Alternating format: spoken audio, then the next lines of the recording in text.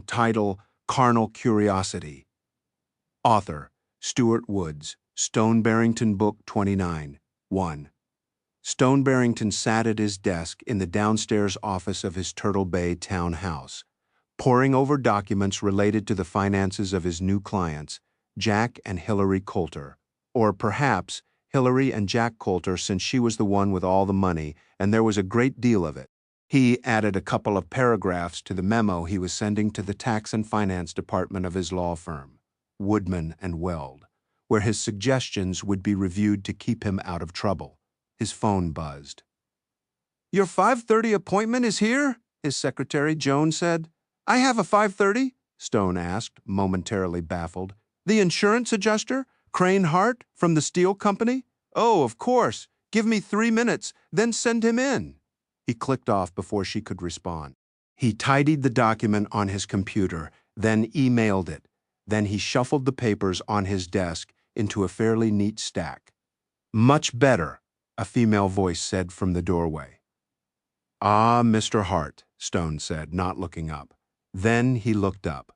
"I perceive that you are not a mister," he said. She was tall, wrapped in a suit too tight and with a skirt too short to be businesslike, and her bright blonde hair was pulled tightly into something at the back of her head.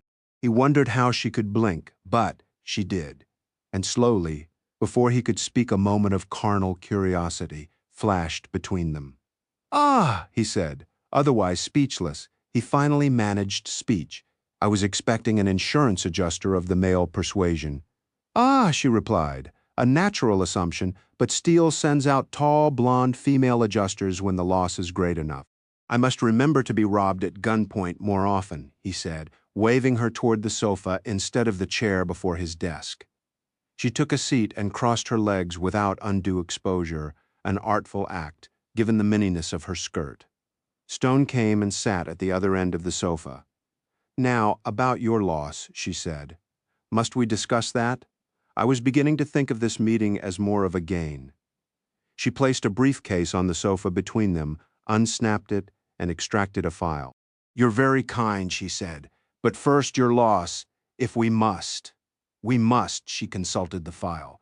"It says here that you were robbed of $500,000? $5 million, he corrected, her eyes opened perceptibly wider. "Then you require a taller, blonder adjuster." "I recovered $4.5 million before filing my claim," he replied. "The present adjuster will do nicely." "Do you have any evidence of this robbery?" she asked. "I still have a bump on the back of my head," he said, gingerly touching the spot. "Anything on paper?" "I have a bank statement showing a $5 million withdrawal and a redeposit of $4.5 million a few days later." "What happened to the other $500,000? After I had been relieved of the $5 million at gunpoint, I should add, the person who had taken it exchanged it for $4.5 million.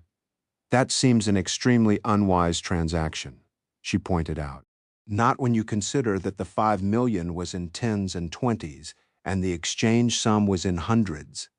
"You mean the villain paid $500,000 to make it easier to count?" "Count? Transport carry by hand. I believe it's called money laundering. Is there a police report covering any of this? Anything at all?" Stone went to a desk drawer and came back with his bank statement and 2 documents, one a receipt from the Connecticut State Police and the other a police report on the theft from the NYPD. "You seem well documented," she said admiringly, "and on this basis I will recommend that your claim be paid immediately." "Thank you. I expect we at Steele were fortunate to get off so light." "I expect you were. Now that we have concluded this matter, do you think you could tell me all of this story, just to satisfy my curiosity?" "I can certainly do that," Stone said, "but not without inducing a terrible thirst. Would you like a drink?" "A Belvedere martini, please," she replied without hesitation. "Very dry, straight up, olives. For anything more boisterous than brown whiskey over ice. We will have to adjourn to my study upstairs, where the materials for constructing your libation are readily available." "You talked me into it," she said. He led her upstairs and into his study, a small but comfortably furnished room with a bar concealed behind the paneling and an ice machine humming discreetly. She sat on the sofa crossing her legs again and waited while he assembled her drink, then poured himself a bourbon on the rocks. He handed her the martini glass. She took a sip. "Perfect," she said. "I missed lunch. Do you have anything to snack on?" Stone picked up the phone on the coffee table and pressed a button. "Fred," he said, "you have 5 minutes to put together some canapés for two?" He hung up. "Who's Fred?" "Frederick Flicker, an English butler who is a gift from a French friend." A gift?" "A year of his services. After that, we negotiate." "Is he concealed behind the paneling?" "He's in the kitchen at this time of the day, no doubt canoodling with my cook and housekeeper, Helene." She suddenly fixed her gaze on a spot across the room, then rose and approached a painting, examining it closely. "Is this one of the Matilda stones listed on your policy?" "It is. There's another behind you, a couple more in the living and dining rooms, and best of all, the 4 she left me, hanging in the master suite." "Left you? Matilda Stone was my mother?" "Ah, I should have deduced that. I'm not usually so slow on the uptake." She sat down again. Fred appeared silently at the door, bearing a silver tray which he set on the coffee table. "Helene's compliments, some prosciutto, some crumbles of Parmigiano Reggiano, and a little of her pork rillettes," he announced. Then he vanished. "I should keep him on if I were you," she said. "I fully intend to. May I see the other paintings?" she asked. "Of course, including the 4 in the master suite." He smiled. "Of course, but let me fix us another drink first." 2. Stone put their drinks on a small tray and led the way to the elevator. "This is a very handsome house," she said. "Thank you. How did you come to be named Hart Crane in reverse?" My mother had never heard of the poet. Crane was her maiden name, much as your mother's was Stone. Hart was my father's name. That makes perfect sense, Stone said. Yes, but it doesn't make it any easier to live with. First, there's the gender confusion, then the spelling, then the denial of a connection with the author. Then, if I'm lucky, people get it right. I'll make a note of it, Stone said. The elevator came to a halt, and Stone stepped out and nodded in the direction of the master suite. He followed her in, then set the tray on a bedside table and gave her what was left of her first martini. "Bottoms up," he said, so to speak. She laughed. They tossed off the last sip of their first drinks. She smiled. "And those are the paintings," she said, traversing the room and standing reverently before the smallish oils. "Ah, I'm glad you appreciate them. I paint a little, and that makes me appreciate them all the more." "Your second drink?" he said, offering the tray. "First, I'll bet there's a bathroom in this suite. Mine is to your left, yours is to your right." She chose the one to the right and was back in a flash, accepting and sipping her new martini. "That was fast," Stone said, sipping his new bourbon. "It doesn't take long to take off your underwear," she said, as if to herself. He froze for a moment. "I hope you meant what I think you said," he said. "I try to speak clearly," she replied, "even after a martini." He reached tentatively under her skirt and encountered a firm, smooth buttock. She said, taking another sip of her martini and facing the paintings again. He stood behind her and kissed her on an ear. "Perfect hairdo for an available ear," he breathed. And he noticed that his respiration had gone up about 10 points. She reached into her hair and released something, and it fell around her shoulders in thick, glossy waves. "It works both ways," she said, and she sounded a little breathless, too. He reached around her and cupped a breast in his hand. It felt just wonderful. Emboldened, he undid her top button, reached inside, located a nipple, and squeezed. "You've found the start button," she said, reaching behind her and feeling the front of his trousers. "So have you." She found the zipper and pulled it slowly down. "I believe I have," she said, reaching inside and taking him in her hand. "Isn't there a bed somewhere in this room?" She turned to face him and began working on his belt buckle. His trousers fell to the floor and he stepped out of them. "The bed is this way," he said, pulling her across the space of 6 feet. They finished undressing before falling onto the bed, not bothering with the covers. Half an hour later, they lay in each other's arms, breathing deeply. I feel well adjusted now, he said. Adjustment is my métier, she said. Are you up to doing it again? She took him in her hand again to focus his attention. Yes, I believe you are. They did it again, this time more slowly. I'm hungry, she said a few minutes later. What would you like to eat? You mean in addition to what I've just had? Whatever you want. A steak. What kind of steak? A prime strip. I thought I'd already done that. Medium rare, she said. Something on the side? She laughed. Green beans and some sort of potatoes. Something to start? A Caesar salad. Stone picked up the phone, reached Fred, and ordered for them, and a bottle of the Far Niente Cabernet decanted. He hung up and returned to her. She snuggled into his shoulder. I hope you're surprised by all this, she said, because I certainly am. I love a surprise, he replied, stroking her hair. There was a moment when I stood in the door and watched you stacking papers. The moment for me came just after that, he said. I'm not this way with all my adjustees. I should hope not you'd be continually exhausted. I'm not exhausted yet, she said. Oh God, you'll be ready again after a steak. You could be right. When I'm right, I'm right. Their food arrived on the dumbwaiter. Stone sat up the two electrically operated beds and put the tray between them. Fred had decanted the wine, and Stone poured large glasses. So, he said, how did I get so lucky? Luck of the draw, she said. I mean, I could have scheduled the old lady whose cat knocked over a candle and set her bedroom on fire. Besides, I'll bet you're lucky a lot. Not this lucky. I'm surprised you're not married. Widowed, he said. How long? A while, you? Divorced for 3 years. Much happier single. How did you get into insurance? My ex-husband was a private investigator I used to help, and I got pretty good at it. After the divorce, I applied at Steele, and they found my investigative experience a good fit for sniffing out insurance fraud. Did they suspect me of fraud? Stone asked. Oh no, there was a lull in those cases, and I drew yours. Did you know I'm their attorney? Who? Steele? You're kidding? No, they came to me through Strategic Services, another client. I certainly know who they are. I'd love to work there. Maybe you should meet their CEO, Mike Freeman. Love to. Will you introduce me? It's the least I can do after all you've done for me. She laughed aloud at that. You're right. They finished their dinner, sent the tray back downstairs, and made love again. 3. Crane stayed the night, and in the morning Stone put her in a cab.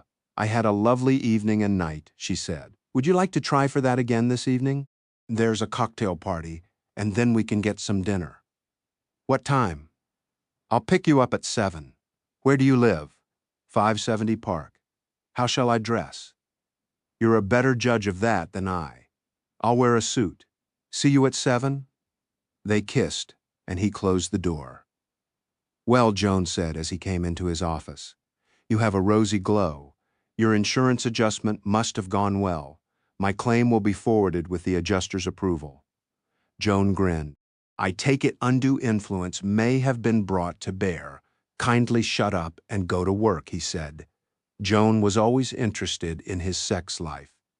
Yes, sir. She vanished. Stone sat down and found himself reintroduced to the paperwork of Mrs. and Mr. Jack Coulter. He reread his memo to Tax and Finance and decided he had covered all the bases. Joan, he yelled. She came back into his office. We have this newfangled thing called a buzzer, she said. You need the exercise, he riposted. He scooped up the papers on his desk and handed them to her. Sort these into some sort of sane filings. I'll email you my memo to Tax and Finance, and you can messenger the lot over to them. She hefted the stack of paper. Feels like a major new client, if we're starting at this weight. I believe that will be the case. Your experience with my file should be of use. You might use that as a template. Will do, she vanished, and after a moment buzzed him. See, a buzzer. Dino on one. Stone sighed and picked up the phone. Good morning, Chief, he said. Dino had been the new chief of detectives of the NYPD for some time now. You and Viv going to the Strategic Services shindig tonight. It's a free meal, isn't it? Is it? I was thinking just cocktails. I can smell a free meal all the way downtown. Okay, I have a date. Join us for dinner, whether there or elsewhere. If it's free, we're there. Then I hope that Mike Freeman provides. Who's the date? Somebody new. Her name is Crane Hart. He spelled it. How new? Brand spanking new. I think you'll approve. I approved of the last one, and she stole $5 million from you. Well, your judgment of women was never that great. How about your judgment? It wasn't my $5 million she stole. My insurance company is making me whole. You're a lucky bastard. I've been told that recently without the bastard. Shall we pick you up? Okay. Crane will be impressed by my pull with the department. 6:45. Yep. And use the siren. That always impresses my dates. We'll see. Dino's black departmental SUV rolled to a stop at the awning of 570 Park. Stone went to get Crane, while Dino transferred to the front seat, leaving his wife, Viv, to share the rear with Stone and his date. Crane came downstairs, glowing in a simple black Armani dress with a black and white houndstooth jacket, topped off with a rope of pearls. They exchanged a kiss that would not disturb her lipstick. Stone helped her into the SUV and made the introductions. "And that's Sergeant Devane at the wheel, ma'am," the sergeant said. "What have I done to need so much protection?" Crane asked, as the vehicle moved off. "You're with Stone," Dino said. "It's standard operating procedure. The department would never leave you alone in a car with him." "Then I'm grateful," she said. The party was held in the executive suite of Strategic Services, which was the world's second-largest security company with offices and other facilities worldwide. The big double doors between CEO Michael Freeman's office and the large boardroom had been thrown open, and the combination kitchenette and wet bar at one end of the room had been put into use. Stone ordered drinks from a waiter, and they quickly arrived. Mike Freeman came over and welcomed them, and Stone introduced Crane. "Crane is an admirer of your company," Stone said. "That's always nice to hear," Mike replied. "Not many women admire large security enterprises staffed by armed personnel." "It beats Bergdorf Goodman any day," Crane replied. "And what do you do, Crane?" "I'm a fraud investigator and an adjuster in the large account division of Steel Insurance." "That's interesting," Mike said. "Why don't you all stay for dinner after the mob leaves, Stone, so that I can talk more with Crane about this?" "We'd be delighted," Stone said, and Mike moved off to greet his other guests. "Did you say something to him about me?" Crane asked Stone. "I did not, but you managed to get his attention in about 10 seconds, and you got us a dinner invitation." Stone watched as Crane turned toward the arriving guests, and her face fell just a bit. "Someone you know?" he asked. "Someone I no longer want to know," she said. "My ex-husband." Stone looked at the arriving guests. "Which one?" "The giant," she replied. There was indeed a giant among the group. Stone made him at 6'6" and 240. The man spotted Crane and started toward her. Crane turned her back on him and faced Stone. "I don't want to talk to him here," she said. Stone stepped between them and held out a welcoming hand. "Good evening, I'm Stone Barrington." The giant grasped Stone's hand in his paw. "And I'm Don Dugan." Stone tried not to wince and managed to disengage his hand. "How are you, Don?" The man tried to sidestep him, but Stone was too quick for him. "I'd like a word with my wife," Dugan said. "I'm afraid she has a bad case of laryngitis." "Then I'll just whisper in her ear." "She has an ear infection, too." "It looks as though I'm going to have to remove you from my path," Dugan said. "Please reconsider that." Dugan placed an index finger against Stone's chest and began to push. Stone took the finger in his hand and bent it backward. Dugan's knees buckled to relieve the pressure, but Stone kept it up. "Come with me," he said. Keeping him with bent knees, Stone led him across the room toward the lobby. "If you make a scene," he said to the man, "I'll break it off and feed it to you." They entered the lobby. Mike Freeman spotted the pair and fell into step with them. "Going down?" He pressed an elevator button, and the door opened. "Thank you. Yes," Stone replied.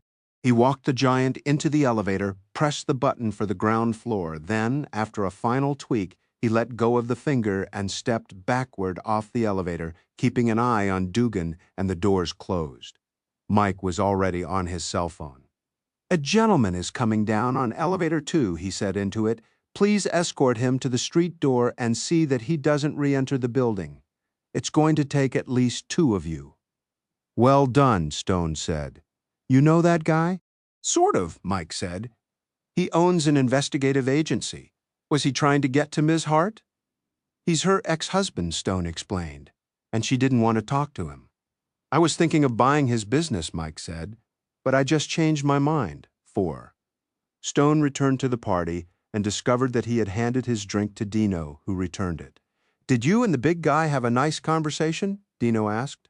"A very brief one. I did all the talking. Where were you when I needed you?" "Drinking," Dino said, raising his glass. "And you didn't seem to need any help." "Thank you," Crane said.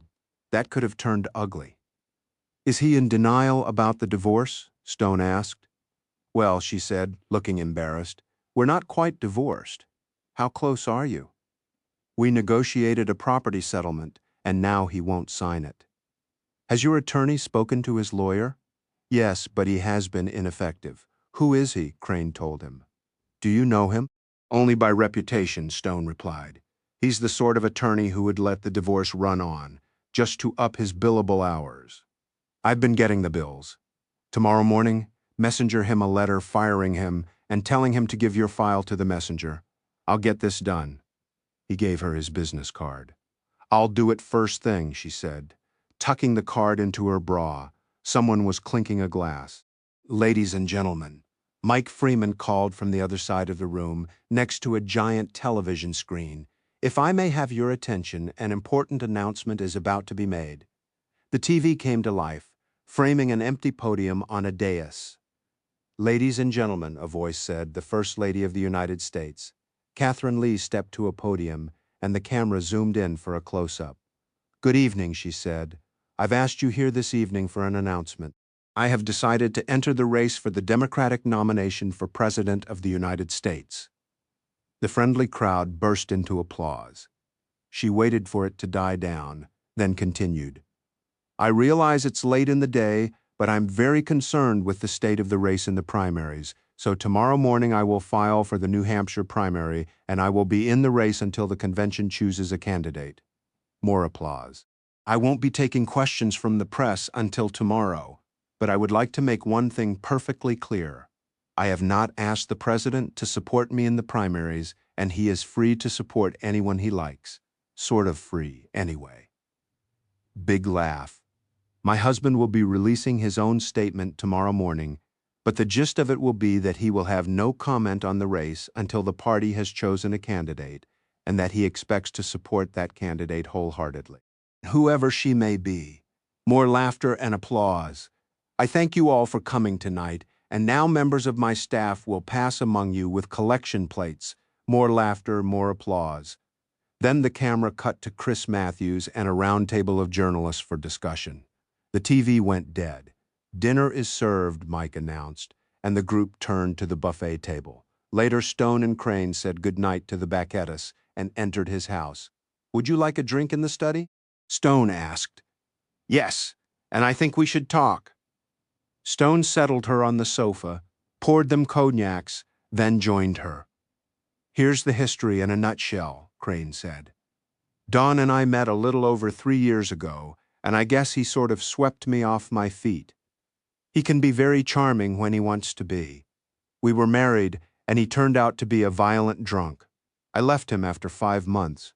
That was 2 years ago. And nothing has happened since? You didn't file for divorce?" "No. He was trying to sell his business, and he said any publicity might queer a deal. So I held off. 6 or 7 months ago, I hired the attorney, and negotiations began on the settlement." "Were you asking for a lot?" "I wasn't asking for anything. He was. I have some inherited wealth from my father, mostly in the form of the house I live in, where I also rent out 2 apartments. My net worth is not a huge amount, but it's enough to keep me. He wanted half of everything." That's outrageous after only a few months of marriage. You shouldn't give him a dime. The settlement he agreed to, then refused to sign, gave him $250,000. How long ago did he verbally agree? Nearly 3 months ago. This is what I recommend. Tomorrow, I'll have another attorney at my firm officially represent you and send his attorney a letter withdrawing from the settlement and including a document that, if he signs it, will agree to a no-fault divorce with each party retaining his own assets. We'll tell his attorney that he has until noon the following day to consent, or we'll file for divorce and exercise your right to a jury trial, which he is unlikely to want. That will make Don crazy, Crane said. But I'll follow your advice. Why can't you represent me? Because you and I have formed a relationship, and that would make my representing you awkward from an ethical standpoint. It's better if someone else is the attorney of record. I understand. I also think it would be better if you didn't sleep here until the matter is settled, though I will certainly miss that. I'll miss that too. They finished their cognac. Then he put her into a cab and sent her home, which had not been his original plan. 5. Stone slept poorly. His dreams seemed to alternate between his extraordinary carnal attraction to Crane Hart and fights with her ex-husband, correct that, husband. He awoke still tired from the day before, and his day was improved only by the newspaper reports of Kate Lee's announcement of the evening before. They were mostly favorable, except from right-wing sources like the editorial page of the Wall Street Journal, which questioned the value of being First Lady to her qualifications as a candidate. These sources mostly ignored her service as Director of Central Intelligence and her foreign policy experience. The more objective sources praised her intelligence and the wit she had displayed in her announcement. Stone got to his desk late, still feeling fuzzy around the edges from his lack of deep sleep. Joan took one look at him and produced a second mug of coffee, which helped. He phoned Herb Fisher, his friend and colleague at Woodman and Weld, and asked him to take over Crane's divorce proceedings, then emailed him a draft of the letter to Don Dugan's attorney for his consideration. Joan buzzed him. "I've got to run out for half an hour on some personal business," she said. "Okay? Okay. If you don't want to screen your own calls, then let the machine pick up." "Okay."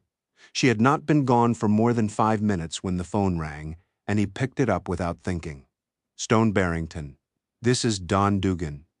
I want to talk to you about the damage you're causing to my marriage." "Hold it right there," Stone said. "First of all, you don't have a marriage, except on paper.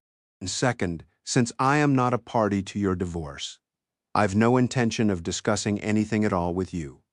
Any contact between you and your former wife should be conducted through your respective attorneys and not through me.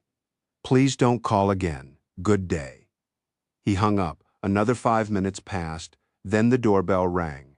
Joan had left the outside door to the office locked, so he got up and went to answer it.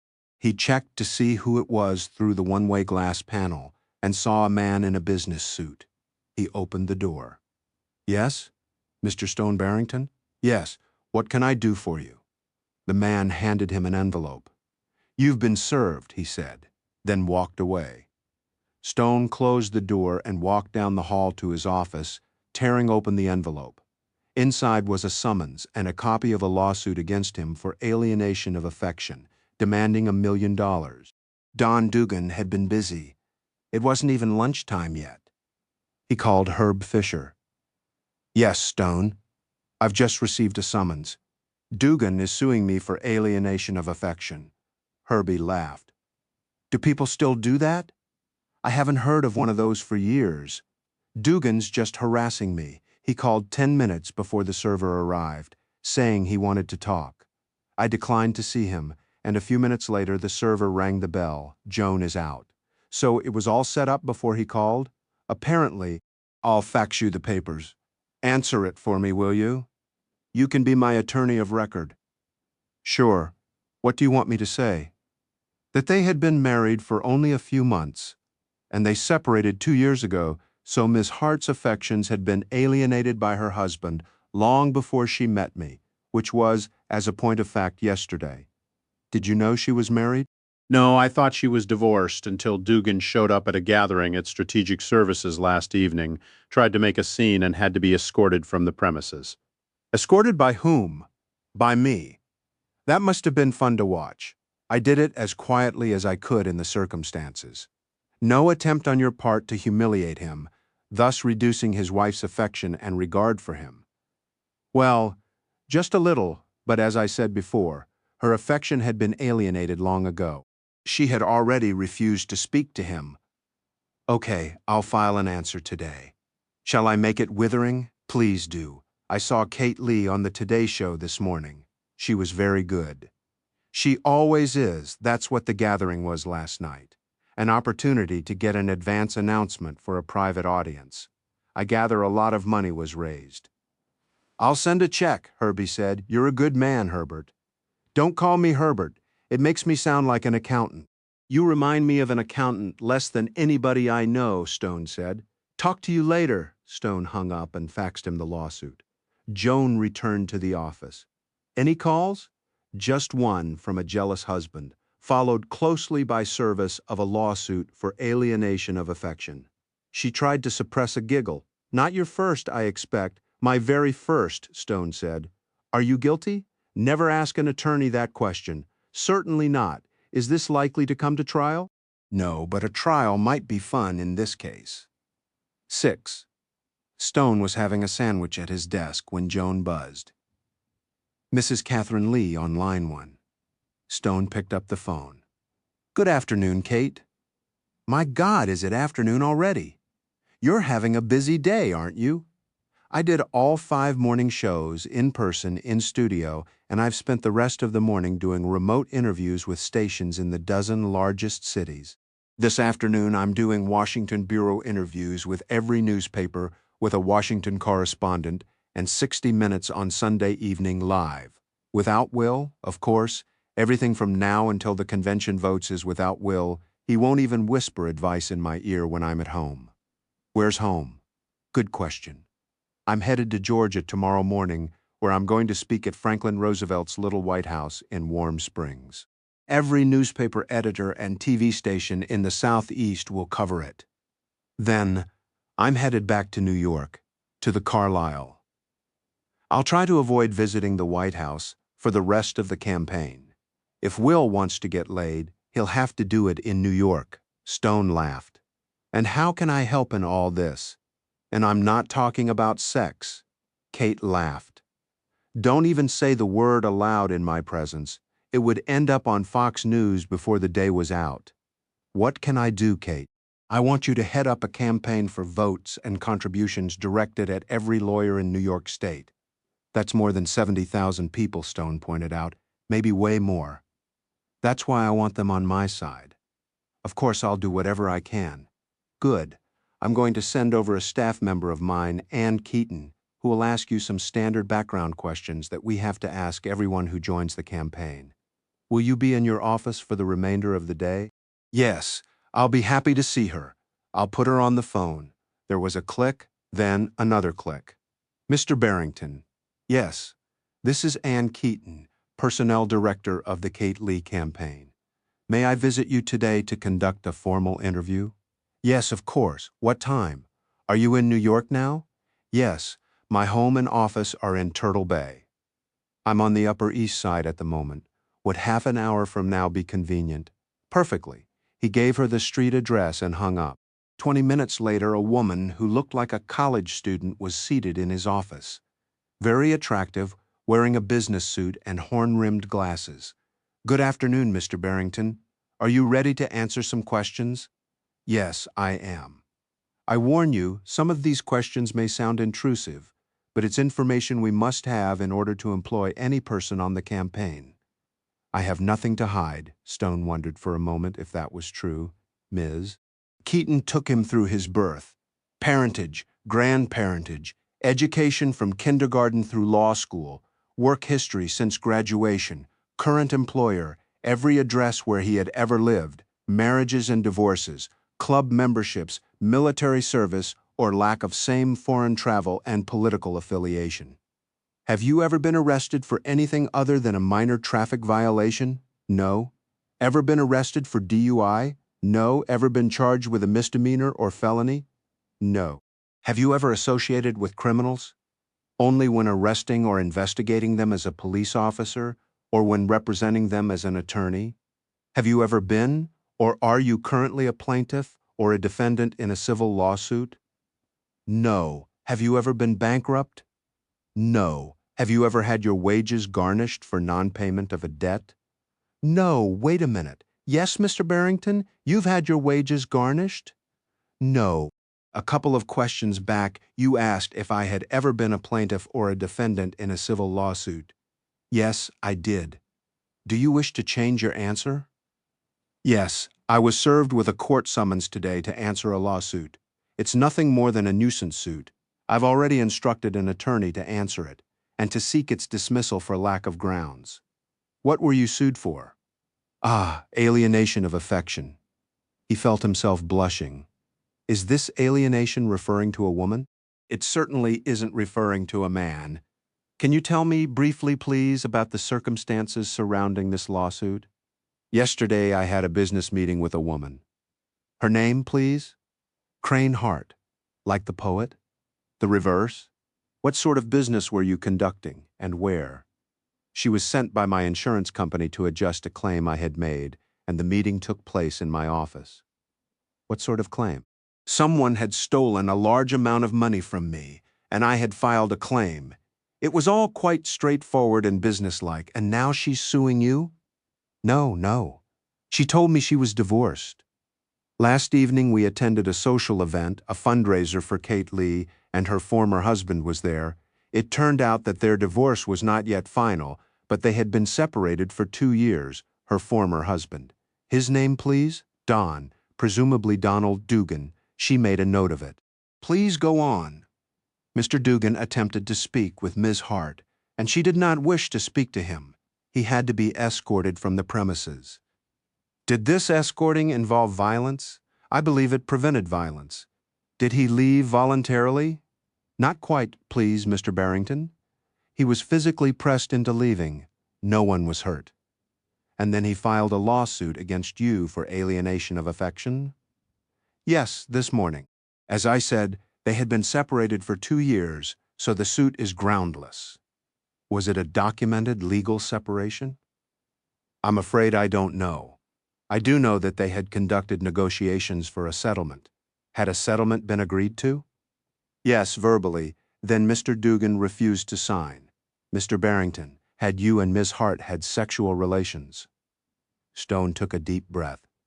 Yes. When, may I ask? I mean, time was short. Late yesterday afternoon and later in the evening? Did she stay the night in your house? Yes, and may I point out that we were both consenting adults. But one of you is married, in name only, and at the time I believed her divorce to be final. She told you that? I have already said so. Ms. Keaton closed her notebook. That concludes the interview, she said. I must say, Mr. Barrington, I'm impressed by the speed with which you form carnal relationships. Thank you, I think. She regarded him with interest for a long moment. I'm going to hold on to your answers to my questions for a while, she said. Instead of submitting them for review, Mrs. Lee is very anxious to have you on board, but I'm going to have to wait until you've successfully dealt with this lawsuit before we can formally ask you to join the campaign. I understand. Tell me, Miss Keaton, Anne, please. Anne, are you an attorney? I finished Harvard Law 4 years ago, and I passed the New York State Bar shortly after that. Then I joined the CIA. When Mrs. Lee left, I went with her as a personal staffer. That's very impressive. I'd like you to come and see me about the possibility of joining my law firm, Woodman and Weld, after the campaign is over, of course. Or when you're ready to leave the White House staff. She stood up and closed her briefcase, then looked at him frankly. Do I have to wait until then? I think it would probably be best, Stone said. I'm sure that neither of us would wish to have to answer any awkward questions during another interview like the one you've just conducted. That's very prudent, Mr. Barrington.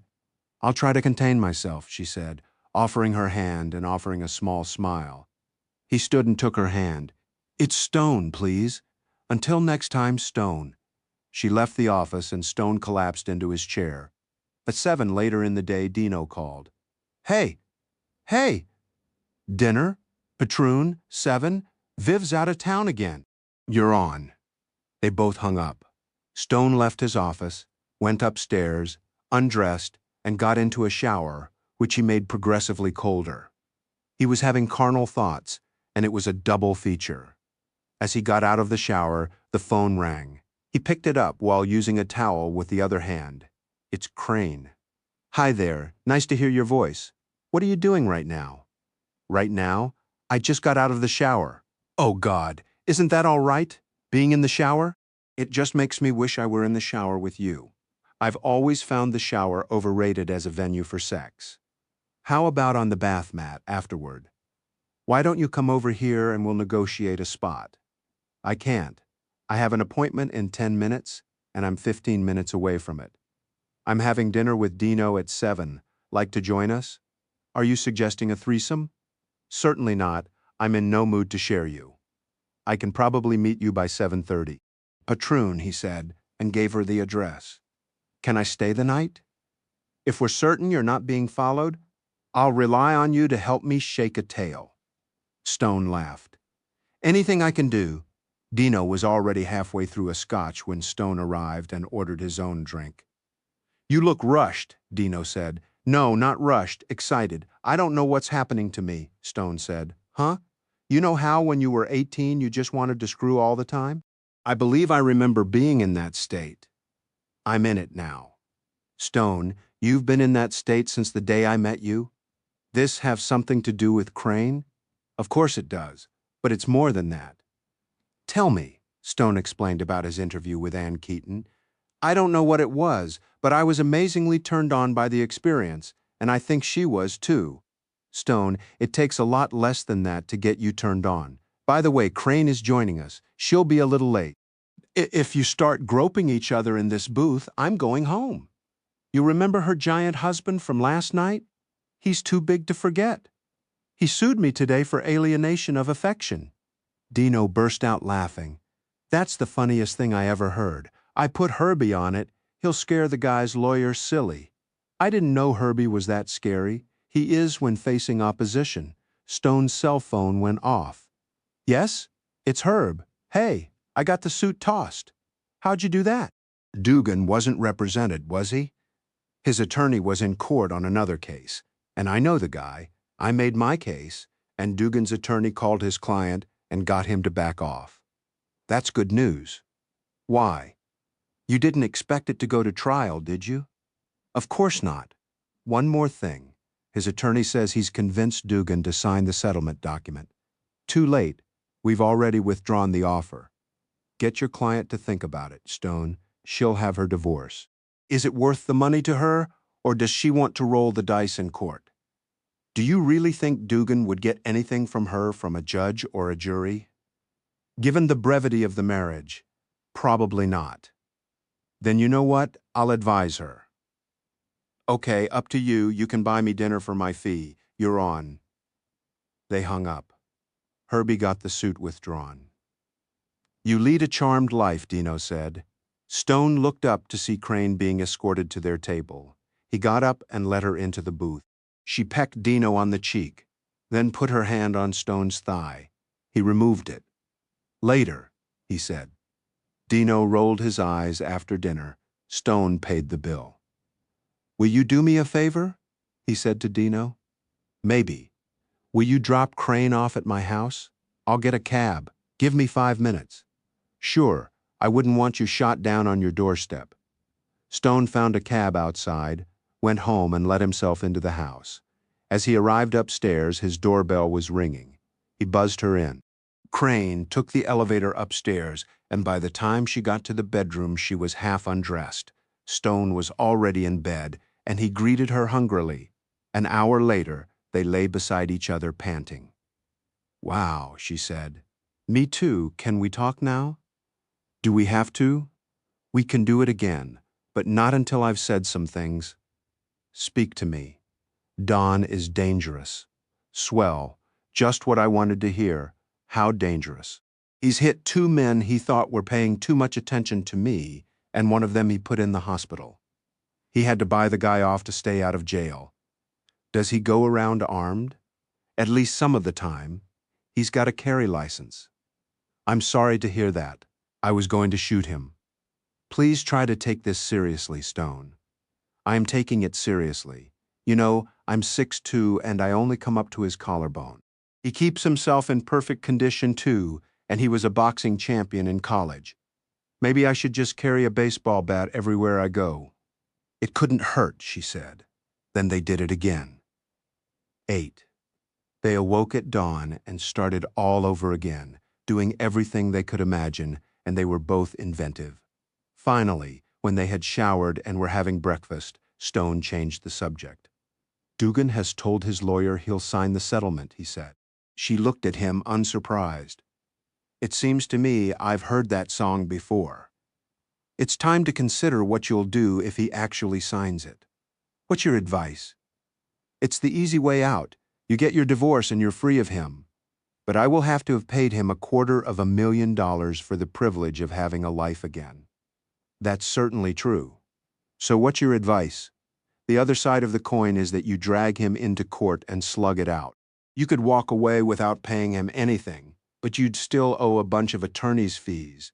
It won't be $250,000, but it could be 50, even 100, depending on how long Dugan drags it out. If I win, can I make him pay attorney's fees? Possibly. No guarantee, though. The other thing is, we'll have to wait for a court date, and that could take another year. She thought about it some more. All right. Tell his attorney that when I get the document with his signature on it, I'll sign it. And no alterations to the document, not unless they're in my favor. I'll pass that along the food chain, and we'll see what happens. When Stone got to his desk, albeit a little late, he called Herbie Fisher. When she gets the signed document, she'll sign it, Stone said, and we're done with it. I'll call his attorney and tell him we need it today without fail. Let's say a prayer, Stone said. Joan buzzed him. Mike Freeman on 2. Stone picked it up. Hey, Mike. Good morning, Stone. Question for you? Shoot. What do you think of Crane Hart? Can you be more specific? I don't want to know about your sex life. I want to know if you think she'd make a good employee for us. Stone thought about it. It troubles me that you'd take so long to answer the question, Mike said. It's not because I have anything derogatory to say about her. It's just that my business experience with her amounts to a single meeting about my insurance claim. Did she handle that efficiently? Very much so, Stone said. But I don't know anything about her investigative skills, and that's what you're interested in, isn't it? Yes. Then I don't know how to help. You can hardly call her ex-husband for a reference, and I don't know how she'd feel about your calling Steele. You're right. Why don't you ask her in and have some of your people interview her thoroughly? That's my next move. Thanks, Stone. Mike hung up. Stone had another thought. He called Herbie Fisher. When you talk with Dugan's attorney, tell him that Crane's acceptance of the deal is contingent on his agreement not to harass her further. Too late, I've already called him, and he says that Dugan has already signed the agreement and that I'll have it forthwith. Okay, Stone hung up. Joan was standing in the doorway. Why do you get involved in these things? Do you need more Suris in your life, is that it? Your Yiddish is impressive. I'm half Jewish, you know. I'd forgotten. You want me to ask the question again? No. She went back to her office. She was right, he knew. Why didn't he just stay out of it? Too late, he reckoned. He was in it now, until it was resolved, and he had a bad feeling about it. 9. The following day, Stone got a call from Herbie Fisher. Dugan signed, he said. Who says that prayer doesn't work? You can buy me lunch instead of dinner, Herbie said. You're on today. Good for me. The Four Seasons at 1 o'clock? That's entirely satisfactory. See you there. Stone hung up and asked Joan to book the table. He left the office early, and it being a nice day, decided to walk to the restaurant. On Park Avenue, he looked across the street and saw a sign saying Kate Lee for President NYC headquarters, plastered across the windows of what had been an automobile showroom. Curious, he crossed the street and walked in. The first thing he saw was Ann Keaton disappearing into a glassed-in office. "Can I help you?" A young man at a desk called to him. "Ms. Keaton," he replied, pointing toward her office and not waiting to be announced. The glass was mirrored on the outside. The room had apparently been the manager's office, but the door was open, and Ann Keaton was at the desk, talking on the phone. She looked up, saw him, and waved him in. "Look, we're around until Election Day, and we'll be buying a lot of ad time," she was saying. "You might take that into consideration before you quote me prices like that. I want a volume price." She listened for a moment. "I'll get back to you," she said, then hung up. "Well, look who's here," she said cheerfully. The lawsuit bedeviled seeker of a campaign job. Stone took the chair opposite hers without being asked. "Two things," he said. "First, the lawsuit that was, as you put it, bedeviling me was withdrawn before yesterday was out. And second, as I recall, the campaign job was seeking me, not the other way around." "Congratulations and touché," she said, "but I'm afraid the job went to another New York lawyer. Campaigns wait for no man." "I'm delighted to hear it. Spending my days on the phone begging money from recalcitrant upstate lawyers was never my cup of tea." "What did you have in mind?" she asked. "Tell you what. I'll give your super PAC another $100,000 if you don't offer me another job." "Done," she crowed. Stone whipped out his iPhone, called Joan, and told her to mail the check, attention of Miss Keaton.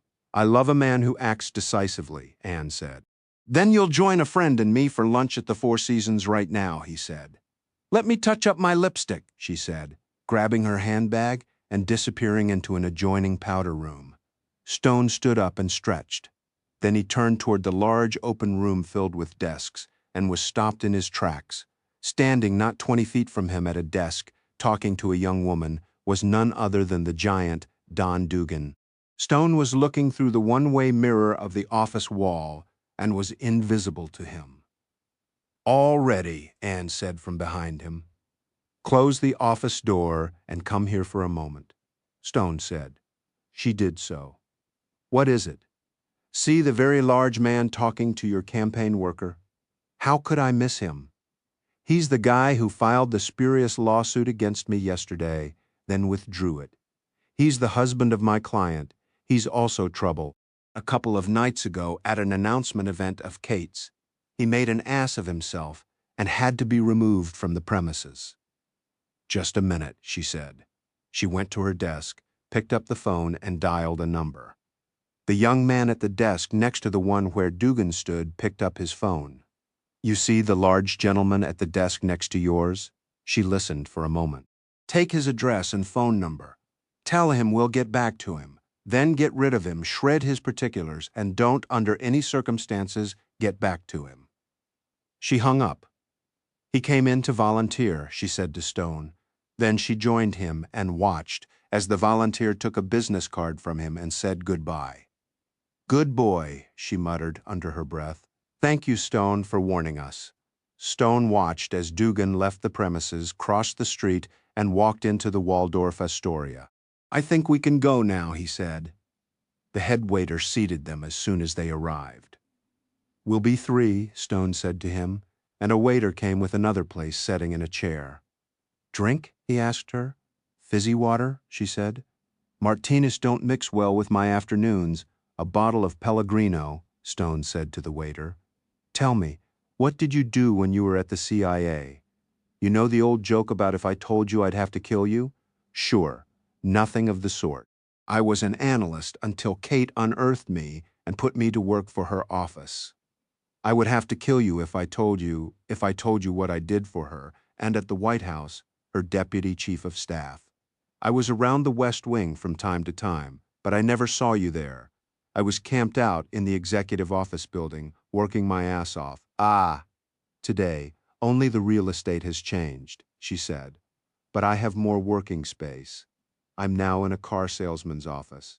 "And what do you do for Kate now? Or would you have to kill me if you tell?" "Whatever she asks," Ann replied. "Officially, I'm a deputy campaign manager." "You seem to be a deputy a lot." "It's the deputies who do the dirty work and bury the bodies. The campaign manager just stands in front of TV cameras and denies all knowledge. Are you optimistic about Kate's chances in the remaining primaries and the convention? I'd still be at the White House if I weren't. I'd say, just between you and me, that there is a better than even chance that your friend Kate is going to be the next POTUS. I'm glad to hear it, Stone said. He looked up and saw Herbie making his way across the dining room, stopping here and there to shake a hand. Here comes our lunch companion, Stone said. Now you'll meet someone you might want to hire if you win and work for if you don't. 10. They were on dessert when Ann Keaton looked at her watch. Uh-oh, gotta get out of here, she said. Not that you two haven't been wonderful company and a nice break from my particular grind. Herb, very good to meet you. You've got my card, and I'll look for your check later today. They both stood up and shook her hand. Remember your promise, Stone said. No job for you, she replied. Then she was off. Stone sat down. Whew, brisk, isn't she? Herbie said, and this has been the most expensive free lunch I've ever had. She fleeced you pretty quickly, didn't she? How would you like a job as New York State campaign coordinator of attorneys? I wouldn't, Herbie said. The contribution was a good idea. Make another one after the convention. It will stand you in good stead. After all, you might need the White House on your side someday. God, I hope not. Herbie reached into a pocket and came out with an envelope. Here's a notarized copy of Don Dugan's executed settlement agreement. Get Ms. Hart to sign and have it notarized today and messenger it back to me. A judge in family court owes me a favor, so we can get this done next week.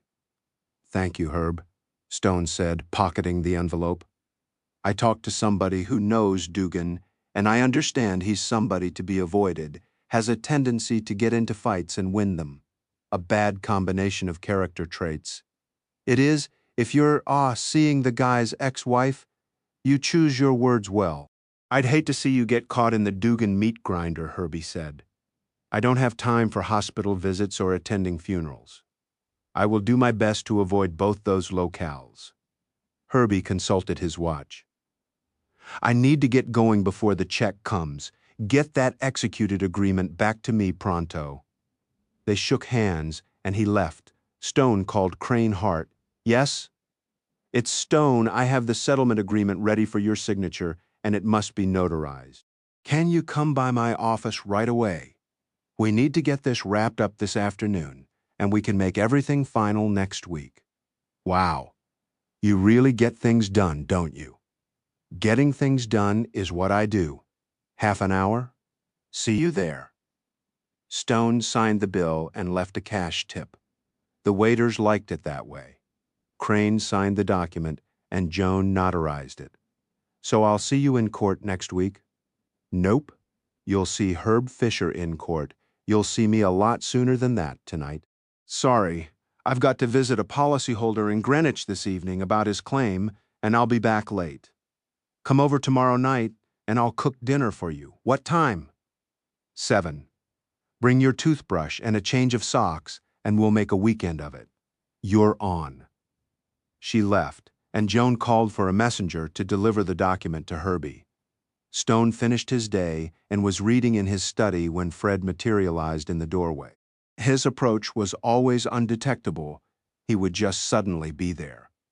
Good evening, Mr. Barrington, Fred said. May I get you your usual? Good evening, Fred, Stone replied. You may, and why don't you join me? Let's have a talk. Fred poured Stone a Knob Creek and found himself a glass of Lafroig single malt. Have a seat, Stone said. Fred sat. You've fit in here very well, Fred, Stone said. My only difficulty is in finding enough for you to do. Oh, I stay busy, Mr. Barrington. Helene always needs my help to polish the silver and the like. Well, I certainly don't need a year of your service to know that I'd like you to stay on, and I'm sure Helene and Joan would like that too. I'm very happy here, sir, and happy to know that you'd like me to stay. Stone made the man an offer. And that's to include your apartment next door, health care, and a retirement plan. I'm very pleased to accept your offer, Fred said, and there's something else I'd like to raise. Of course. I've asked Helene to marry me, and she has accepted. We'd like your blessing. I'm delighted to give you my blessing, though it's not necessary. I wish you both every happiness. If we may, we'd like to join our two flats into one next door. Certainly. Ask Joan to get the builder over. When do you plan to marry? Quite soon, I expect. There's no need to wait. Perhaps you'd like to honeymoon at my house in Maine. It's very nice this time of the year, and you can have the guest house.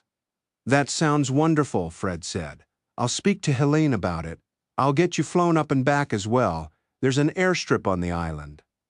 Thank you, Mr. Barrington. I understand we may have an issue around the household. What would that be? I believe you've incurred the animus of a rather large and unpredictable gentleman. Oh, word has gotten around, has it? Not many secrets in this house. Perhaps you'll recall that I have some expertise with firearms. Pistol champion of the Royal Marines, as I remember. Yes, sir. Well, I don't believe firearms will be necessary. The issues between the man and his former wife have been resolved. Oh, I'm very good with a blackjack too, Fred replied, though strictly speaking that was not an authorized weapon in my service. Keep it handy, Fred, Stone said. You never know, Fred polished off his drink and stood up. Is there anything else I can do for you, sir? Ask Helene to fix me something for dinner and send it up in the dumbwaiter around 7, will you? Of course, Mr. Barrington, and I bid you a good evening. Stone turned on the evening news and was greeted with a report of a fistfight at the Waldorf Astoria at lunchtime. No, he said to himself, it can't be 11. Stone awoke very early and reached for the other side of the bed, empty and would be until tonight. He had an itch that needed scratching, and the only option available was exercise. Normally, he accomplished that in his downstairs home gym, but it was such a beautiful day outside he decided to take advantage of it. He checked the temperatures on his iPhone and decided he wouldn't need a jacket or sweatpants. He got into shorts and a t-shirt, tied a light cotton sweater around his shoulders just in case, put some money and his wallet into a pocket, again just in case, and let himself out of the house. It was 6:30 a.m. on a Saturday morning, and New York City traffic was very light. He started jogging up his street and heard a vehicle start up behind him, but ignored it. He ran up to Park Avenue and headed uptown toward Central Park, feeling good. The air was clear and fresher than usual, without the taint of carbon monoxide. He stopped for a light, jogging in place to stay warm, and a dark blue van pulled up beside him, idling in the crosswalk. He heard a door slide open, then the light changed, and he began to run again. On little more than a whim, he caught a red light and ran across Park Avenue, then continued up the west side of the street. The dark blue van kept pace with him, occasionally stopping for a moment so as not to outrun him. He felt a threat, but he was happy to have it confined to the opposite side of the four-lane street. At 57th Street, he turned and ran toward Fifth Avenue, and the van followed. He could see its reflection in shop windows without turning his head. At Fifth, he crossed the street, turned right, and thus lost the van, since Fifth Avenue was one way downtown. He ran up to 59th Street. Then, just before entering the park, he saw the van racing toward him on Central Park West. Then he was on a footpath and hidden by trees. He had lost the tail. The few people out at this time of day were either other joggers or dog owners taking advantage of the no-leash rule before 9 a.m. He ran through the zoo and into the sheep meadow, where dogs were happily chasing sticks and rolling in the grass with each other, enjoying a morning's freedom from their collars. Then he headed north for the running track that circumnavigated the reservoir. As he approached West 86th Street, he saw the van waiting for him, and two burly men got out. They might have been brothers, about 6'2" or 3", and well over 200 pounds. He put on a little speed and beat them to the other side of 86th and ran toward the track. Then he turned and ran backward for a few steps and saw them running toward him. "Hey, want to do a few laps? Follow me." He ran quickly for a few seconds, then looked over his shoulder and saw them standing on the track hands on hips, huffing and puffing. "See you around the other side," he yelled, pointing. He ran easily 3/4 of the way around the track. And then he saw something inviting. In a clearing a few yards away, a man was hitting baseball grounders to half a dozen kids with baseball gloves. There was a bag on the ground holding 3 or 4 bats and a pile of balls at his feet. "Good morning," he said to the man. "Good morning," the man replied. Stone, jogging in place, dug into his pocket and came up with a $100 bill. "I'll give you $100 for one of your bats." "Your worst one." The man stopped hitting balls. "What do you want it for?" "There are 2 large men waiting for me at 86th Street, and I think I might need it. They seem to be up to no good." "Take your pick," the man said. "No charge." Stone selected a badly scarred softball bat and dropped the C-note into the bag. "Buy some new balls on me." "No problem," the man shouted. "Smack one of them for me." Stone went on his way, bat in hand. As 86th Street hove into view, he saw the 2 men standing in the middle of the track waiting for him. He pulled up 5 yards short of them. "Okay, fellas," he said, swinging the bat back and forth. "Who's first? Or do you want to try it together?" The man to his right came at him with a rush. Stone sidestepped and caught him smartly on the back of a knee. The man yelled and went down onto the cinder track like a bag of potatoes. Stone didn't hesitate going after the other one, but the man pulled a Glock from his waistband, pointed it, and started backing away. "Go ahead," Stone said. "Take a shot at me, and let's find out how long it will take the cops to get here. I've already called them." He hadn't even brought his cell phone. The man started toward him, the gun out ahead. Stone swung and caught the gun and part of a hand. The weapon spun away into the grass, while the man held on to his injured hand and swore. "Now," Stone said, "you want to get out of here before the cops come, or shall I try a few head swings?" All right," the man said, making to look for his pistol. "Forget the gun, or I'll scatter your brains." The other man struggled to his feet and made for the van, limping badly. "Come on, Skip," he yelled. "Let's get out of here." The 2 made it back to the van and drove quickly away. Stone turned to look for the gun and found the hitter behind him, his bat in one hand, a cell phone in the other. "You want me to call the cops?" he asked. "I guess not," Stone said, looking through the grass for the gun and finding it. "They're gone. Were they muggers?" "Maybe," Stone said, popping the magazine from the gun and racking the slide to eject one in the chamber. "I didn't ask them." He drew back and threw the gun as far as he could into the reservoir, then followed it with the magazine. "I don't think they'll be back, though." He handed his bat over. "Please return that to your collection, and thanks for your help." He ran on before the man could respond. On 86th Street, there was no sign of the van, nor was there when Stone popped out of the park at Central Park South. He ran over to Madison, which was one way uptown, then down to his street before turning left and heading for home. There was no sign of the van on his block as he let himself into the house. He wasn't sure what he had accomplished by dealing with the 2 men, but at least Don Dugan would know that he wasn't going to sit still for a beating. He went upstairs and got into a hot shower. He supposed that he should start packing a weapon until this was over. 12. Crane turned up on time and rang his bell. Stone picked up the phone. "I'm downstairs in the kitchen." He buzzed her in. "On my way," she yelled back, and he heard the door close. She came into the kitchen wearing a short black sleeveless dress and gave him a big kiss. "Smells good," she said. "What is it?" "Osobuco," he replied, then went to the bar, got her a drink, and replenished his own. He clinked her glass, and they sipped. "I'll need your help in just a minute," he said. "Sure." He poured some olive oil into his copper risotto pan with a chunk of butter and some salt, and added a dozen ounces of arborio rice and some salt, then took a wooden spoon and stirred while it took on a sheen. "Okay, now," he said, handing Crane the spoon, "you add some chicken stock like this." He poured it from a carton, and keep stirring. As soon as it's absorbed by the rice, add some more. "For how long?" "Until all the stock is absorbed, about 20-25 minutes. Crane began to stir. 25 minutes and a downed glass of whiskey later, Stone mixed in a couple of fistfuls of Parmigiano Reggiano, then added half a carton of creme fraiche. "Stir a little more," he said, and while she did, he arranged the already cooked chunks of veal calf's shank on a platter, added the sautéed haricots verts, then set it on the set table.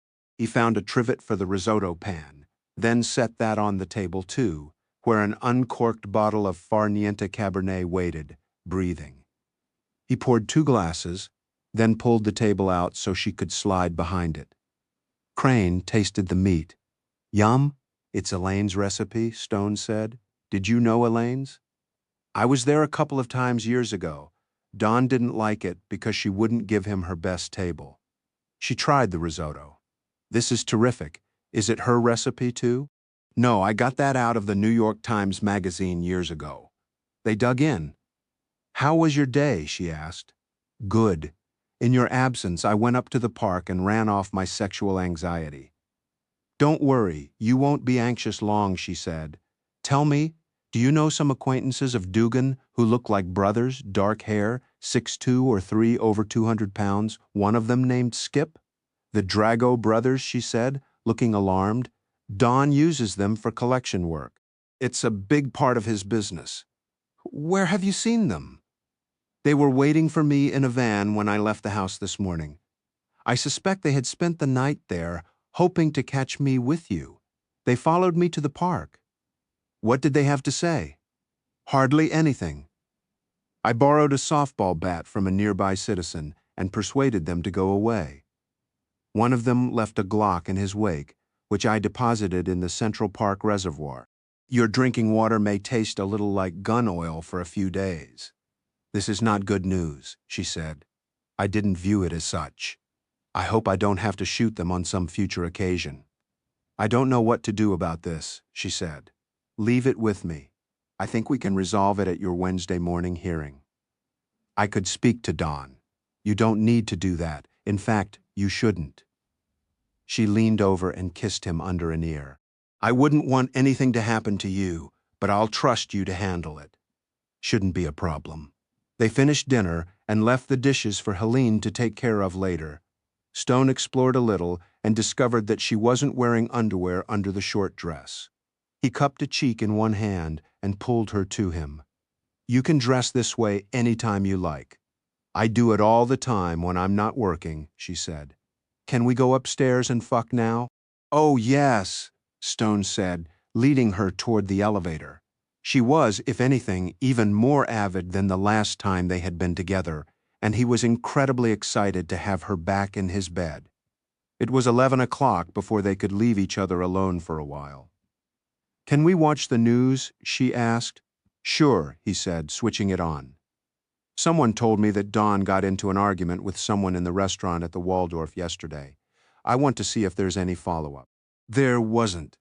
"Does he do this sort of thing often?" Stone asked. "He's always getting into fights, and at the slightest excuse, road rage is a problem too." "I think we need to get you a protection order on Wednesday," he said. "I don't think it will stop him," she said. "It will let you put him in jail if he bothers you again. I did that once before. It just made him angrier. Can I borrow a gun from you?" "You'd need a license just to have it in your home," Stone said, "and that takes time. I can arrange some protection for you for a couple of weeks until things cool down. What about protection for you?" "You really think he'll continue to come after me?" "Yes, I do. I'm sorry I got you mixed up in this. If we hadn't run into him at that party, he wouldn't even know about you. It's not your fault, Crane. Maybe not, but I still feel guilty." Stone switched off the TV and pulled her to him. "Let me see what I can do to help you forget about it," he said, burying his face in her lap.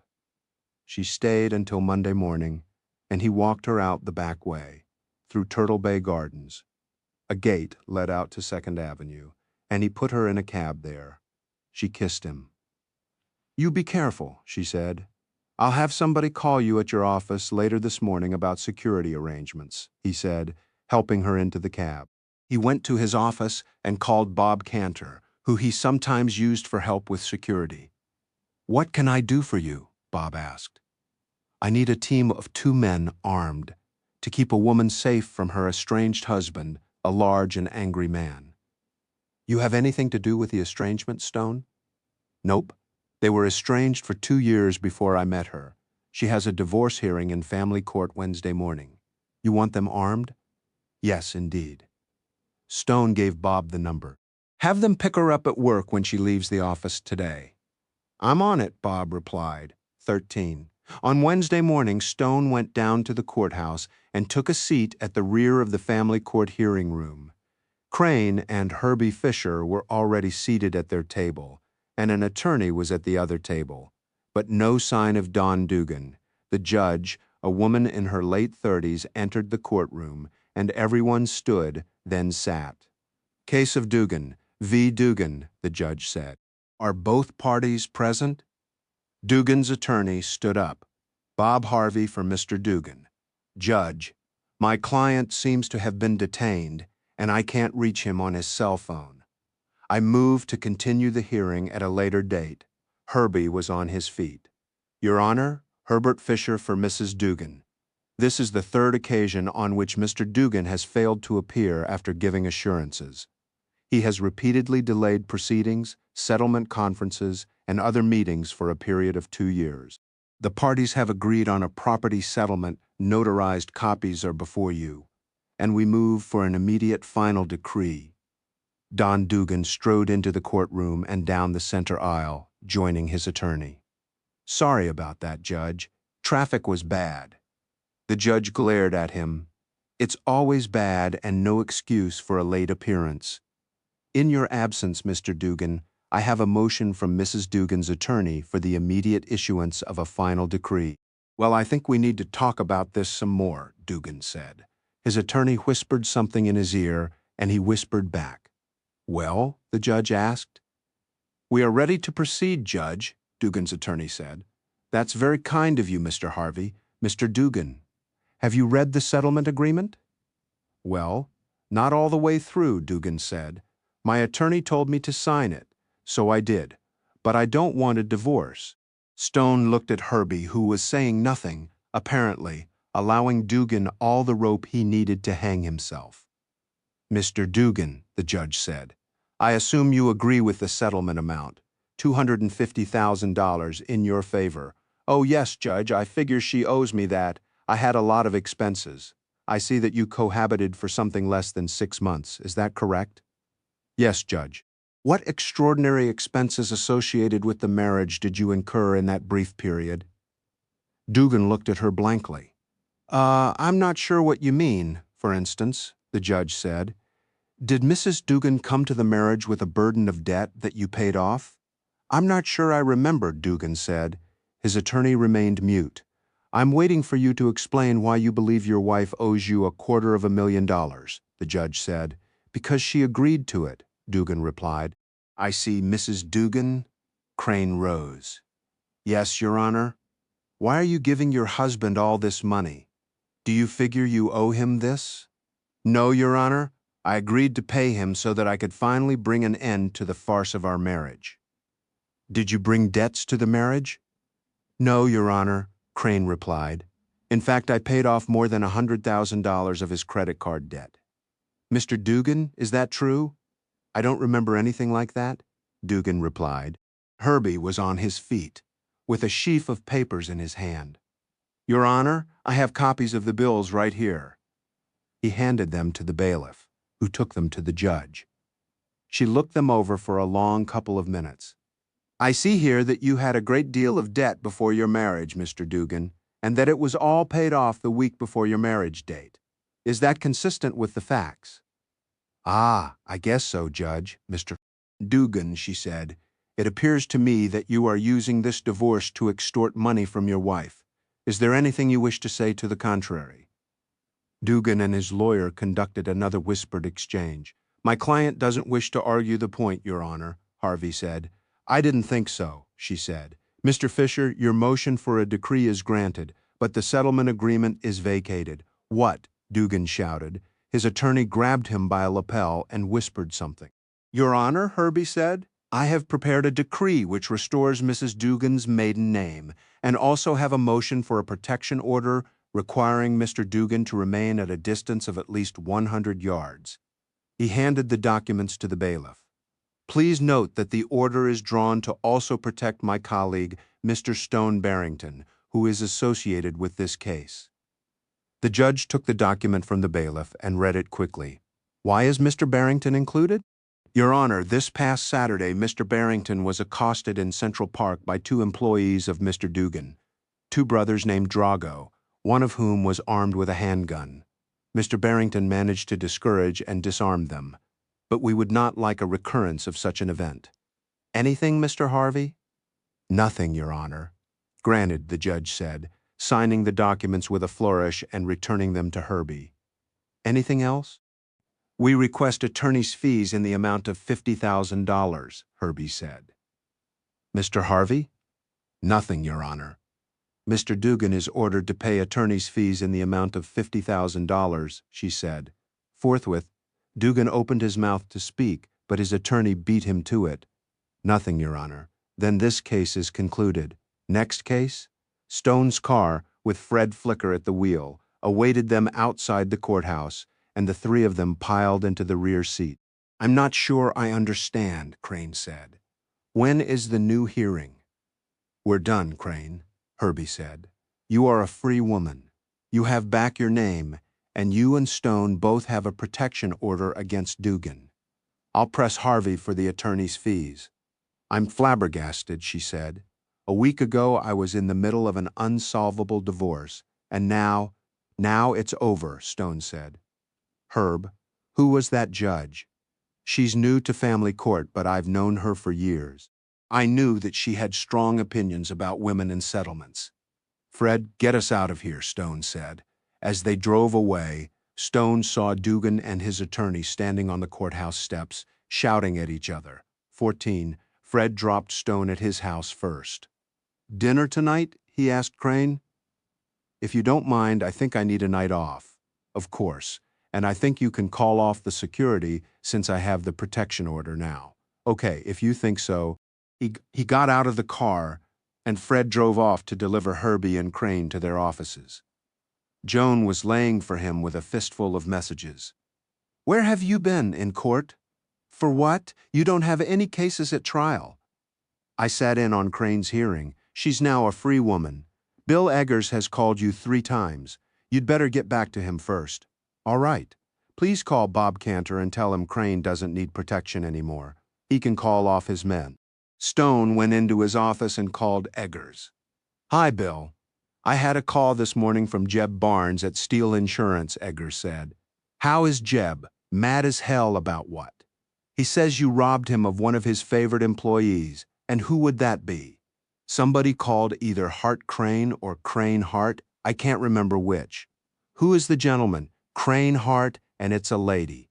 And how did you engineer her departure from Steel? Did you get Mike Freeman to hire her away? I certainly did not. I took her to an event at Strategic Services. You were there? You saw her? The dishy blonde? If you say so, and did you ask Mike to hire her? I did not. He called and asked me what I thought, and I told him I had no knowledge of her professional qualifications except for a single meeting we had when she was adjusting my insurance claim. This sounds fishy to me. I stayed out of any business Mike had with Crane, I promise you. Then I think you'd better call Jeb Barnes and tell him that. I will, if you like. I like. Eggers hung up. Stone buzzed Joan. Get me Jeb Barnes at Steel Insurance. Barnes was shortly on the line. He was not Stone's favorite insurance executive. Fortunately, he was not the client, his boss was. Jeb, I hear you've lost an employee and you're blaming me. I damn well do, Barnes replied. Well, you're wrong. You got Mike Freeman to hire her, didn't you? I did not. I took her to an event at Mike's office, but that was it. In fact, I was in court with her this morning, and she didn't mention changing jobs. In court? What for? She was getting a divorce. How did you know that? I recommended an attorney to represent her. She sent me her resignation in the interoffice mail this morning. Perhaps you can make her a counteroffer, Stone suggested. She just got a raise 10 days ago. Money works wonders, Jeb. That woman was the best piece of... Barnes didn't finish the statement. What? Never mind. Goodbye.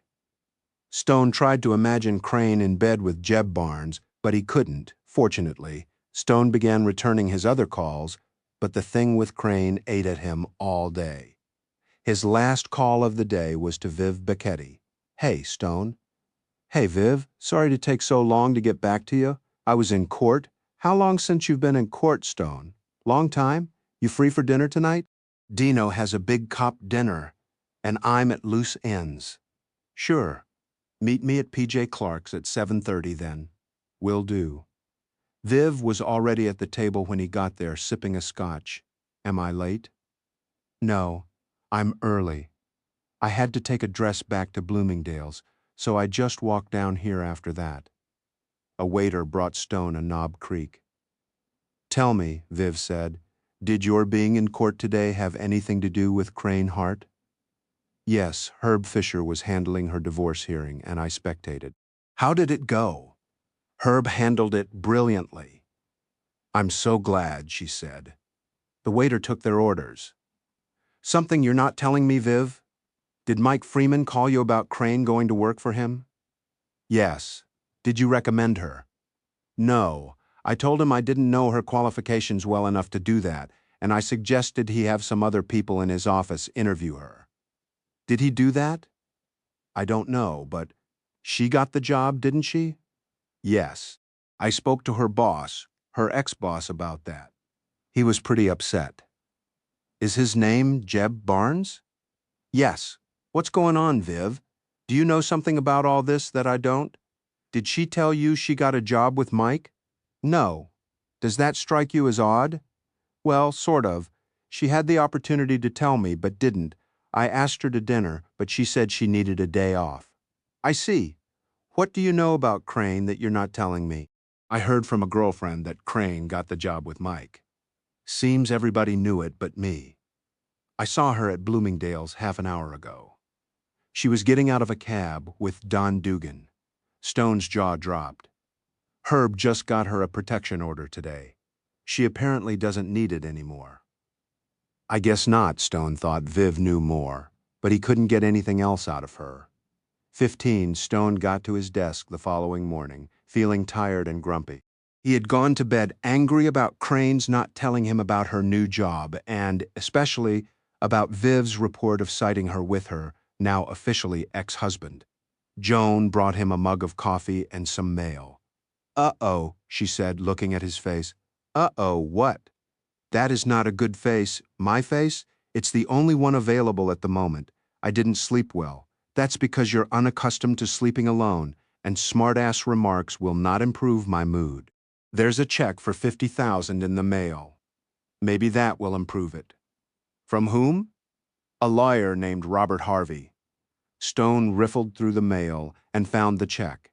It was made out to him and Woodman and Weld. Well, I don't know why it was sent to me. Messenger it over to Herbie, and I was so looking forward to depositing it, Joan said and flounced out with the check. Stone went through the mail, which was inconsequential, except for a dinner invitation from Mr. and Mrs. John Coulter. He scribbled yes on it and put it in the pile to go back to Joan. He'd invite Crane, he thought. Joan buzzed. Mike Freeman on one. Stone pressed the button. Hey, Mike, you don't sound so good this morning, Stone. Something wrong? No, I just didn't sleep well. I thought you'd like to know I hired Crane Hart. I heard, though, I seem to be the last to hear. She didn't mention it when I saw her yesterday, but I sure heard from Jeb Barnes at Steele. He was royally pissed off. He'll get over it, Mike said. When did this happen? On Tuesday. She had interviews last week. Didn't she mention it? Not a word. She starts next Monday. I hope you'll be very happy together. We're not getting married, Stone. She's just coming to work for me. We're in New York. Yes? Don't you have an Alaska office? Stone, you really got up on the wrong side of the bed this morning. I'm sorry I didn't tell you sooner, but she only accepted yesterday. I was going to invite you to lunch by way of thanking you.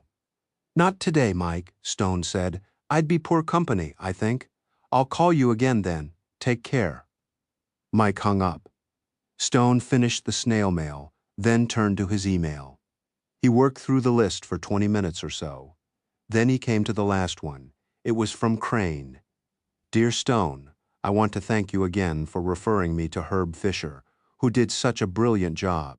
Also, Michael Freeman has offered me a job at Strategic Services, and I've accepted. A good week for me. Something else. Don and I had dinner together last night. He was very sweet and apologetic about his behavior. We managed to clear the air, and we're back together again. In an odd way, I have you to thank for that. Of course, this means that you and I can't see each other anymore, but things have all worked out for the best. Affectionately, Crane. Stone's jaw very nearly hit his desktop. He stared at the screen, uncomprehending for a long moment. Then he typed a reply. Congratulations on the new job. As to your personal life, I knew you were smart, but I didn't know you were crazy. Joan came back in and took the mail. Then she regarded him closely. Now what? You look as though you've been palaxed. Stone's phone rang and she picked it up. Hi, Dino. Yes, he's here. Hang. She handed the receiver to Stone. Hey, Dino, you sound hungover. No, just tired. I didn't sleep well. Had to do it alone, huh? Don't start, Will. I called to tell you that I'm going to shoot you on sight for sneaking out to dinner with my wife last night, but I don't want to add to your woes. Thanks so much. I hear the lovely Crane has a new job. Stone sighed. I heard that too. Yeah, Viv interviewed her and recommended her to Mike. Funny Viv didn't mention that. She also said she saw Crane with that psycho Don Dugan.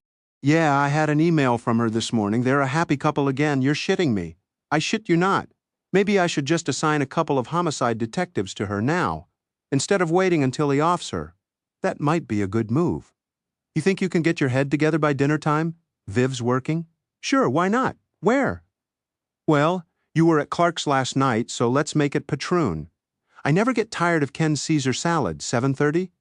Yeah, good. They both hung up. Joan buzzed. Ann Keaton on 2. Stone immediately felt better and pressed the button. Good morning, and the same to you.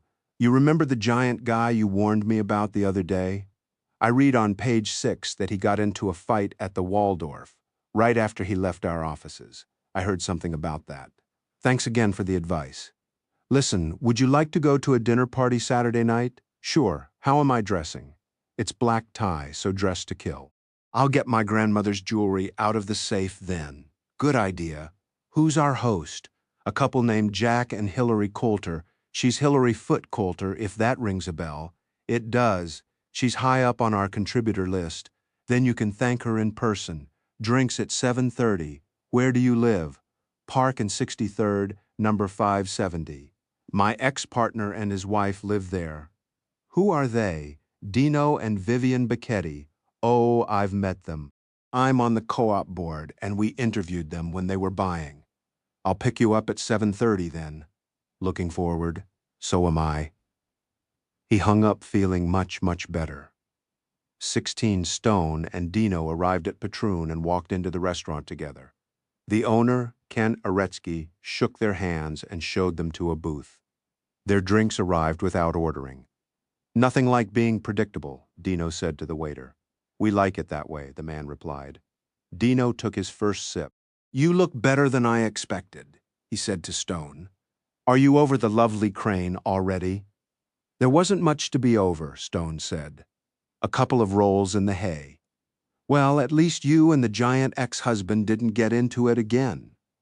The night is young, Stone said, nodding toward the door. Dino followed his gaze to the front door, where Ken was greeting the newly happy couple. How'd they even find out about this place? Dino asked. I thought it was our secret. I brought her here, Stone said. Doesn't she understand anything about the male restaurant prerogative? Dino asked.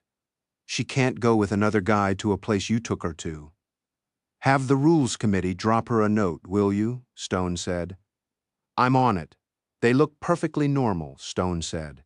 Not like a couple with a protection order between them. If she has a protection order against him, then I can have him arrested, Dino said.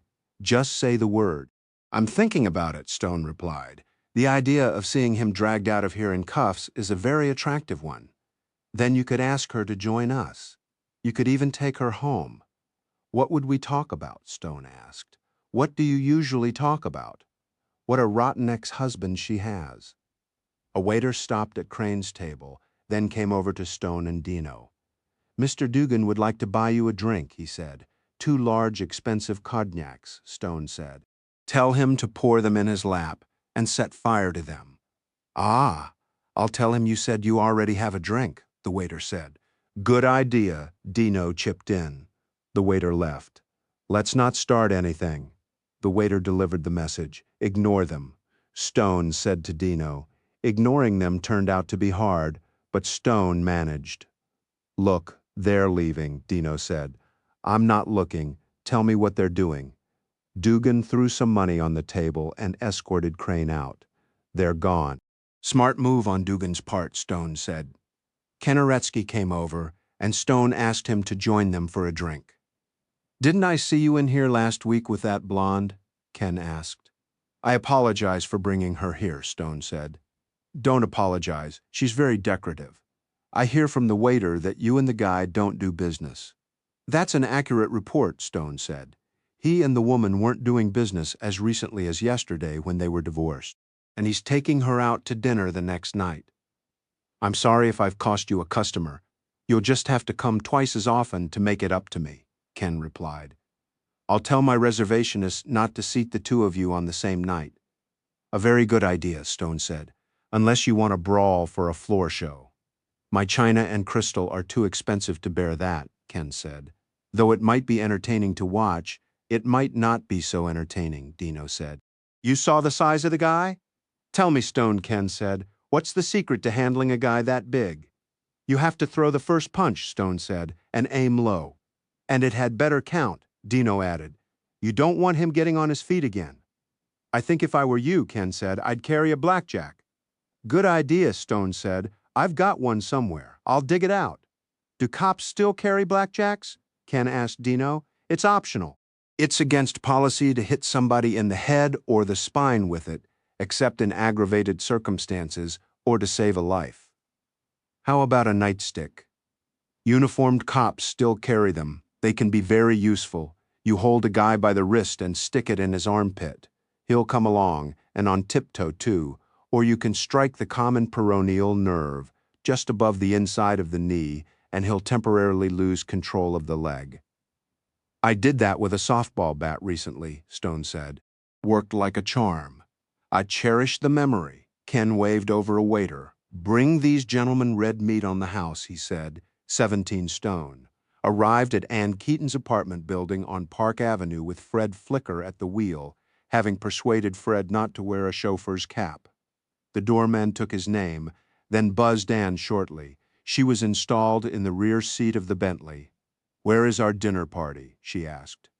A few blocks from your building, many more from my house. I like your grandmother's jewelry, both the diamond necklace and the matching bracelet. Thank you. The old girl had excellent taste, and she lived in a time when the family was truly rich, instead of just comfortable. Tell me, she said. You mentioned that you and Dino Becchetti had been partners. Were you once a policeman? For the first 14 years of my statutory adulthood, I was. Dino and I met as young detectives when we were made partners. It was a good relationship, and we have remained close friends since that time. Dino stuck it out and is now chief of detectives. Why did you leave the department? A knee injury was given as the reason for retiring me, but popular demand among my superiors had much to do with it. How so?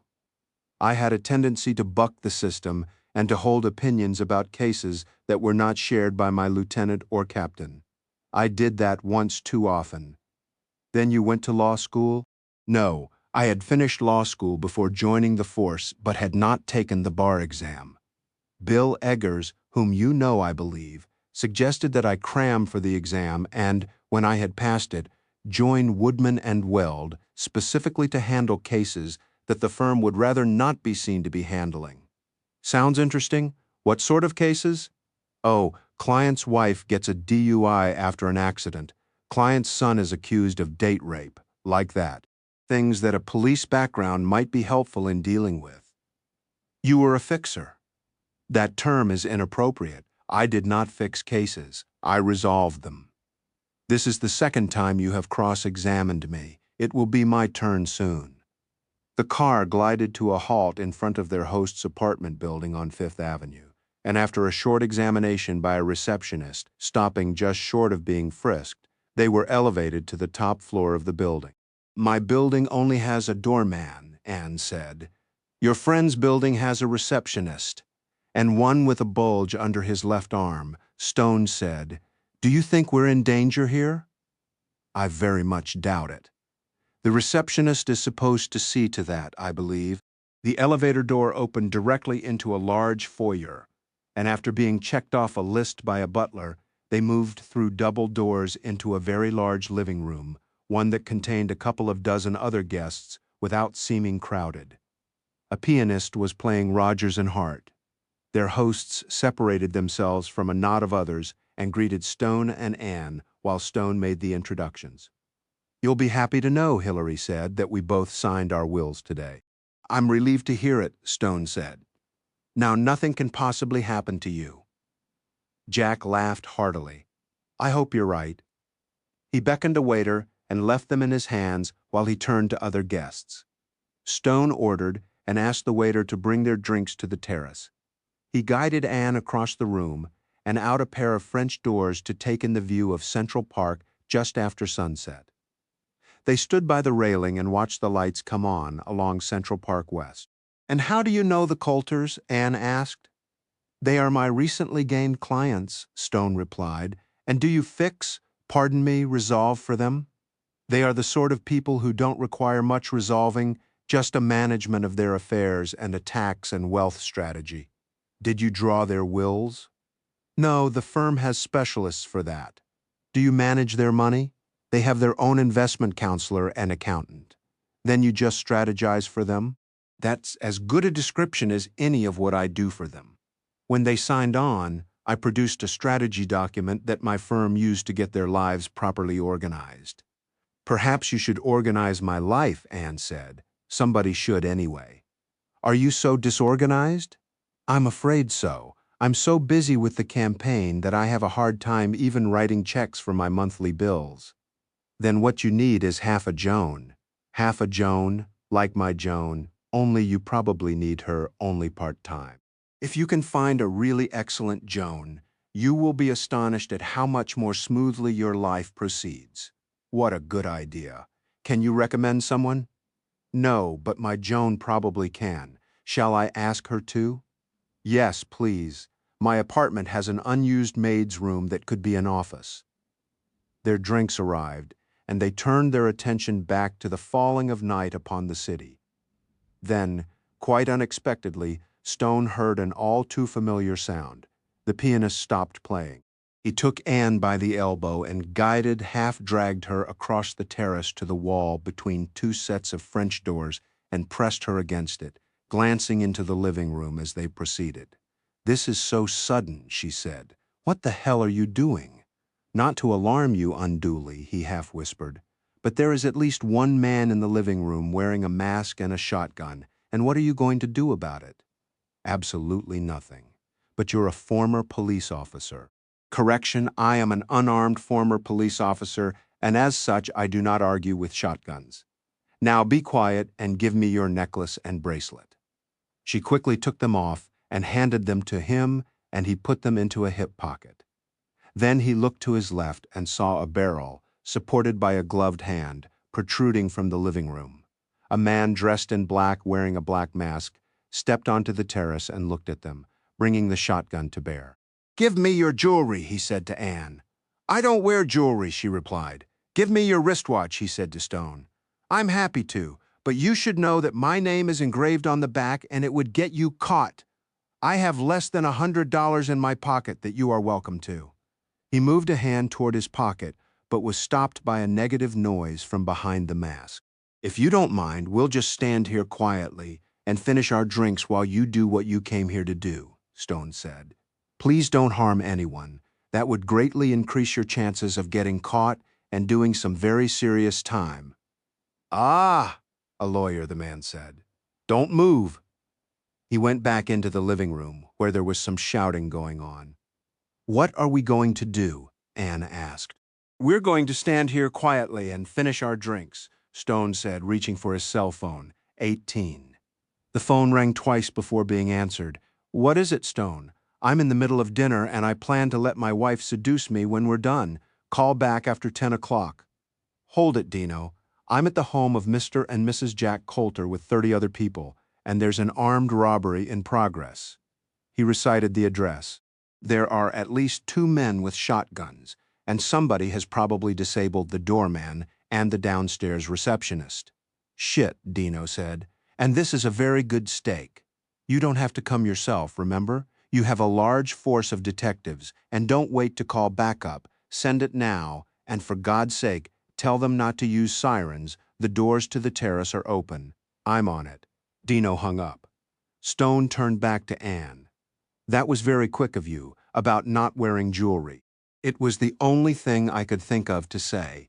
He placed a hand on her cheek and kissed her. She responded nicely. What was that for? For the fun of it. Also, we're less likely to be disturbed by men with shotguns if we're canoodling. This time, she kissed him. I prefer this to men with shotguns, she said. They kissed some more. How long do we need to do this? She asked. Until the police break down the door, Stone said. Maybe longer. Perhaps 3 minutes later, Stone heard the sound of doors slamming, and he peeked into the living room. People were lying on the floor in disarray, and some of them were getting up. Jack Coulter was the first to get to his feet.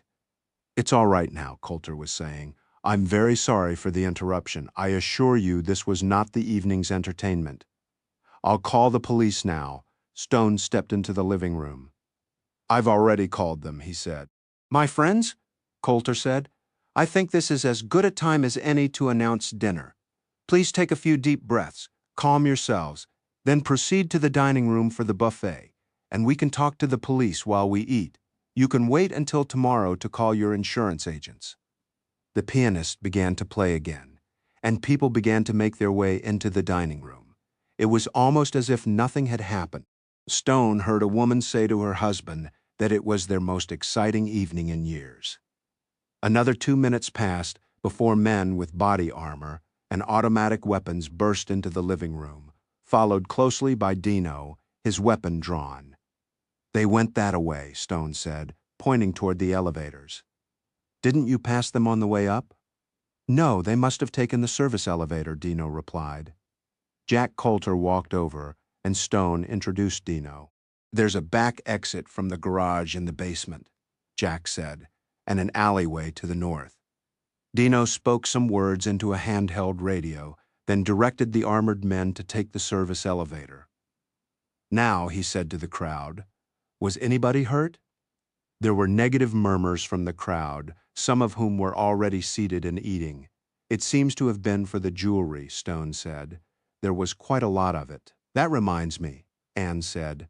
May I have mine back? Stone dug it out of a pocket and gave it to her.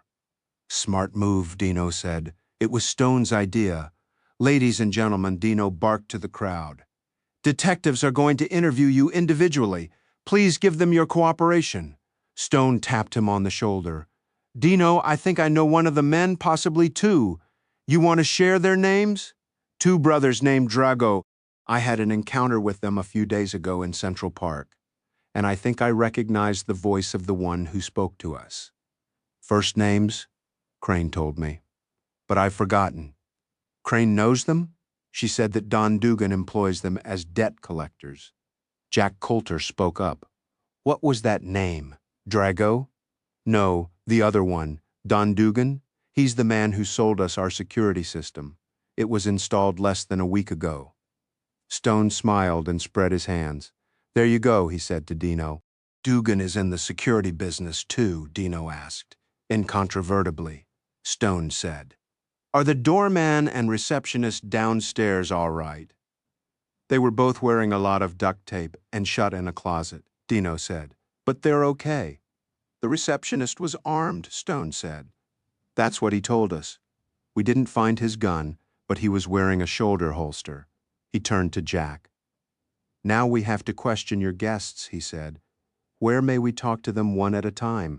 In my study there, Jack said, pointing. My wife's study is beyond that if you want to talk to them two at a time. Thank you, Dino said. He turned and instructed the other detectives. Start with the ones who've finished eating, he said. Stone, where were you when this went down? Anne and I were on the terrace, he said. He introduced them. You've met before when you were interviewed by your co-op board? Ah, Dino said. That's why you look familiar. Let's have a look at the terrace. He led the way outside. Stone, Anne, and Jack followed. Where were you when this happened? Standing at the railing, Stone said. I heard a shotgun being racked, and we moved over there. He pointed. Pretty quickly. One guy came out. Anne's jewelry was in my pocket by then. He asked about my wristwatch, but I told him it had my name engraved on the back, and he let it go. He left us and went back inside. How many of them were there? 4, Jack said. They were all dressed in black suits and wore masks and gloves. One of them had a small valise, also black, and they put all the jewelry into that. They were pros, Stone said. The one I talked to was very calm. You think he recognized you? Dino asked. Maybe not. Last time we met, I was wearing sweats instead of a tuxedo. He knew I was a lawyer, though. How'd he know that? I told him it would go better for him if he didn't hurt anybody. And he said, Ah, a lawyer. Does he know your name? He does. If he remembered me from the park. If not, no. Detective. Would you and your men like some dinner? Jack asked. Thank you. No, they're working. And I've already eaten, sort of. He looked at his watch. Stone, do you know where Dugan lives? No, but he could be at Crane's place. He gave Dino the address. I think I'll take a couple of guys and we'll have a chat with him.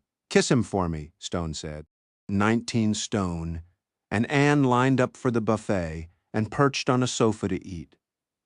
They're all so cheerful, Anne said, looking around at their fellow diners. They're relieved, Stone said. If somebody had been hurt, it would be different. But they're all happy that they got through it. They lost their jewelry, though. If it wasn't handed down from a grandmother, their insurance companies will replace it. They're no worse off than when they arrived for dinner. Do you think they'll get any of it back? That depends on the professionalism of the robbers or whoever sent them. If they start trying to fence it tomorrow, they'll get caught, and at least some of the jewelry will be recovered. But if the robbery was as well planned as it seemed to be, then they'll have in advance acquired a fence. That's somebody who receives and resells stolen goods. Thank you. I got that from 1,000 cop shows on TV. If they're really smart and not too greedy, then they've already got an expert removing the stones from the settings, grading them by size and clarity, and tomorrow they'll be on a plane to Amsterdam, where there are so many diamond merchants they'll be untraceable. Then, in a couple of weeks, the robbers will get their money. And Don Dugan? Right.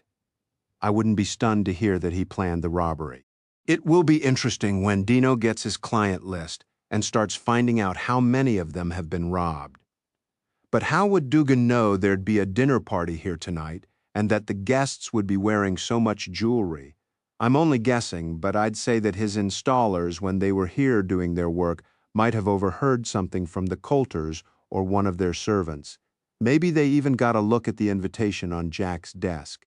Any dinner party here would attract a lot of jewelry, but black tie on the invitation means all the women will be wearing their best stuff, and I'll bet there were more than a few Patek Philippe wristwatches among the gentlemen.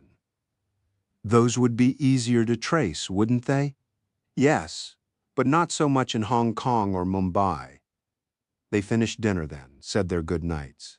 I'm sorry the party got so exciting, Hilary Coulter said to them. I managed to hang on to my jewelry, Anne replied. I'm happy for you, Hilary, said Stone. So you imagine this will make the newspapers? I expect the type is being set as we speak, Stone replied. You may not want to answer the phone tomorrow. We have an unlisted number. That won't slow them down. Just have a maid answer and take messages. They took the elevator downstairs and found the receptionist back at his desk and the doorman getting cabs for people. Fred and the Bentley awaited at the curb. They were getting out of the car at Ann's building when Dino's car stopped, and he got out. You're still up? Stone asked. I've done all I can do.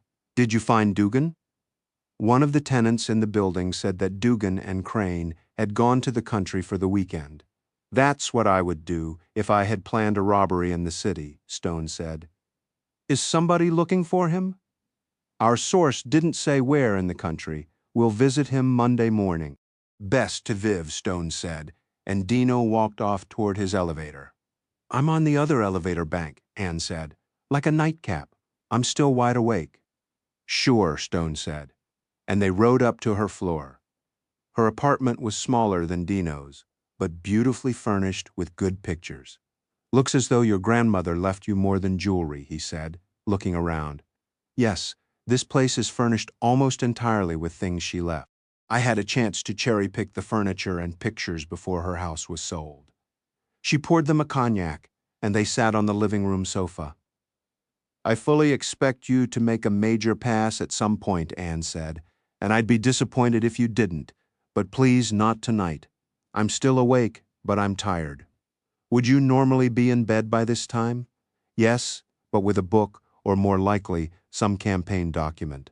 I have to be in the office by 9, but I sleep only about 6 hours.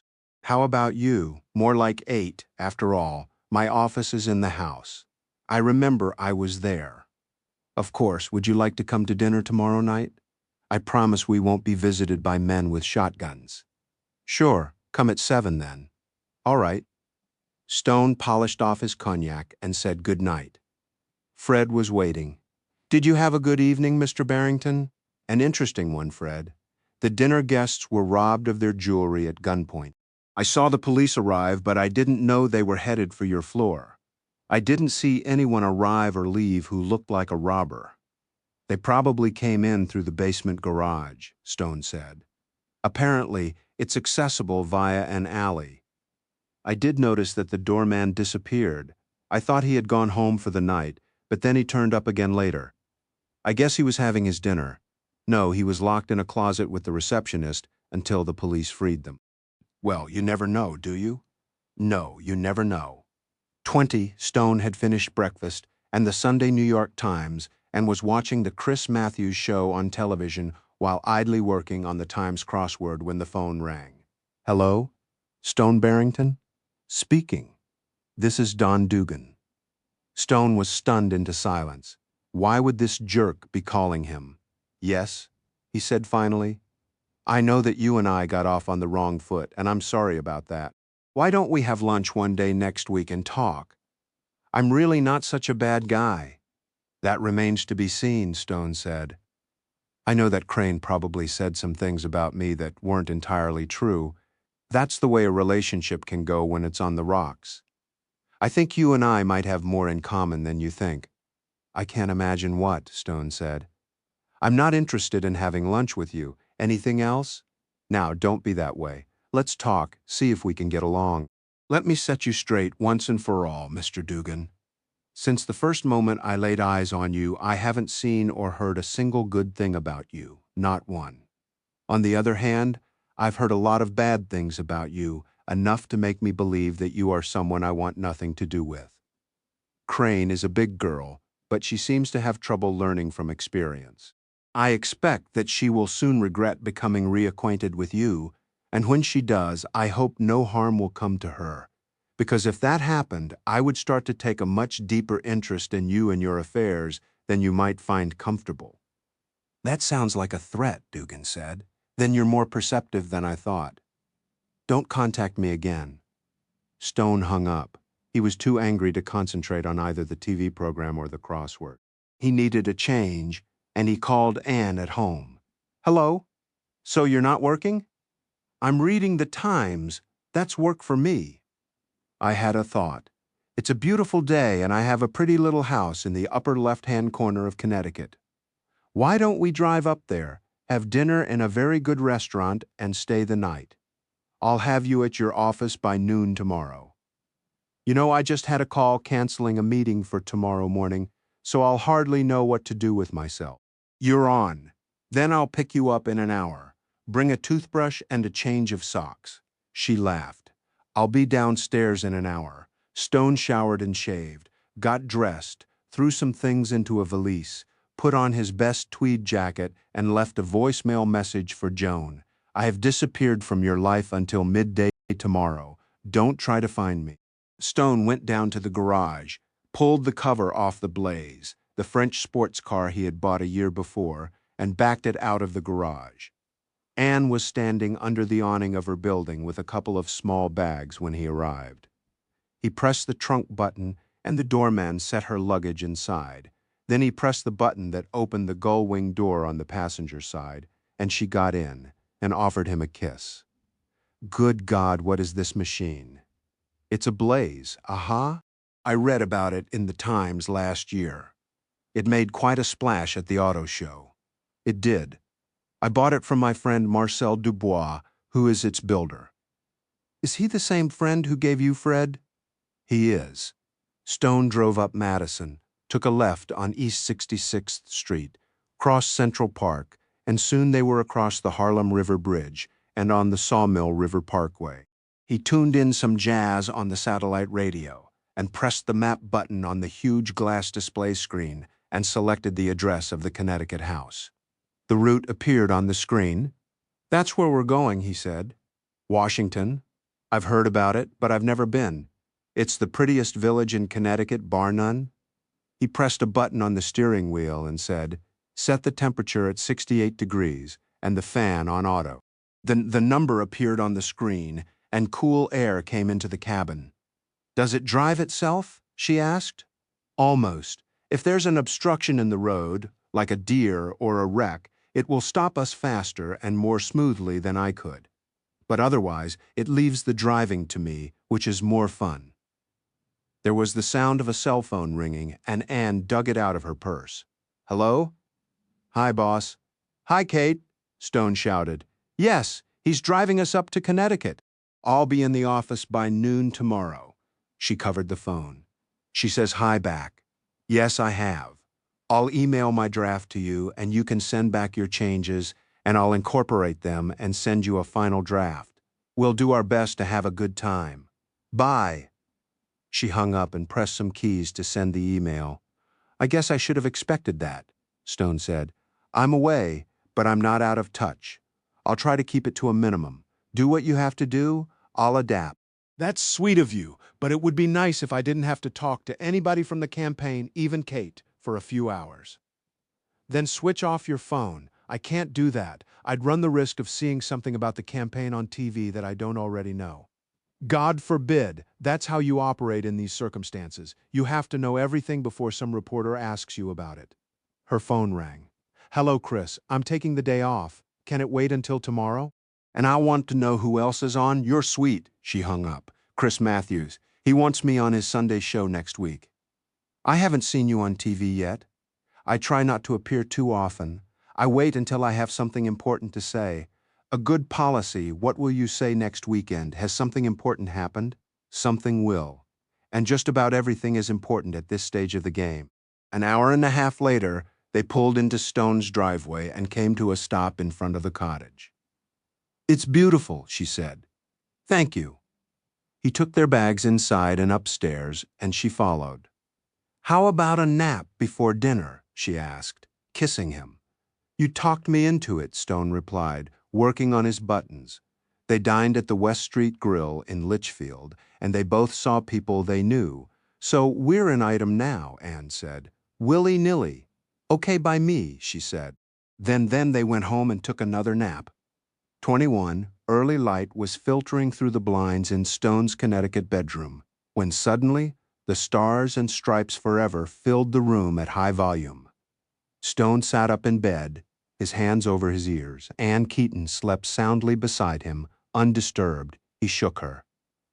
Anne, turn off your cell phone. Huh? She said sleepily. Then she sat up and looked at him dumbly. What? Stone pointed at the bedside table. Your cell phone. Anne took some serious-looking plugs from her ears. Oh, she picked up the phone. Hello. Stone collapsed onto the bed, his ears ringing. What? Who the fuck is this? She listened some more. Where? Do you have any idea what time it is on the East Coast? She listened again, and her face furrowed into a deep frown.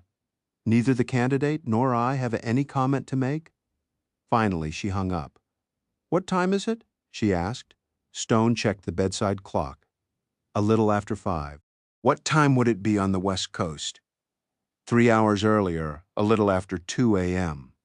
Listen, next time we sleep together, I get the earplugs, okay? I'm sorry about that. I'm hard to wake up. Not even John Philip Sousa does it for you? Not while I'm wearing earplugs. That doesn't make any sense at all. I have to go back to New York, she said. I'll have you back by noon as promised. Now, please go back to sleep. You don't understand. Everything has changed. What could happen in California at 2 a.m. that would change everything? He was wide awake now.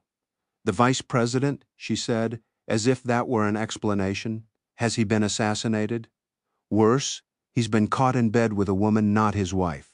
Doesn't he have Secret Service protection? Yes, but he smuggled her into his house in La Jolla, and the press were alerted. The woman has a husband, apparently, and he has some connections in the news media. Last month, a Secret Service agent was summarily kicked off the VP's detail, and he got mad enough to call the husband. At least he thinks that's what happened. Who thinks? The West Coast bureau chief for the AP, that's who called. Why would he call you? For comment? Comment? Don't you get it? Kate's biggest opponent just got caught with his pants down, literally. Oh, I guess that could affect the race, huh? Oh, yeah. How? I don't know. She picked up her cell phone and pressed a speed dial button. Jeff? She said. It's Anne. Marty Stanton has been caught with a woman at his house in La Jolla? No, not his wife. Get your ass out of bed and get a breakfast time poll started. This will be all over the morning shows, and we have to know how Stanton's supporters break when they get the news. I'll be back in the office by 9 a.m. She hung up. What are your expectations? It won't matter to some of his supporters. White males will stick with him. Women of all races won't. We just can't predict how many will support Kate and how many support others in the race. You've got the New Hampshire primary coming up pretty soon. That ought to be a pretty good poll. Yes, but in New Hampshire, we can't wait for that. This will affect where and how we spend advertising dollars. Kate will probably have to spend a lot more time in California before New Hampshire. Before, we had pretty much conceded the state to Stanton, since he's a very popular former California governor. Now there are delegates to be picked up. Let's get out of here. Stone got his feet on the floor, not without a shower and some breakfast. Anne got out of bed and began looking for clothes. Stone got into and out of a shower. You're next. You don't want to get to the office looking like that. Anne turned and looked in the full-length mirror on the wall. Oh, God. I'll fix some breakfast while you fix you. They were nearly to Danbury before Anne could get a cell phone signal. Stone had a mini-cell at his house, but the local area had only spotty service. Betty, Anne was saying, call our California campaign manager and get him to set up a phone bank to poll the convention delegates out there and see where we stand. I'll be at the office by 9. Call me there. You'll be at the office by 7:30, Stone said. I hope you have a key to the place. I do. Do you think Stanton will drop out of the race? He won't. If he's smart, and he's pretty smart, his people are already doing what we're doing, testing the waters. There have been rumors about his sex life for years, Stone said. Yes, and most of them are true. Will extracted a promise from him when he put him on the ticket, that he'd keep it in his pants. But the cock famously doesn't have a brain. I really don't see how he can pull it out. You should excuse the expression and stay in the race. It's good that people saw us together at the restaurant last night. 2 of them were either news reporters or producers. Why is that good? Stone asked. Not that I mind our being seen together. Because that makes you my boyfriend, whether you like it or not. I'm okay with the characterization, Stone said, but what the hell does that have to do with the race? It will help with the rumors, Anne said. Her phone rang. Yes. How many have we talked to? What's the split? Shit, I thought we'd do better. She hung up.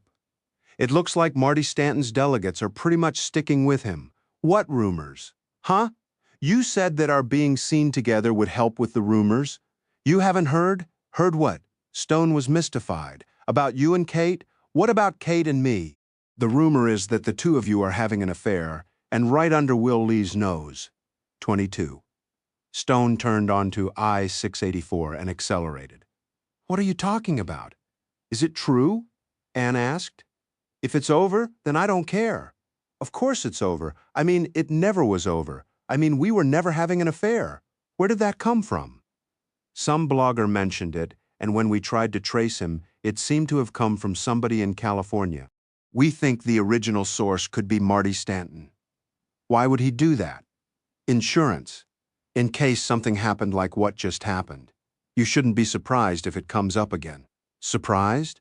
I'll be shocked and outraged. Stone, it's just politics. Don't worry about it. What is Will going to say? They're both my friends. Will won't believe it. Tell me, how many times have you had dinner with Kate lately, I mean? I had dinner with both Will and Kate twice. And on one occasion she called me when she didn't have anything to do and invited me up to the Carlisle for dinner. Just the two of you? Just the two of us, plus a butler, a waiter, and a full complement of Secret Service agents. It certainly wasn't an assignation. If some reporter asks you about it, don't lie. Say what you just said to me. I've never been alone with Kate at any time. There have always been others present, usually Will. That's a good line. You sit. Now, the other thing is, you can't let anyone say that I'm a beard for you and Kate. Certainly not. What do I have to do? Tell them I fucked you last night. I hope you won't phrase it exactly that way, but I won't be insulted if you intimate it. And by the way, you fucked me twice last night. I have a very clear memory of that. She laughed. So do I, and a fond memory. For me too. Anne's phone rang and continued to ring right up until they pulled up in front of the campaign headquarters. Stone pressed the button that opened the trunk. Then he got out, handed Anne her bags, and kissed her. A strobe light began to flash rapidly. Don't worry about it, Anne said, nodding toward the door. A photographer stood there, still shooting. It can't hurt. Stone drove into his garage and put the cover back on the blaze. Then he went to his office and turned on the TV to Morning Joe, which had been recorded. A reporter was standing outside a house overlooking the sea. This is the La Jolla, California, home of Vice President Martin Stanton. The reporter was saying, where in the wee hours of this morning a jealous husband showed up and demanded to see the vice president. He was questioned by the Secret Service, and while they were talking to him, a garage door opened and a car driven by a woman left the premises. The husband, a local attorney, and Democratic committeeman identified the driver as his wife. He was not detained by the Secret Service.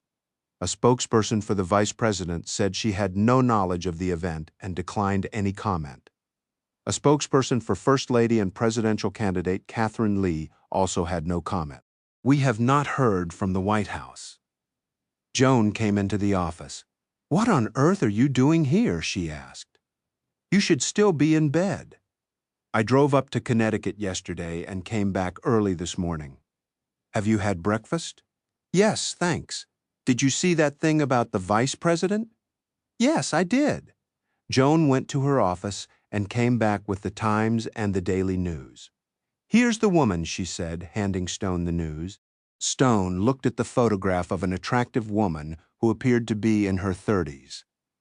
Her name was Laura Grayson, and her husband was Carl Grayson. He looked up at the TV again and saw Martin Stanton leaving his house and getting into a black SUV.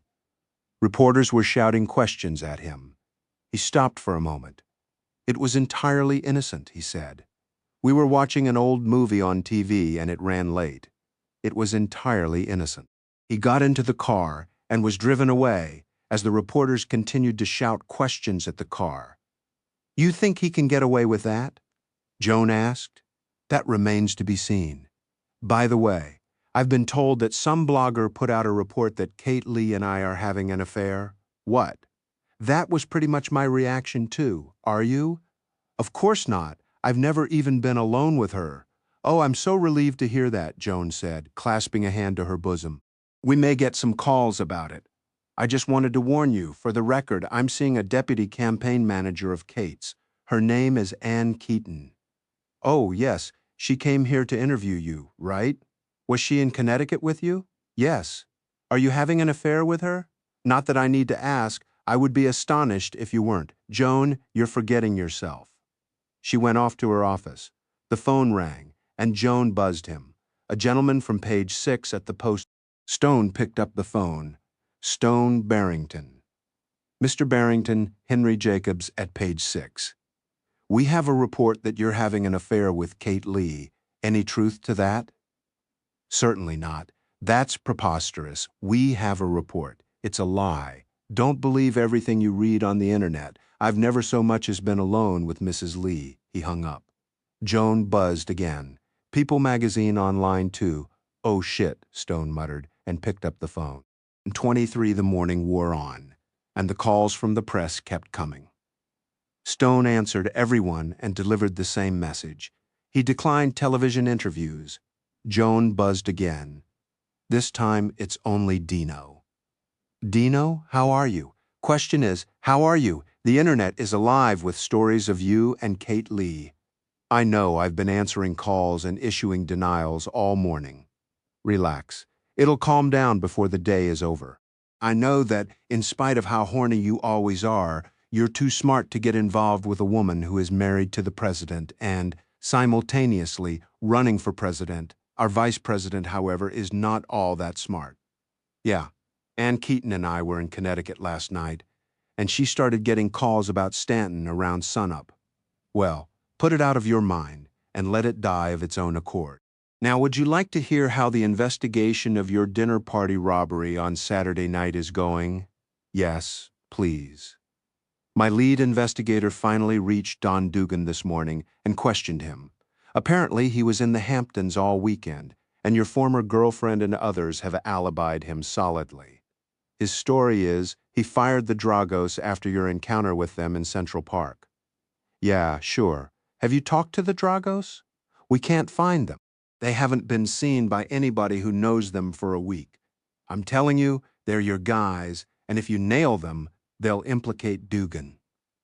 I don't doubt it. By the way, Dugan called me yesterday and made nice. How nice? He actually told me that he's a nice guy and we should be friends. And you reacted how? I pretty much told him to go fuck himself. Well, you're such an authoritative voice that I'm sure he's trying to do that right now. Anything on the jewelry? Nah, and I didn't expect there to be. This was a pretty slick robbery, and I'm sure they had disposal all worked out ahead of time. That's what I think too. Anything on who the other two guys were, now that you mention it? Two first cousins of the Dragos are missing in action too, disappeared about the same time the brothers did? Sounds like you're ahead of the game, Dino. Only in my own mind. We don't have any witnesses who can identify anybody except this one guy who's sure he recognized a voice. We don't have any jewelry either. Once you find the Dragos, it will start to come together. You know the type, they'll fall apart. Gee, let's hope so. I'd really like this to go like a 1-hour TV cop show, all wrapped up after 43 minutes. Plus commercials. Of course they could lawyer up and make you prove everything, and then you're fucked. Don't say that. It's not nice. Anyway, we have techniques other than beating confessions out of perps. Yeah, I'm sure they sprayed DNA all over the scene. Were the doorman and receptionist any use at all? None. I'd be willing to bet that one of them has been bought. Or both. We're running that down. Dinner this week? You name it. Tomorrow night? Sure, Viv will be here. You bring what's her name? Kate Lee. The other one? Ann Keaton. That one. I'll do my best. See ya. They both hung up. Joan buzzed. Ann Keaton on hold for you. Stone pressed the button. Good morning. Afternoon, she said. Sorry to keep you waiting. I didn't get enough of you last night. Can we do it again? Careful. I'm on an office line, and it gets recorded. Oops. I'll call you back on my cell in a minute. Stone hung up and waited for the phone to ring. It rang. Now can we arrange an assignation? Stone, have you gone nuts? It was Kate Lee. Kate, I'm so sorry. I thought it was going to be Ann. I'm sure it will be soon. How are you faring with the media? I'm telling them the truth, he said. Good. That's all you need to do. Hang in there, and this will blow over. How about Martin Stanton's case? Will that blow over? I can only hope not, she said, laughing. He should get what he deserves. Bye-bye. Bye. Stone hung up, and the phone rang again. Yes. It's Ann. I just had a call from Kate, and I thought it was you. Oh God, I hope you didn't say anything compromising. Almost, but not quite. Where were we? I was saying I didn't get enough of you last night. Ah, yes, I remember now. Any chance of dinner tonight? Unlikely. Can I call you if I can bust loose? Sure. Tomorrow night I'm having dinner with the Bacchettis. You're invited. That's much more likely. I hope you can understand how hard it is for me to make plans. Sure I do. Did you get any poll results on Stanton? Yes, and he's holding remarkably well. This thing hasn't played out yet, though. If the woman talks to a tabloid, or if her husband is mad enough to press the issue, that could change. I wouldn't want to be in Stanton's shoes. How about his delegates? They're holding almost to a man, so to speak. How are you doing with the press? Just telling them the truth. That'll work. Hey, you didn't tell me you took Kate to dinner at a restaurant. I had to read it in the Post. God, I forgot about that. We still weren't alone, though. The Secret Service delivered her and took her away when it was over. Good. I'll call you later. She hung up. Stone contented himself for the rest of the day with memories of the night before. 24. 5 o'clock was approaching, and Stone still hadn't heard from Ann. Joan buzzed, Mike Freeman on one. He pressed the button. Hi, Mike. Good afternoon, Stone. You sound like you're on a sat phone. That I am, somewhere over Kansas, from the appearance of the landscape out the window. Watch out for tornadoes, will do. I'm having dinner with your friend Teddy Fay, and I'll be giving him your message. Thank you, Mike. Tell him I wish I could present it myself. I'll do that. Everything else all right? Well, let's see. I was at a dinner party on Saturday night when 4 men with shotguns arrived and took all the available jewelry. How interesting for you. Has the crime been solved? Dino and I think Don Dugan is the mastermind? His company installed the security system? Interesting. He didn't strike me as the criminal type. He did me. Dino, too. Well, you see, I've never been a policeman. I don't have your finely tuned perceptions where criminals are concerned. You need a year on the NYPD. Maybe Dino can get you a detective's badge. I'm afraid I don't have the qualifications. Gotta run. Take care and thanks again for the delivery. Mike Freeman walked into the Garden Restaurant at the Barrington in Bel Air and looked around at the tables. He spotted Billy Burnett, a.k.a. Teddy Fay, entering from the other side, and they met in the center where the head waiter seated them. There was a bottle of champagne in an ice bucket and a special vase of flowers on the table. The 2 men shook hands and sat down, and a waiter appeared and opened the champagne bottle. Would you like a glass, Billy? This is an occasion for celebration. The waiter poured the wine, then disappeared. Mike picked up his glass. Billy didn't. I'm sorry, Mike, I would be drinking this under false pretenses. What do you mean? I've thought about your very kind and generous offer, and I've decided not to accept. I'm sorry to hear that, Billy. May I explain? Of course. I've been working for Peter Barrington and Ben Becchetti at Centurion Studios for some months. So has Betsy, for that matter.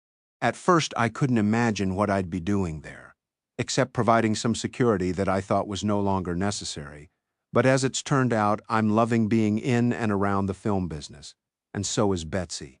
I started just doing odd jobs for them, but I've taken on more and more responsibility to the point where I'm working as an associate producer, and the boys have intimated that I might be producing my own films at some time in the near future.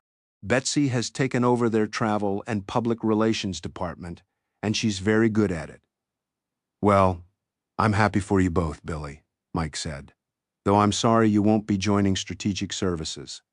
Thank you, Mike, but there's another cause for celebration. Mike took an envelope from his pocket and held on to it for a moment. This is a gift from Stone Barrington. He is very grateful to you for protecting Peter and for your friendship. Mike handed over the envelope, but Billy didn't open it. That's very kind of him, Mike, but entirely unnecessary. Accepting money for what I did would lessen the good feeling I got from doing it. It's not money, Billy. Please open the envelope. Billy turned it over and looked at it. Then he saw the rear flap. The White House, Washington, D.C. was printed on it. He opened the envelope and unfolded the certificate, signed by the president. Unexpectedly for both of them, Billy's eyes welled with tears. How is this possible? He finally managed to ask. It's possible because Stone Barrington is a very good friend of Will and Kate Lee, Mike said. I feel very strange, Billy said. Perhaps a little celebratory champagne will settle you. He raised his glass again. The future, he said. Billy raised his glass and sipped. Suddenly, I feel that I have one. For a long time now, I've expected the life I'm leading to come to a sudden end at any moment.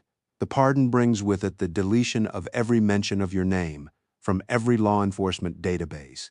You're now a free man in every sense of the word. You can go back to calling yourself Teddy Fay if you wish. Billy smiled. I don't think that name has been deleted from every database, he said. There won't be any public announcement, Mike said. The president issued the pardon under seal because of your past association with the CIA. You can go right on being Billy Burnett if you like, but don't flash that pardon to anyone except in extreme circumstances. Well, I've devoted considerable time to building my identity, Billy said. I've got a valid birth certificate, a genuine passport and driver's license and social security number, credit cards, bank accounts, the works.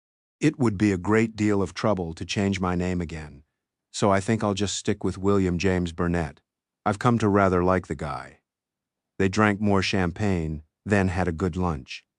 That evening, Billy took Betsy to dinner at Michael's in Santa Monica, their favorite restaurant, and broke the news to her. Betsy blinked. You mean I won't be Mrs. Burnett anymore? I'll be Mrs. Fay? No, we're going to stick with Mr. and Mrs. Burnett, Billy said. Teddy Fay is still an infamous name in some quarters, even though the pardon removes it from all the federal and state law enforcement databases. I think we'll let Mr. Fay rest in peace. I'm so happy for you, Billy, Betsy said. They finished their dinner, then went back to the apartment in Peter Barrington's hangar at Santa Monica Airport. As they crawled into bed, Billy said, How would you like to live in a real house? We can go shopping for one tomorrow. Oh, Billy, she said, in my whole life, I've never lived in anything but furnished rooms, public housing, motels, and apartments. I would just love living in my own house. Consider it done, Billy said, 25.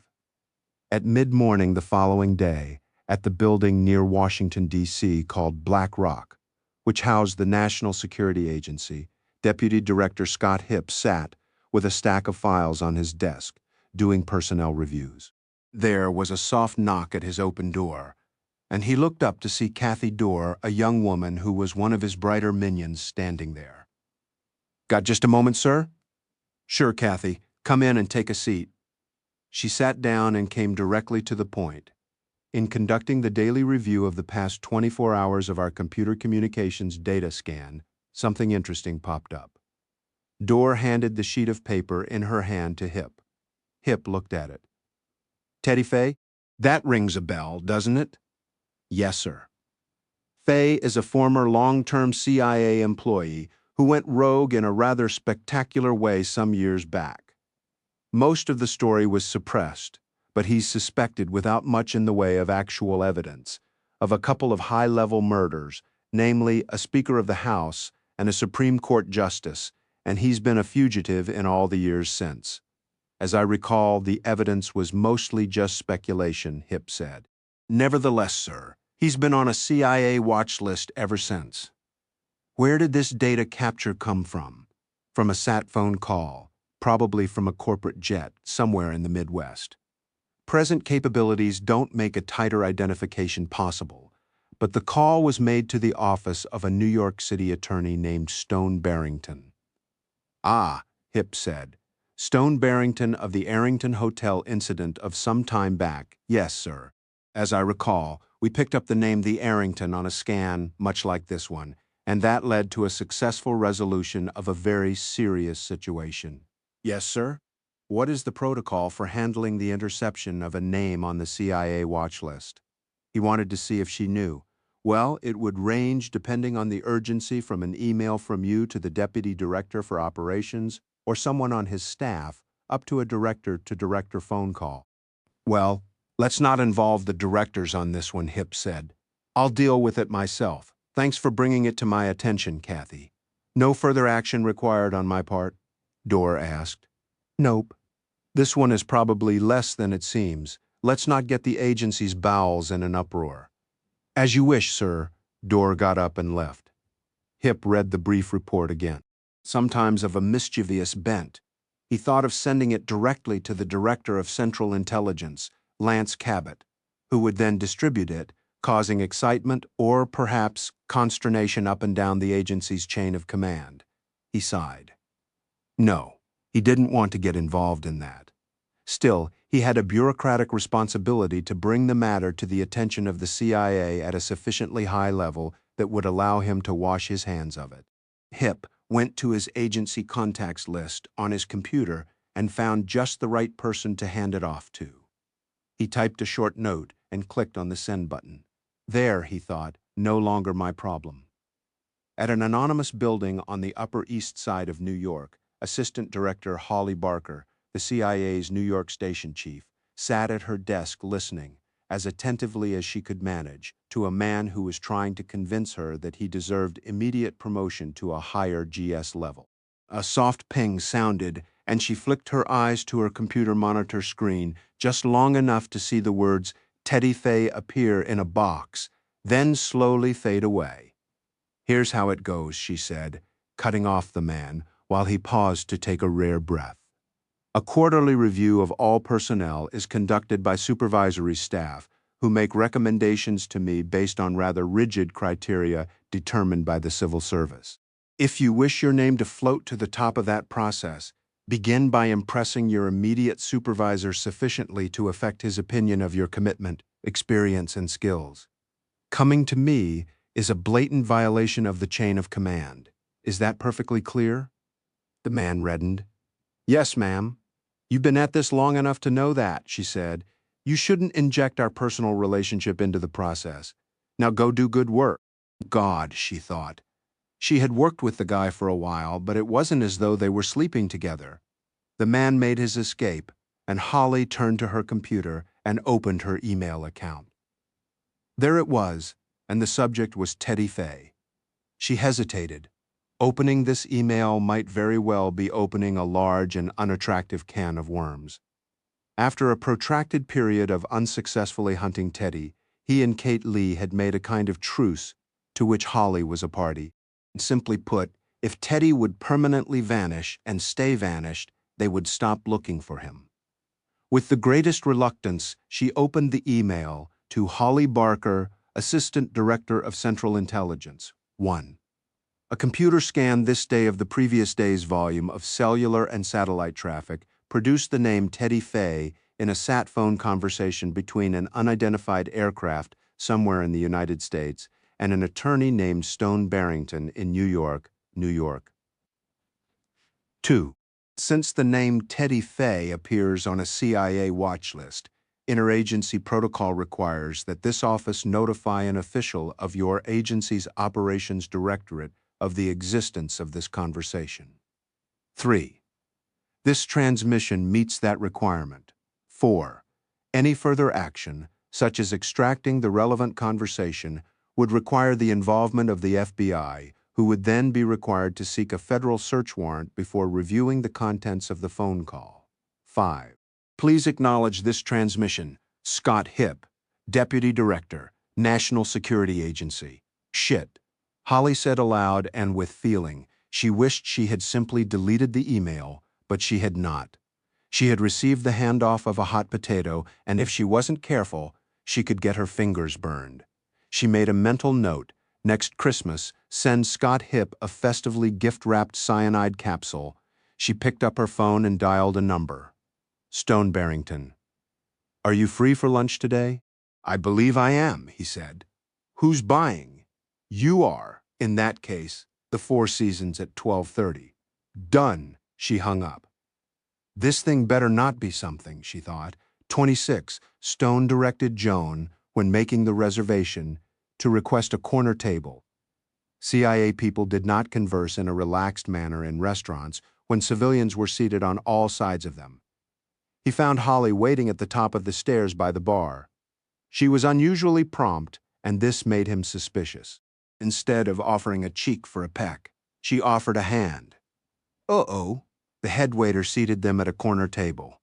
You're looking well, Stone said, offering a small smile. Holly replied. Well, sweetheart, what deep trouble are you in today? I'm in no trouble at all, she replied. Well, let's review. You were prompt and on time, and you declined a kiss in favor of a handshake. These are not characteristics of the hotly sexual and wildly wanton woman I know so well. What's up? She started to speak, but the waiter arrived to take their drink order. He raised his eyebrows in her direction. Just some wine, she said. A bottle of the cake-bread Chardonnay, he told the man. He turned back to Holly. Now. The waiter returned with the wine before she could speak. Does he keep it in his pocket? She asked. Nearby? It's a popular wine. He tasted, nodded, and the waiter poured them both a generous glass. Now? He said again. I have received, she said in an alarmingly official manner, information that the words, she looked around to see if anyone could overhear, then whispered, Teddy Fay have recently passed your lips. Stone tried to remember. Possibly, he said at last. They passed the lips of someone I was listening to at the time. Tell me, has your agency in fear and desperation begun stooping to the level of recording the privileged conversations between attorney and client? No, she said. The National Security Agency has been charged with the task of stooping to that level. From time to time, they like to remind us that they know how to do it. Menus came, and Stone waved them away. Dover sole, new potatoes, and haricots verts for 2. The waiter dematerialized. It saves time, Stone said to Holly, and I know how you love Dover sole, quite, she said. Now to the business at hand. This is business we're discussing. Not yet, but if this conversation doesn't go well, then we will descend rapidly into that ring of hell called business. You know how anxious I always am to make the lives of those who protect our country and the world easier and more pleasant? How can I help? You can relate your conversation of yesterday, the one that included the mention of the forbidden words. Ah, yes, Stone took a sip of his wine. No, Stone. And there was threat in her voice. Attorney-client privilege, sweetheart. You're familiar, aren't you?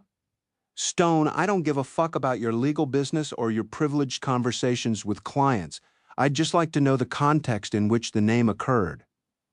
All right, Stone said, in passing. What? It occurred in passing. It was not the subject of our conversation. It just came up. Does either of you know where what's his name is? The geography of our conversation covered parts of Kansas and New York City. To the best of my knowledge, what's his name is not in either place. And if you put a pistol to my head, I couldn't put my finger on him. Now, Holly, why don't you just relax, have some wine, and tell me what the fuck is going on here? You know I can't do that, and you know I can't do it either. But perhaps with a little wine and a little goodwill, we can discuss this and then forget about it, to the extent that our conversation never took place. Holly took a large swig of her wine, which was instantly replaced by the waiter. It's like this. What's his name's name appears on a CIA watch list. Do you understand now? Ah, yes, an NSA computer caught someone mentioning his name. Exactly. Now I've shown you mine. You show me yours. Love to. Oh, I'm sorry. Not that. No. Not right now. Later, then? All right, a friend of mine, in a privileged conversation, mentioned that he might, in the course of his wide travels, bump into what's his name somewhere or other. I suggested that if such a bumping into occurred, he might convey my warm good wishes to what's his name. And why are you so warmly disposed toward what's his name? Well, to begin with, unlike the agency, I have never thought of what's his name as a villain, a threat to national security, a mortal enemy, or even a bad person. Come on, there's more. Beyond that, you and I will have to rise to that level of confidentiality that surpasses even agency security or attorney-client privilege. Agreed. All right, agreed. Their Dover sole arrived, was presented, boned, and served. Stone took a bite and savored it. I owe what's-his-name a great debt of gratitude for saving the lives of my son, his best friend, his girlfriend, and his father, he said finally. Holly stared at him, mute. I kid you not. And how did this heroic benevolence occur? Ah, now we're straying into the realm of need to know, and you do not need to know. Holly chewed a chunk of sole thoughtfully. But I want to know, she said. Tell you what, Stone said, when we're old and gray, all right, older and grayer, and when your agency and my privilege are no longer chips in the game, and when we are far from recording devices and vulture computers, I will tell you all after, of course, extracting your promise of eternal silence. I have to wait that long, do I?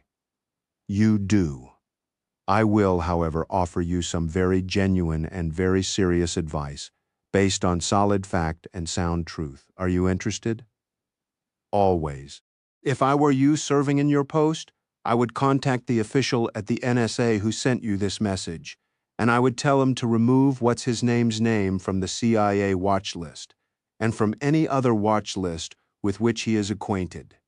That would be really, really sticking my neck out, she said. No, it would not. I can tell you that.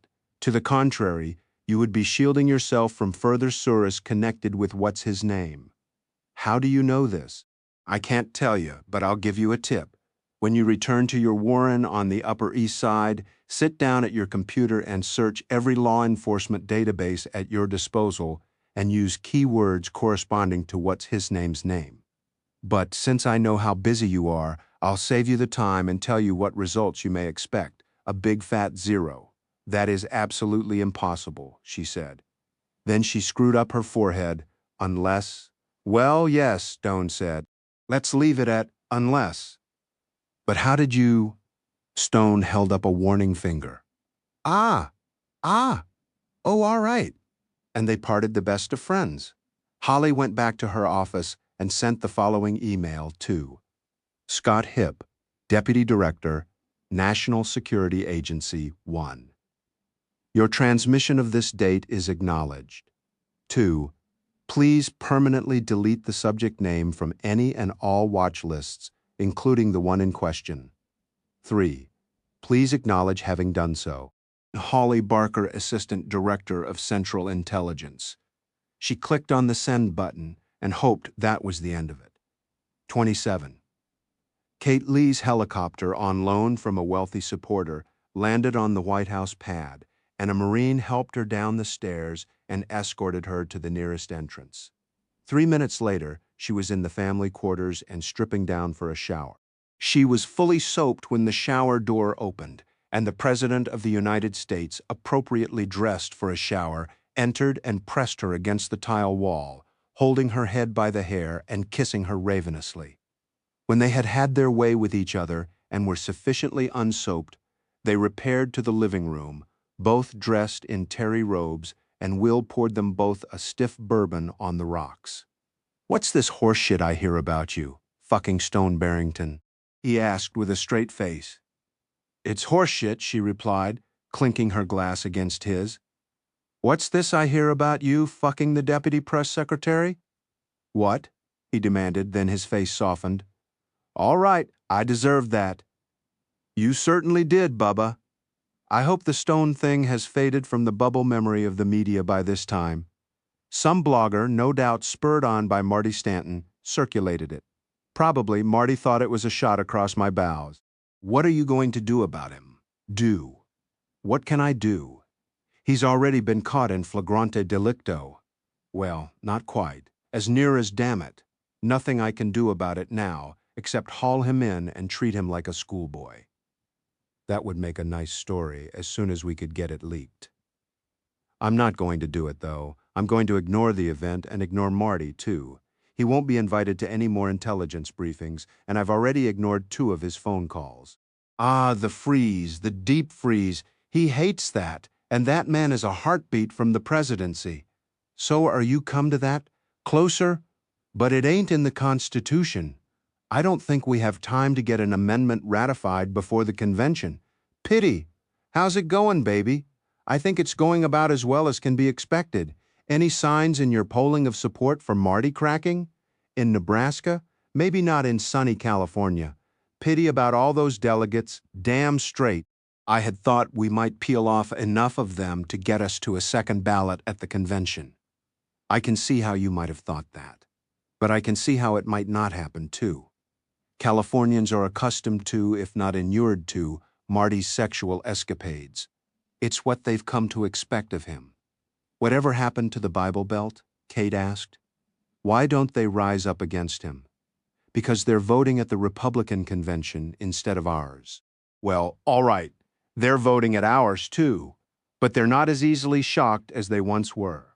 I think it's Hollywood movies, People magazine, and the supermarket tabloids. No doubt, Kate agreed. Now, if Marty would be kind enough to make a couple of other great big mistakes, you might be able to rub them all together and start a fire. I wish I could count on him to do that, but he's not as stupid about other things as he is about sex. The house phone rang, and Kate picked it up. Yes! She covered the phone and looked at Will. The kitchen wants to know what we'd like for dinner. Something plain? Meatloaf? Can you rustle up some meatloaf? Kate asked. Good, she hung up. Be here at 7:30. I'm going to miss being able to order anything I want, Will said. Well, Kate pointed out with a little luck, we may not have to move out of here. They clinked glasses again. From your lips to God's ear, Will said. Oh, she said, I've got gossip. Lay it on me. Ann Keaton is fucking Stone Barrington. How do you know? Well, she's seeing him. Can sex be far behind? Lucky guy. Kate laughed. Lucky girl. They had another drink. 28. Scott Hipp gazed at Holly Barker's email. Then, with his finger on the delete button, he paused. Why not have some fun with this? He pressed the forward button and typed in Lance Cabot's private email address. Then he added a bit of text to the message. The name in question is that of Teddy Fay. He pressed send and chuckled to himself. Holly got on her computer and began visiting law enforcement websites, beginning with the FBI's. She typed in Fay, Teddy, and got an immediate response. No match found. She moved on to other databases and got the same response from each one. Then she went to the CIA mainframe and tried again. No match found. She was stunned. Her hotline to Langley went off, and she picked up the phone. Holly Barker, it's Lance. Good afternoon, Lance. How are you? Very well, thank you. I'm glad to hear it. I've had an email from you forwarded from Scott Hipp at NSA. Ah, she said. Ah, what? Ah, Scott is trying to make trouble. May I ask on what authority have you made this request to him? My own authority, or does the director have to approve every such action? Not necessarily. Why don't you tell me the background to all this? Lance, I'm sorry, but I can't do that on the phone or in an email. Not even on this phone, especially not on this phone. You're coming to New York tomorrow. Why don't we discuss this off campus at that time? I'm coming to New York this afternoon, Lance said. Meet me at the East Side Teleport at 4 o'clock. Certainly. See you then. But Lance had already hung up. Holly stood next to her car and watched the chopper from Langley descend through the overcast, make its approach, then set softly down on the pad, shiny with drizzle. Holly's driver removed a bag from the helicopter's luggage compartment, then opened the rear door. Lance got out and, ducking unnecessarily under the spinning rotors, went over to where Holly stood waiting. Holly shook his hand and waited until her driver had put the bag into her car and gotten back behind the wheel. "Let's walk," Holly said. "You don't even want to talk in your own car?" "No, and not even with my own driver."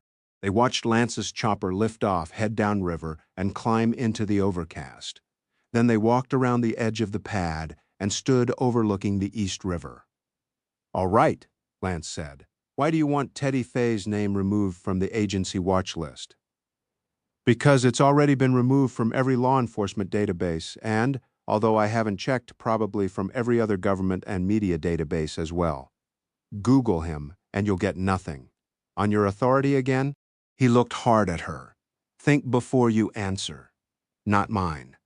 On what authority do you think such an action could be effected?" Lance thought about that for a moment. "Possibly the National Security Advisor," he said finally, but not with any conviction. "If you were director of the FBI and you got such a request from the National Security Advisor, what would you do?" "Raise hell, probably.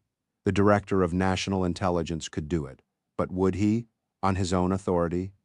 Probably not.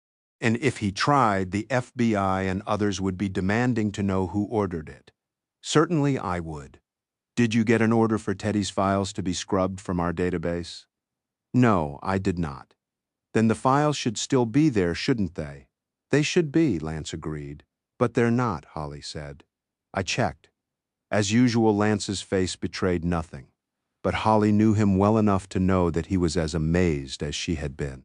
"The only authority that could have effected this is—" "Yes," she said, cutting him off. "You wanted background, here it is. Maybe 18 months ago, Teddy surfaced in an email to me. I took it to Kate. After some discussion, she proposed that we reach a truce with Teddy. If he would stop misbehaving, we would stop hunting him. I passed that on to Teddy, and he agreed. We've heard nothing from or of him since." "Did Kate say anything about scrubbing Teddy's name from multiple databases?" No, and I don't think that would have entered her mind. Did you do anything to affect this? Only my email to Scott Hipp. But Scott contacted you first. "Yes. Teddy's name surfaced in a computer scan of satphone and cell phone transmissions. Apparently, the authority who ordered his name scrubbed forgot about our standing watch list. In what context did Teddy's name turn up? In a satphone conversation between someone aboard an aircraft in the Middle West and a New York City landline. Who was on the airplane? Undetermined. I don't think they have that capability, or they would have found out. Who was on the landline? Lance, please believe me when I tell you you don't want to know. Was it Kate? No, Kate had nothing to do with the conversation, but that's all I can tell you. You mean it's all you will tell me if you like? Holly? Please don't press me on this, Lance. Lance squinted at the Pepsi-Cola sign across the river. "Do they still make Pepsi-Cola?" he asked. He was not thinking about Pepsi-Cola. "They do. Holly, has Teddy Fay received a presidential pardon? I have no information to that effect. Why would Will Lee do that? I have no information to indicate that he has. If it hasn't been made public, then he must have done it under seal." "I have no such information," Holly repeated. "Where would a sealed pardon be housed? Lance, stop this. Will Lee is still your boss, and there's at least an even chance that when he leaves office, Kate will be your boss once again. As of this moment, neither you nor I, nor Scott Hipp, has any evidence that such an event has taken place. If such a notion were published or broadcast, a firestorm of speculation would ensue, and that might change the outcome of a presidential election. If something to that effect should appear, then the only possible source would be you or me. And it's not going to be me. I don't like this. Frankly, I don't care if you don't like it. I'm not going to allow this to be aired publicly, not even from you." "Let me get this straight," Lance said. "You are not going to allow me to do something?" You've got it straight, Holly said. Tell me, who would you like to be the next president of the United States? Lance didn't reply. Lance, I have worked for you for many years, and I'm very grateful to you for the confidence you have placed in me during those years. But I have worked for Kate Lee, and I'm grateful to her too. I tell you this, I would do anything to prevent anyone causing damage to Kate's presidential ambitions. Anything it takes. And if I were unable to prevent that happening, then I would do whatever I possibly could to destroy the person or persons responsible for it. Now tell me you fully understand what I just said to you? Lance's shoulders sagged a tiny bit. I understand you, Holly. He looked at her. And you're right. I fully concur in your instruction to Scott Hipp to remove Teddy Faye's name from our watch list. I will do nothing to interfere with Kate's campaign. You have my word. During all the time Holly had worked for Lance, she had never heard him use those last words, and she believed him. Can I give you a lift to the office? She asked. Yes, thanks. They walked back to her car. 29 Stone and Anne got to Patroon first and ordered drinks. They clinked glasses. How's it going? Stone asked. I think you mean, how is Marty Stanton's libido playing in the polls? That's what I mean. Marty has developed a chink in his otherwise impressive armor. Is this incident going to make a difference? Not unless somebody decides to openly criticize him for it, and I don't think that will happen. No Democrat is going to raise the issue. How about Republicans in the primaries? It could come up in, say, a Republican debate, but it's problematical for them. They know it could either help or hurt them, but they don't know which. If you don't hear about it in a debate, then it means they've all agreed ahead of time not to bring it up. But in the general election, if Marty is the nominee, he will be fair game for Republicans.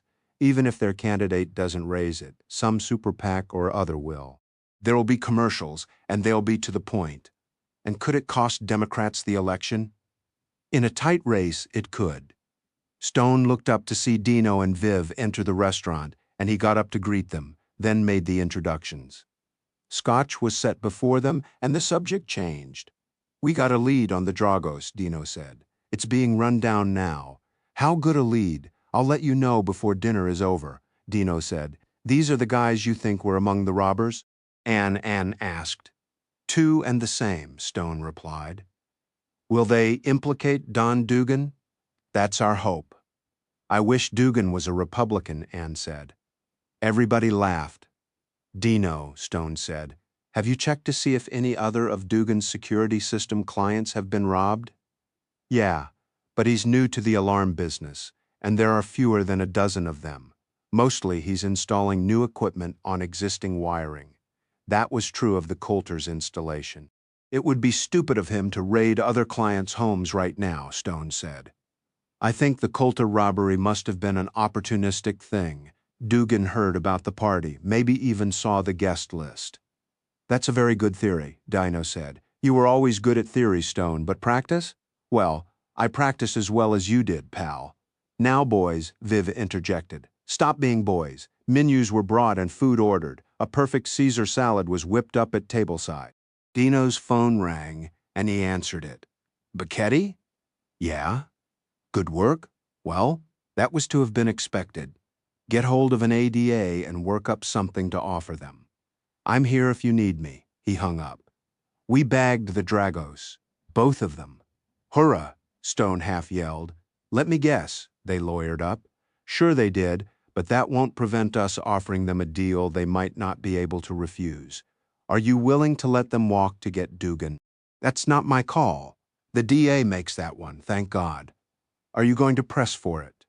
I may have to, seeing that we don't have a hell of a lot of evidence against them. It's not like they were arrested holding a suitcase full of jewelry. Why don't you bring in Dugan, Stone asked. What for, unless the Dragos fold? We don't have a damned thing on him. Walk him through the precinct, let him see the Dragos and vice versa. Worry him, and worry them even more. You think squad room theater is the way to go? It couldn't hurt. It might. I'd wager that Dugan already knows about the bust if he's any good at all, so he'll be ready for us, lawyer standing by. In fact, I don't think he'd even lawyer up. I think he'd brazen it through and enjoy making asses of us. I don't want to give him that pleasure." "You could be right," Stone admitted. "The robbery was beautifully planned, and it went off without a hitch. I've got to think that he planned for a bust, too, and that everybody has already learned their parts." "You think he's that smart?" "So far, I don't have any reason to think he's stupid," Dino said. "Where did you find the Dragos?"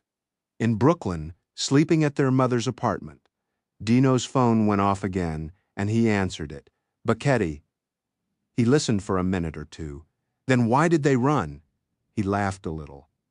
"Has the ADA showed?" "All right, keep me posted." He hung up.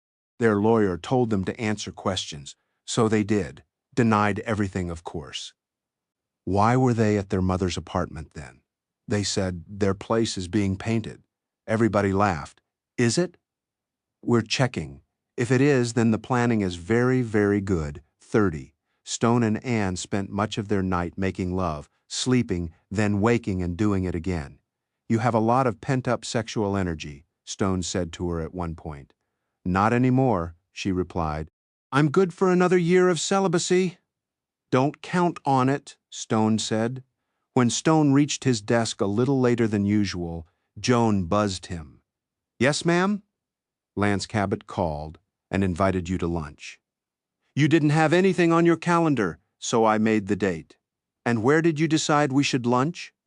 "At the Harvard Club, 12:30, Lance's idea."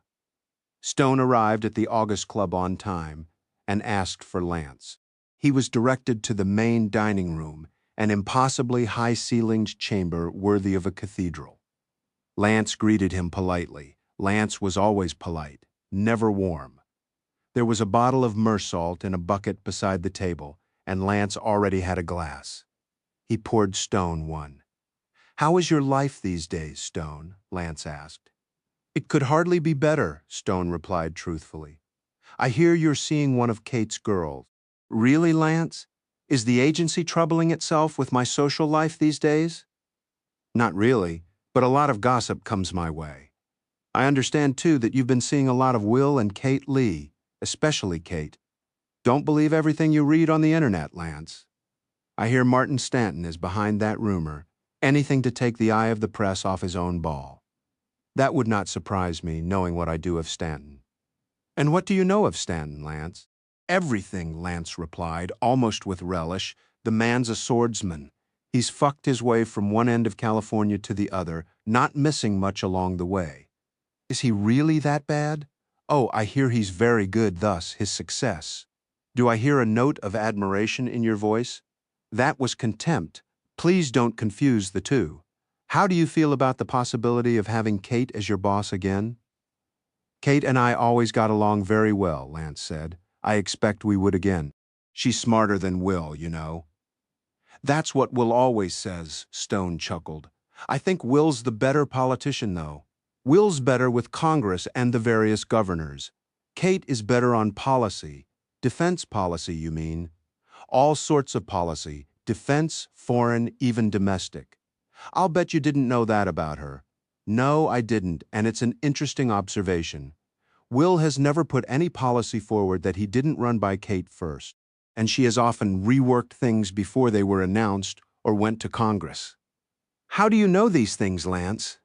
"Never ask me how I know things, Stone. Just believe I do." "I expect that's good advice. The best thing about being in my position," Lance said, "is that I know almost everything there is to know, and if I don't know something, I know who does, and I know how to find out." Lance saw a waiter approaching and glanced at the menu. "I'll have the halibut," he said. "So will I," Stone said without looking at the menu. The waiter departed. "Teddy Fay's presidential pardon, for instance," Lance said. Stone was caught off guard but tried not to show it. "Who? That fellow you helped Holly chase all over the island of St. Mark's?" Lance said. "That fellow who took out Yuri Majarov last year. Very nicely done it was, too." "Oh, that fellow. How could he possibly get a pardon out of Will Lee?" "Teddy knows people," Lance said. "He knows you, for instance. And you owe him." "I can't deny that," Stone said, "and I'm grateful to him." But that does not translate into a presidential pardon. You haven't denied it yet, Stone. Denied what? That you got Will lead to pardon Teddy? Well, just so you won't interpret silence as confirmation, I deny having anything to do with any such thing as a presidential pardon. I deny asking Will to issue one. Is there anything else you'd like me to deny, Lance? Just tell me what. I'm in a denying mood today. Lance actually laughed, something Stone had almost never seen him do. Thank you for that confirmation, Stone. Stone shook his head. There are other things I know, Lance said. Things that you should know. I'm listening. Their halibut arrived. Your troubles with Majarov are not over, Lance said. What did someone forget to drive a stake through his heart? Yuri is a member of a clan, Stone. In particular, he has a brother named Yevgeny, who has recently been chosen to replace his brother at the top of his organization. I'm sorry to hear it, Stone said. That position has been likened to Pope, chosen by a corrupt and dangerous college of cardinals who have their tentacles into just about everything criminal these days. Please forgive the mixed metaphor. You're forgiven, Stone said, making the sign of the cross. Now tell me what I have to worry about. Nothing immediate, Lance said, but that hotel your group is building in Paris with Marcel Dubois is going to be very tempting to Majorov's organization. Well, Yuri certainly wanted the Arrington badly enough. You think Yevgeny will follow in his footsteps? I would not be in the least surprised, Lance said. Our man in Paris, Rick LaRose, who you know is keeping a close watch on developments. If he should perceive a threat, Rick will be in touch. I like Rick, Stone said. He will soon be our station chief in Paris, Lance said. After a little prep work to shape him up, he will be our youngest station chief. Please congratulate him for me. Wait a couple of weeks, then send him a congratulatory note. I'll do that, Stone said. The rest of their lunch passed in idle chat. Lance had done his probing and Stone had received his warning. 31 Stone was back at his desk, drowsy from the wine when Dino called. Hey, yourself. Both of us liked your girl, Dino said. You always like my girls. This one was especially nice. Viv and I both like smart. Now that you mention it, so do I. Stay in touch with her. She could turn out to be someone important at the White House. If Kate wins, if Kate doesn't win, she'll just be a political consultant or a lawyer. I'm favoring the latter. Has Eggers met her? I don't know, not when I was around, but Bill has a very wide acquaintance, so I wouldn't be surprised. He does, doesn't he? You're turning out to have a wide acquaintance too. Oh, who are we talking about? We're not talking about him. I don't think you'd want to. Come on, Dino, give. One of my detectives says he recognized an old acquaintance at your robbery scene of last week. By old acquaintance, do you mean old perp? That's it. And who might that be? Your friend Coulter? Coulter is an old perp? You're kidding. The man is a model of upper-class respectability. My guy says he's an ex-con named Fratelli. That name ring a bell? Stone ran a lot of images of John Fratelli and Jack Coulter across the inside of his eyelids. The name makes a dull thud, but that guy ain't Coulter. My guy says the two are one and the same. The only thing they've got in common is height, Stone said. In every single other way, they are very different. My guy says he's used the money to remake himself. Stone knew exactly what money Dino was talking about. What money? The money from that heist out at Kennedy Airport years ago. Eddie Buono was the mastermind. Oh yeah, I remember that. We talked about Fratelli, remember? No recollection, Stone replied. The slideshow in his frontal lobe was stuck on one image, a three-quarter shot of Coulter's face, featuring a nose very much like that of Fratelli. Was it possible? My guy wanted to fingerprint Coulter that would end the discussion one way or another. Is Fratelli wanted for something? Not that I know of. Then your guy has no cause to print him. Dino, Coulter is my client. So was Fratelli. Sort of. I talked to him a couple of times.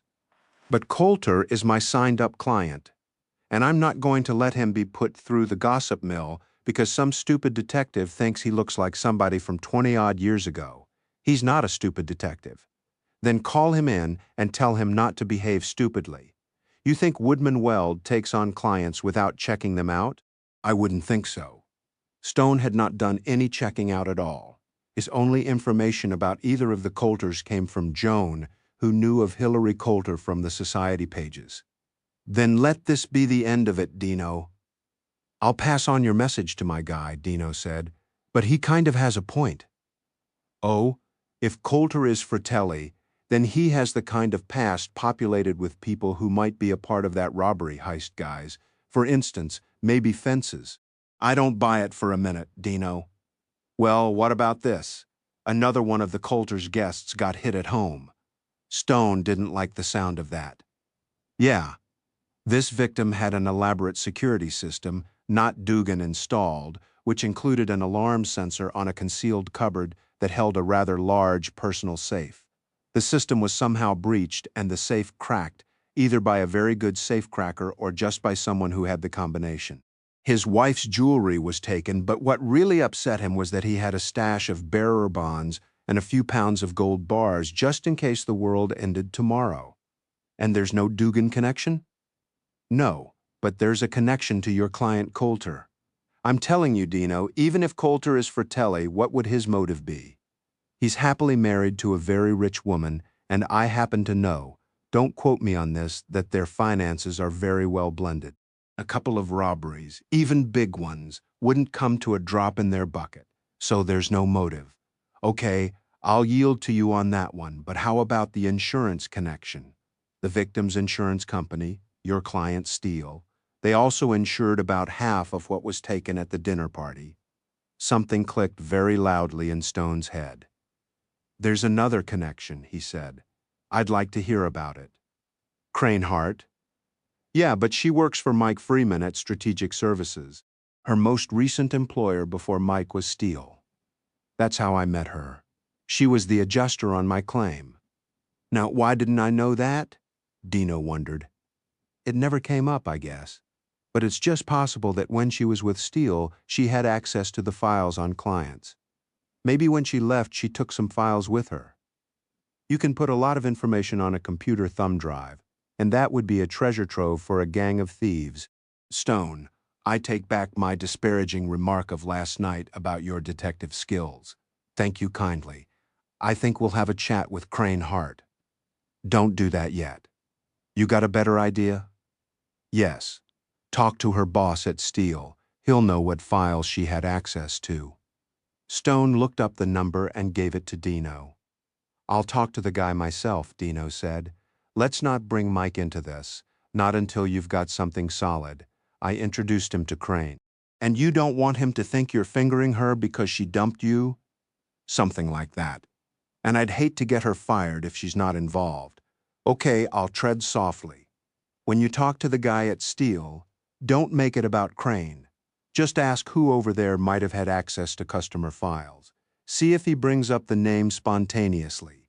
He was very upset when she left him for Mike, and it wouldn't surprise me if he held a grudge, so don't dangle her name in front of him. I'll do that, pal, and I'll let you know how this plays. Good luck, Dino. Stone hung up, hoping he was wrong. 32, Stone had closed his office for the day and was sitting in his study with Dino, who had dropped by on the way home. Stone had just poured the drinks when his phone rang. Hello, Stone? It's Jack Coulter. Good to hear from you, Stone said, not wanting to mention his name in Dino's presence. I wonder if you're free for lunch tomorrow. Certainly. May we meet at the Brook, the club on East 54th? You know it? Yes, that will be fine. 12:30. See you then? Jack hung up. Sorry, Stone said, taking his seat. A client wants to have our annual lunch. Does that happen a lot? Dino asked. A fair amount. I think they just want to know I haven't forgotten them. Tell me, how's the commissioner's run for mayor next year looking? All I know is what I hear on the local TV news. Everybody seems to think he's running. Are you among them? It wouldn't surprise me if he didn't run, and somebody got elected who isn't his pal, and who wanted to appoint his own commissioner. He could find himself on the sidewalk. Not for long, Stone said. A law firm or a security outfit like Strategic Services would snap him up. I can't see him wanting to run the city. Do you have any kind of idea what sort of horseshit the mayor of New York has to put up with? Only a fair idea. If he runs, and if he's elected, he's going to appoint you commissioner to replace him. Dino nearly choked on his drink. Why do you say that? Because you're the only member of the police hierarchy he likes. He hates everybody else. One of the reasons he appointed you chief of detectives was to piss off the half-dozen other top captains who wanted the job. Most of them quit when you got it, which must have delighted the commissioner. Yeah, well, it was nice to see them go. And if he appoints you commissioner, a whole bunch of other guys will walk, and you'll get to replace them with your people, which is to say, the commissioner's people. I admire your logical thinking, Dino said, but we're a long way from that happening. Maybe not as long as you think, Stone said. When he announces for mayor, he'll have to resign as commissioner. Right? And he doesn't get to appoint his successor, not until he's mayor. But the commissioner and our current mayor are pretty tight, aren't they? They certainly are. What's the matter with his asking the mayor to appoint you? Anybody else he appointed would just be a chair warmer until the commissioner is elected? You think the commissioner would do that? I do. And you think our present mayor would appoint me? If the commissioner asked him nicely, yes. It's hard for me to get my head around the big job, Dino said. It was hard for you to get your head around being chief of detectives too, but you did it. I guess I did at that. What's more, I've gotten to love it. You can't love doing something unless you're good at it, Dino. You sound a lot like Viv. You think she'd like to be the wife of the commissioner? She'd love it as long as she could keep her job at Strategic Services. Being the commissioner's wife doesn't pay. You know, and Viv has done very well with Mike. I think if a condition of being the commissioner's wife was that she'd have to quit her job, she'd divorce me, but she wouldn't move out, Stone said. Dino laughed. We're getting way ahead of ourselves. Ahead of ourselves is somewhere we have to be, Stone said. Okay, with that in mind, what if Kate gets elected president? I think that would be great. Suppose she wanted to appoint you Attorney General? Stone laughed. That is entirely outside the realm of possibility. I'm completely unqualified and the Senate would never confirm me, and even if they did, I wouldn't want all the Surreys. Okay, how about Deputy Attorney General for criminal investigations? No Senate confirmation required. No, I'm way too happy right here in this house. You know what's much more likely to happen? What? Kate appoints you Deputy Director of the FBI. Holy shit. If you were commissioner, she would make you director, but you'd make a great deputy director. I'm getting dizzy here, Dino said. Let's talk about something real. If Kate gets elected, then Ann Keaton is going to work in the White House. How will you ever get laid again? Ouch. What a thought. You might have to move to Washington, pal, or at least get a place there. I guess she's not going to commute to the White House from New York, Stone admitted. So if I want to see a lot of her, I'll have to do something like that. You're way too comfortable here, Dino said. It would be good for you to make a move for a few years. You might even like it down there. I've liked it when we've been there, Stone admitted, and I know a few people. With Anne in the White House, you'd know everybody in about 15 minutes. Have you talked to her about any of this? It seems premature. Kate doesn't even have the nomination yet, and Anne and I are just getting started. I think you need to live in the future a little, like you said. You don't want all this to fall on you when you haven't thought about it, planned for it. Okay, I'll think about it. If you'll think about being commissioner, you got yourself a deal, pal.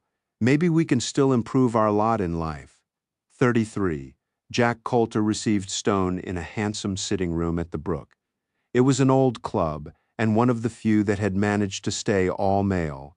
He wondered how they had managed that under city law. The mayor had had to resign from the club when he ran for the office. How are you, Stone? I'm very well, Jack, and you?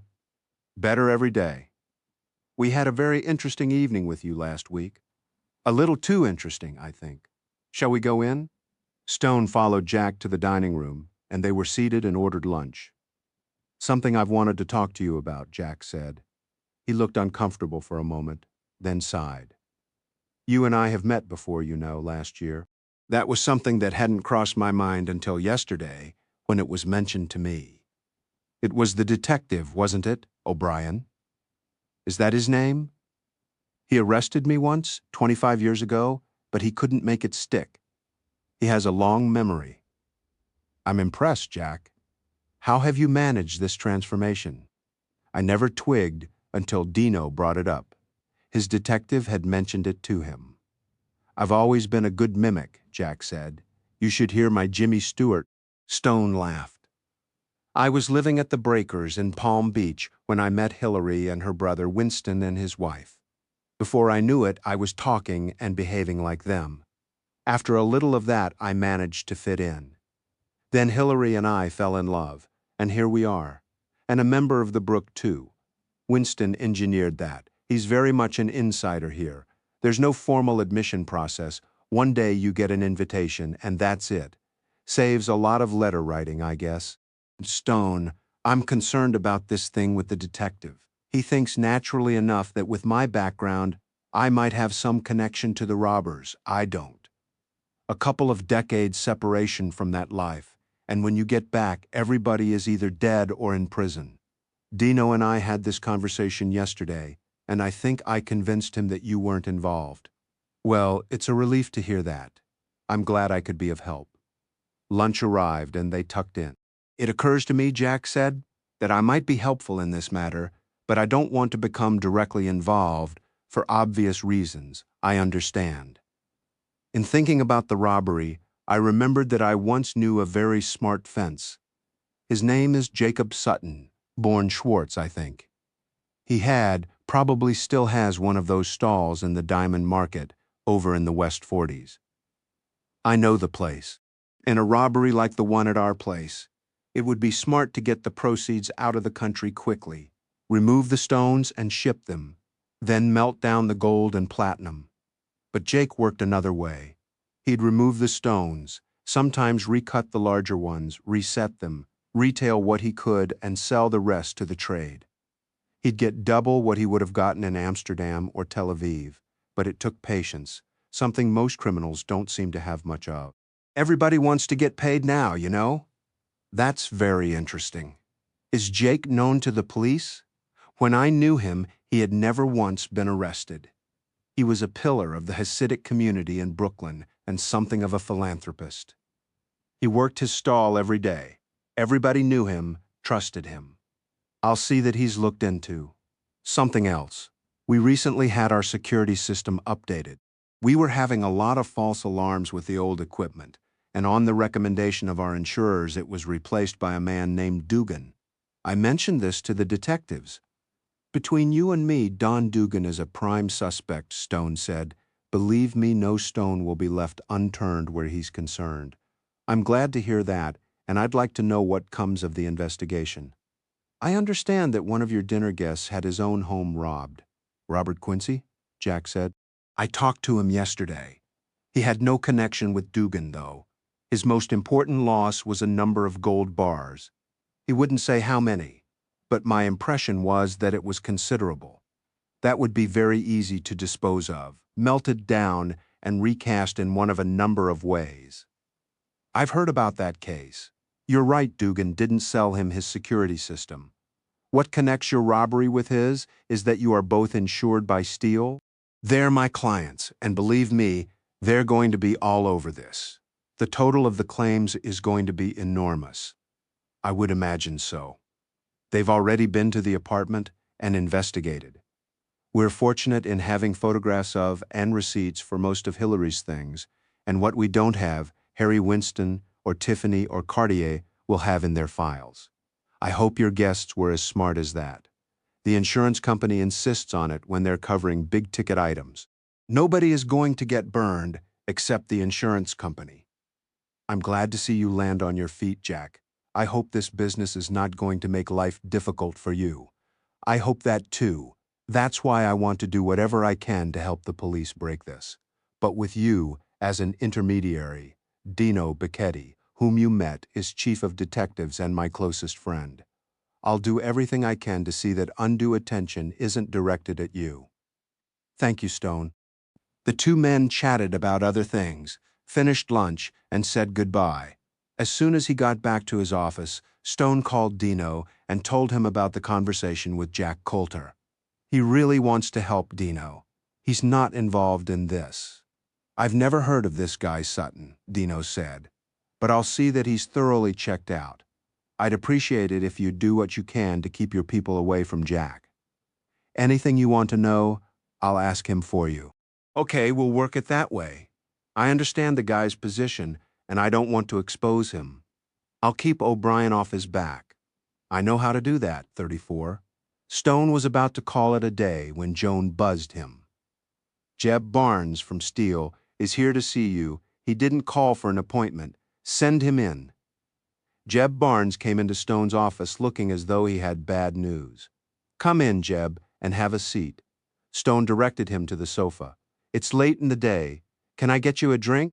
Thank you. Yes. Scotch. Any kind. Rocks. Stone poured the scotch and handed it to Barnes, then poured himself a bourbon and sat down. What can I do for you, Jeb? Barnes knocked back half the scotch and took a couple of deep breaths before speaking.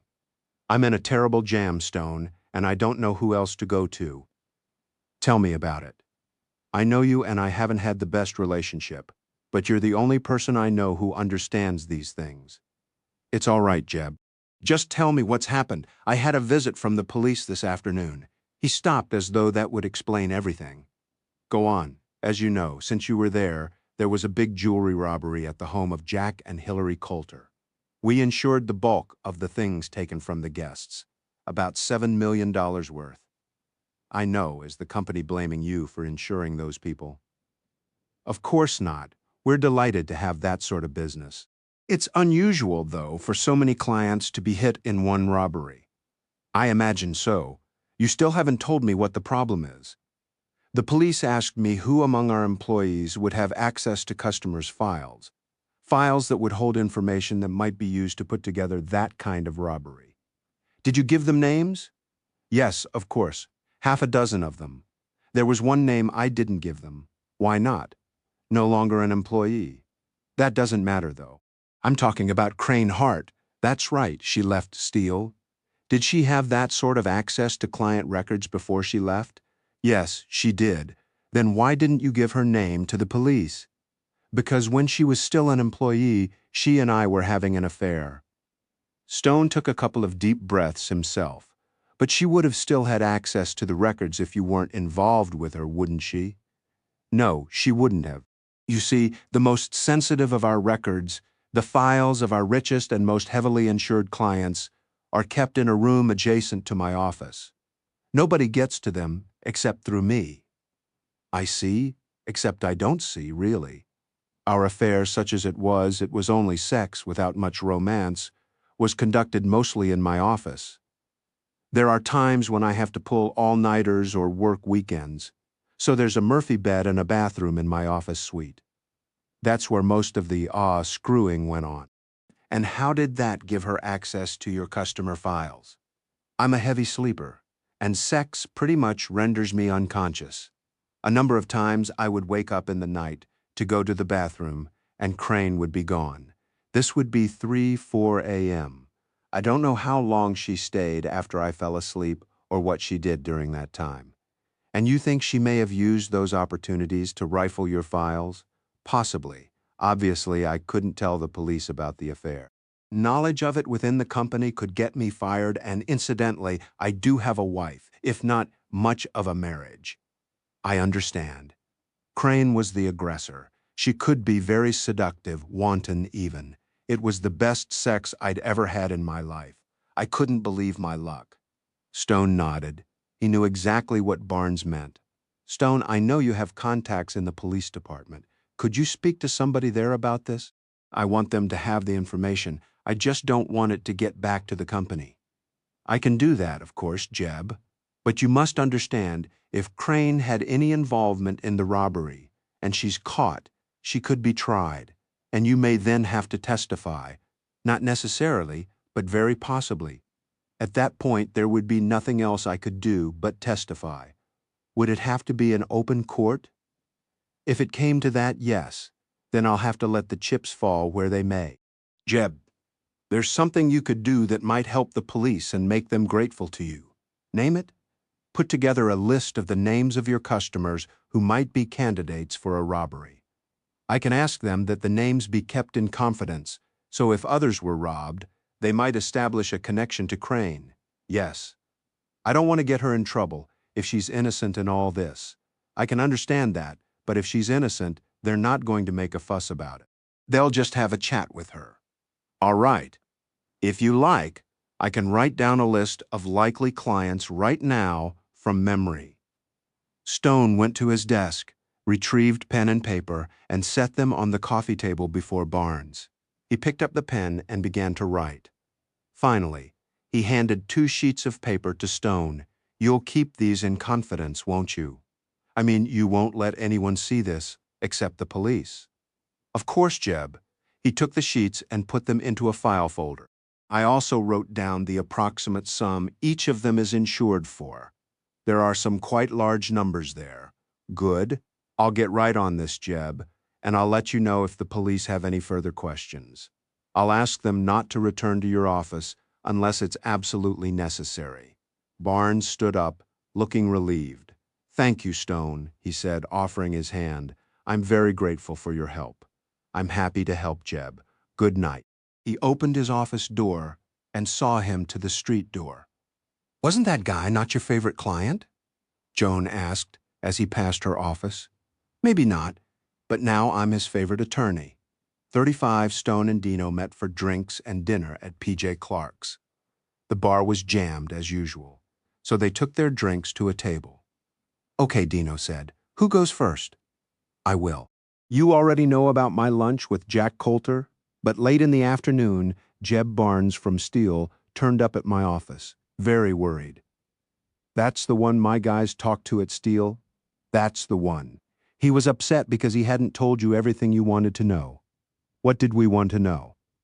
You wanted a list of names of people in his office who could have had access to customers' files, who might have used the information contained therein to choose robbery victims. We got that, as I recall. No, there was a name missing, Crane Hart. And why didn't he want to give us her name?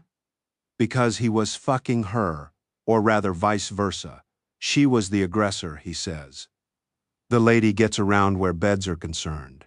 Seems that way. Jeb says the files of the richest clients are housed in a room off his office, and nobody has access without his permission. And he gave Crane that permission? No. He has a bedroom and bath there, and when he woke up in the night, she'd be gone. He says he's a heavy sleeper, and she would have had the opportunity to get at the files. Weren't the file cabinets locked? He didn't say, but apparently not. That's all very interesting. There's more. In my conversation at lunch with Jack, he told me that his insurers, Steele, recommended Don Dugan for the replacement of his security system. And the person at Steele recommending Dugan could either be Crane or someone she could influence, like Barnes. Right. If I'd thought of this earlier, I'd have asked him. Also, I remember when I switched my household insurance to Steele after they became my clients. They sent a representative over who went through my house with a fine-tooth comb, making lists of items to insure and commenting on my security arrangements. The other Steele client, who was robbed of his bearer bonds and gold, would have had a similar visit. That could be how the safecracker found the safe concealed behind a panel. I wonder who's going to be robbed next? Dino asked. Stone took Jeb Barnes's notes from a pocket and handed them to Dino. This is a list Jeb made of his richest clients, the ones with the most insurance. It would be interesting to know about their experience with Steele. If the company recommended Dugan for security system work and who from Steele surveyed their apartments or houses. It certainly would, Dino said, tucking the list into his own pocket. I'll have each of them interviewed by a detective. Barnes is worried about Crane's being interviewed by detectives, Stone said. He believes she might be innocent in all this, and he doesn't want her unnecessarily disturbed. Let's see if her name comes up in these next interviews, Dino said. If it does, we'll be talking to Crane whether Barnes likes it or not. Jeb's greatest fear is that his company will find out he was fucking Crane and fire him. I told him I'd ask you to be discreet in your investigation. Sure, we'll be discreet, up to a point. Anything else? Nope. Your turn. I talked with a detective who's our top jewelry theft investigator and dropped the name of Jacob Sutton. He actually knows Sutton because he spent a lot of time at the Diamond Center investigating cases, but he had no idea that the guy was a fence. I've authorized him to have a team look into the man and his business thoroughly. If he's been fencing for as long as Coulter says he has, he's probably connected to a lot of robbery cases over the years. We're concentrating on the ones that the statute of limitations hasn't run out on. Sounds good. Everybody's excited about Jake Sutton. Nailing him would be a very big win for the department. And for you, since your predecessors never nabbed him. Yeah, well, they ordered steaks and fries and wine and began to enjoy themselves. After dinner, Dino said, Viv tells me that Crane is impressing people at her new job. Good for her. Makes me wonder, though. Wonder what? Who is Crane fucking at Strategic Services? 36. Stone arrived home and went to his study to check his phone messages. Nothing. That was a relief. He turned the lights off and went upstairs to his bedroom. On the way up in the elevator, he had the odd feeling that something had been amiss in his study, but in thinking about it, he couldn't imagine what. He undressed in his dressing room and got into a nightshirt. Then he adjusted the bed to point him at the TV and turned on the late news. Again, he had the feeling that something was wrong with the room, but it took him a couple of minutes to grasp what it was. He sat bolt upright in the bed and stared at the bedroom wall facing him. His mother's 4 paintings, which normally hung there, were gone. He got out of bed, raced downstairs, and turned on the living room and study lights. 2 more paintings in the study and 5 from the living and dining room were gone. He had a terrible feeling in the pit of his stomach, and he had to take a few deep breaths before he could call Dino. Bacchetti. It's Stone? You think of something else I should know? Yes. The next robbery has occurred. All of my mother's paintings, 11 of them are missing. Holy shit, Stone. Those are irreplaceable. I know. I'll get the art squad on this right away. Are you available now? Yes. How did they get into the house? I don't know. They must have come in while you and I were at dinner. Any suspects? The first time Crane was in the house, she commented on the paintings, paid a lot of attention to them. She knew my mother's work. Now we interview Crane, Dino said. Okay with me, and you needn't be gentle. We're on it? Dino hung up. Stone got dressed and poured himself a brandy. He needed it. Presently, the doorbell rang, and 2 detectives came into the house. I'm Jim Connor. This is my partner, Aaron Cohn, the older of the 2 men said. I understand you've had a burglary. Stone went to his computer and printed out color photographs of the 11 paintings. Then he handed them to Connor. That's the lot, he said. Do you have any idea of their value? Connor asked. There was an auction at Sotheby's last month, Stone said. A smallish painting of hers went for $1.9 million. It wasn't her best work. My collection was the cream of her career. I know Matilda Stone's work well, Connor said, and I feel for you. Are they insured? Yes, with Steele, who are my law clients too. I also serve on their board of directors. Did you buy all the paintings? My mother left me 4. The others I've collected over the years, the most recent acquisition late last year. I understand you feel that a Ms. Crane Hart may have been involved in the theft. Until recently, she was with Steele. We met when she came to adjust a claim I had made. She knew my mother's work and made a point of admiring the pictures. I assume Dino has briefed you on her possible involvement in a couple of other thefts, of jewelry, not art. Her former husband, one Don Dugan, is a suspect as well. I suppose you have a security system?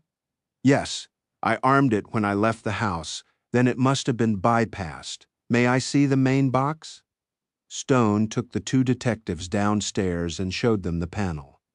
There was a light representing each sensor, door, window, motion in the house. All the lights were off. I don't know how the hell they did that without setting off the alarm, Stone said. There are some very clever operators out there. When you came home from your dinner with Chief Bacchetti, did you enter the code as usual? Yes, and it made the right noises. I had no reason to suspect it had been tampered with. You'd better get your security guy here first thing in the morning and let him diagnose what was done to the equipment. We'd like to know in detail how they switched off the system. So would I, Stone said. The two men asked more questions. Then Connor said, "We'll be in touch." Stone let them out, and he started to engage the security system. Then remembered he didn't have one. 37, Stone slept badly and awoke depressed. He had trouble getting out of bed. He called Bob Cantor, his electronics specialist. "Good morning, Stone." "Hello, Bob. My house was burgled last night and 11 paintings were stolen. The alarm system had somehow been turned off while I was out to dinner." "I'm sorry to hear that, Stone, but if you remember, your current system was installed by your friends at the agency last year at the same time they replaced all your windows." "Oh God, you're right, Bob. The agency had done the work to protect his guest, Marcel Dubois. If I can be of any help to them, just call me." "Thanks, Bob, I will." Stone hung up and called Holly. "You're up early, Stone," she said. "You remember last year when your people installed new windows and a new security system in my house?" "Yes, I do. Last night, my house was entered while I was out to dinner, and all of my mother's paintings, 11 of them were stolen." "Oh, Stone, those beautiful pictures of New York?" "Yes, those? Can you get somebody over here to find out why their system failed?" "I'll make some calls immediately and get back to you." "Thank you." They both hung up. Stone ate half his breakfast, showered, shaved, and went downstairs. The phone on his desk was buzzing as he entered his office. "Yes?" "Holly Barker on 1. "Holly? Stone, a technician will be there in an hour or less." He thanked her and hung up. Joan came into the office. "You look terrible," she said. "Are you ill? Do you want me to call your doctor?" Stone told her what had happened. "That seems impossible," she said. "Those agency people said it was beyond state of the art." "So they said. They'll be here in an hour. Try not to yell at them until they've diagnosed the problem and fixed it." "I'll do my best," Joan said, then went back to her desk. A moment later, she buzzed. "Mike Freeman on 1. "Hello, Mike. Good morning, Stone. You sound a little down." "Something wrong," Stone told him. "That's very disturbing. Would you like me to send some people over there to look at it?" "No, the agency is sending the people who installed it. If they don't resolve this to your satisfaction, let me know and I'll send over a team." "Thanks. That's comforting to know. I called to see if you'd like to have lunch." "Thanks, Mike. But I've got my hands full here. How about tomorrow? Usual place? Usual time? See you then." Stone hung up and noted the date on his iPhone calendar. The agency had sent a team of 3, and they looked grim. "This doesn't happen to our equipment," their leader said. "We'll take a look at the panel." The man knew where it was, so Stone kept his seat. An hour and a half later, the leader returned. "Here's what happened," he said. "While you were out last night, someone snipped a wire to the outside alarm speakers, then picked your front door lock, entered the house, found the main panel, and cut the alarm and phone wires." "Why didn't that set off the alarm?" Stone asked. "By that time, you didn't have an audible alarm, but the system should have notified your monitoring service. That's where the problem is, I think. We've made repairs and reconnected everything. We've also installed front and rear outside alarms, 2 stories up, where no one could reach them without attracting attention. We've also installed backup circuits that will turn on the alarms if the same thing should be tried again. So what do I do now? Call the police, tell them that you suspect someone at your monitoring service of ignoring the alarm last night, and ask them to investigate. It's likely that there was only one person on duty after hours. I've spoken with Assistant Director Barker, and she has authorized us to route your monitoring directly to our station. We're fully staffed 24/7. So I'm back in business here? You are. The system is up and running, and the monitoring has been rerouted. You should call this number and give them a new cancel code in case of false alarm." He wrote down a number and gave it to Stone. Stone thanked the man, and he and his team left. Stone called in his new cancel code, then found Detective Jim Connor's number and called him. Connor, it's Stone Barrington. The people who installed my security system were here and repaired everything. They suspect someone at my monitoring service of ignoring last night's alarm. Stone gave him the name and address of the service. We'll get over there and investigate, Connor said. Are they still monitoring your system? No, the system has been rerouted to a different monitor, a more secure one. I'll get back to you, Connor said later in the day. Dino called. How you doing? Better. You're not going to believe who owns your security monitoring service? You don't mean Dugan bought the service less than a month ago. Then he has a license to steal, Stone said. Just about. I sent 2 men to see Crane Hart today. They spent 2 hours with her in a conference room. And nothing. The woman has ice in her veins. She knows nothing. She did nothing. She has no idea what Dugan does when he's out of the house. My guys swear she could pass a polygraph without blinking. I thought she'd crumble under questioning, Stone said. Frankly, so did I. She seemed so delicate. What now? The guy on duty last night at the monitoring service quit this morning at the end of his shift, and we haven't been able to locate him. Turns out that service also monitored the apartment systems of the Coulters and Quincy, the guy who lost all the gold anything yet on Jake Sutton. I'll bet he fenced the Quincy property too, and maybe he handles Art. We're working Sutton flat out. If we can connect him to some robberies, then there's a chance he'll roll on Dugan.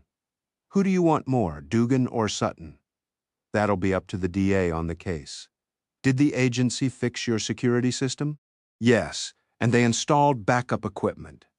I'm amazed that Dugan's people could get past your system, even owning the monitoring service. It seems that everybody who works for Dugan is the best in the business. They've pulled off 3 big jobs now, flawlessly and without hurting anybody. The older guys around here say this is the slickest work they've seen since Eddie Buono and his crew knocked over that currency outfit at Kennedy more than 20 years ago. Dino, can you get a search warrant for Crane's building? She has a duplex and rents 2 apartments. She liked my mother's paintings so much, I think she might have kept at least 1. We don't have enough for a warrant, Stone. You ought to know that. You don't have a tame judge on tap? Not that tame. What are you doing to find the paintings? The art squad has a routine. You're getting the same attention that you would if the pictures were Van Goghs and Picassos. Thanks, Dino. You want to join Mike Freeman and me for lunch tomorrow? Sure. Usual time and place. I'll be there. Maybe I'll have more for you by then. 38. Mike and Dino were already at Mike's regular table at the Four Seasons Grill. Stone sat down, and a waiter poured him a glass of Chardonnay from a bottle in a cooler. How you feeling? Dino asked. Better and angrier. I want you to know our art investigation team is all over this. They're checking shippers to stop the pictures from being sent abroad. They're harassing dealers who've been known to handle hot art. They're doing everything they can. Are you satisfied with what your techs did with your system yesterday? Mike asked. I am. They did a great job, and they've switched my monitoring to an agency office. Mike, did Dino tell you that Dugan bought my monitoring service? No, not yet, Dino said. And the guy on duty that night ignored the alarm, then left his job the next morning. How many of your clients use that service? Stone asked. I don't know, but I'll find out. I should think you'd be better off with in-house monitoring, Stone said. Have you considered that? I'm considering it as we speak. There's something else, Mike, Dino said. Are you talking about Crane Hart? Your people spent 2 hours with her yesterday? Yes. Did she talk to you about it? No, she left the office immediately afterward, and she called in sick this morning. What's going on? Stone was glad that he wasn't conveying this information. Dino went on. We suspect that Crane and Dugan may be involved in a series of robberies, of which Stone's is the 3rd. Go on, Mike said. Turns out Crane had access to a lot of wealthy clients' records when she was with Steele, and it's possible she may have helped Dugan select victims. Stone recognized the voice of one of Dugan's people in the robbery last weekend at the Coulter apartment. Stone brought Mike up to date on that. Mike, you might give some thought to the work that Crane is doing for you now. Right now, she's working on planning security for a private jewelry show in a couple of weeks. Mike took a large sip of his wine. Dino and Stone exchanged glances. Just the sort of thing Dugan might like to know about, Dino said. I just can't believe Crane would be involved in something like this. Can you believe that Dugan might be? Stone asked. Mike drank some more wine and nodded. Yes, I can. Did you know that they're back together? Stone asked. No, I didn't. Immediately after their divorce decree came down. Mike looked grim, but he didn't reply. It turns out, Dino said gently, that Crane has a history of sleeping with people who can give her the kind of information that Dugan would need to pull off these jobs. Is there someone at Strategic Services who might fit that bill? Yes, there is, Mike said. Me. Everyone got very quiet. Have you talked to her about anything you're working on that Dugan might be interested in? Yes, the jewelry show she's working on. A dozen dealers will be exhibiting high-end pieces to an invited audience from the trade. There'll be more than $100 million in jewelry there. Where and when is the show to be held? Dino asked. Mike gave him the date. It's at a new hotel, the Crane Arms. That's opening that day. The jewelry dealers have taken the top floor. We're providing armed guards and a temporary wireless alarm system. Each dealer will have a remote device with a panic button. And what part of this is Crane working on? Stone asked. Overview. She knows the whole setup. A waiter appeared, and they took a moment to order lunch. Then they were alone again. May I make a suggestion, Mike? Dino asked. I would be very grateful if you would. I suggest you assign someone to work as a kind of shadow to Crane. Change everything about your arrangements, guard numbers and positions, panic codes, everything, but keep Crane in the old loop. Let her think that she still has the whole layout. Good idea, Mike said. I also think you should have plainclothes armed guards with each dealer. Another good idea. My detectives will work with the hotel's security to handle everything outside the floor they've taken. Elevators, parking garage, exterior access, and roof, including the helicopter pad if there is one. There is one. It's already in service. That would make the most sense for a robbery team to get out fast. Then we'll have NYPD choppers overflying. Their food came, and they ate quietly. Who was Crane sleeping with at Steele? Mike asked finally. Jeb Barnes, Stone replied. He kept the top client records in his office suite, and they spent nights there. Jeb says he's a heavy sleeper. Mike nodded. And you? He asked Stone. Stone shrugged. That's how Crane saw the pictures. 4 of them were in my bedroom. That woman is something else, Mike said. She certainly is, Dino agreed. And you're going to have to be very careful not to let her know about our conversation. When she comes back to work, ask her about the interrogation. Believe me, she'll have a plausible story ready. Should I keep sleeping with her? Mike asked. I don't know, Dino said. Can you do that without her sensing that something is wrong? I honestly don't know, Mike said. I'll have to think about it. If you're going to break it off, you should have a story ready for her. Tell her you've met someone else. Something like that. I don't know how to bring that up, Mike said. Let her take the lead, Stone suggested. She's good at that. That, Mike said, is a new high in Understatement 39. Stone had hardly gotten back to his desk when Joan buzzed him. There's an Alistair Tremont on line 1 for you. Remind me, Stone said. Tremont Gallery, he says. Oh, yes, I remember. He pressed the button. This is Stone Barrington. Mr. Barrington. You may remember that I sold you a picture a few years back. A Matilda Stone? Yes, of course. I didn't realize you'd sold it. Sold it? If you'd come to me, I'm sure I could have gotten you a far better price. I'm sorry, I don't understand. A young woman came in this morning with some slides. She's a kind of walking gallery. She buys things at estate sales and junk shops, then cleans them up and sells them to galleries or at antique shows. I thought perhaps you had engaged her to sell some of your works. Alistair, I've never sold any of the art I've bought. Are you telling me that the picture I bought from you, the Washington Square arch scene, was among the things she was trying to sell you? Exactly. Do you have her address and phone number? No, just an email address. Can you give me that, please, Mr. Barrington? If you wish to repurchase the picture, I can do that for you. Of course, Stone thought.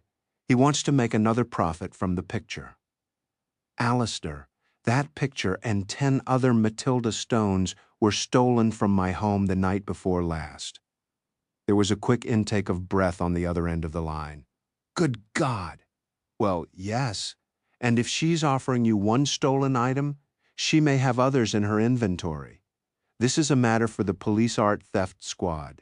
Well, I certainly don't want to deal with them, Tremont said. I wouldn't want them in my shop. Word gets around about that sort of thing. It's not good for business. Stolen art is not good for business either. Tremont seemed indecisive about what to do. Alistair, was there anything else in what she showed you that you were interested in buying? There was one other thing, a John Singer Sargent print from around 1910, and if you wanted to buy them from her, how would you proceed?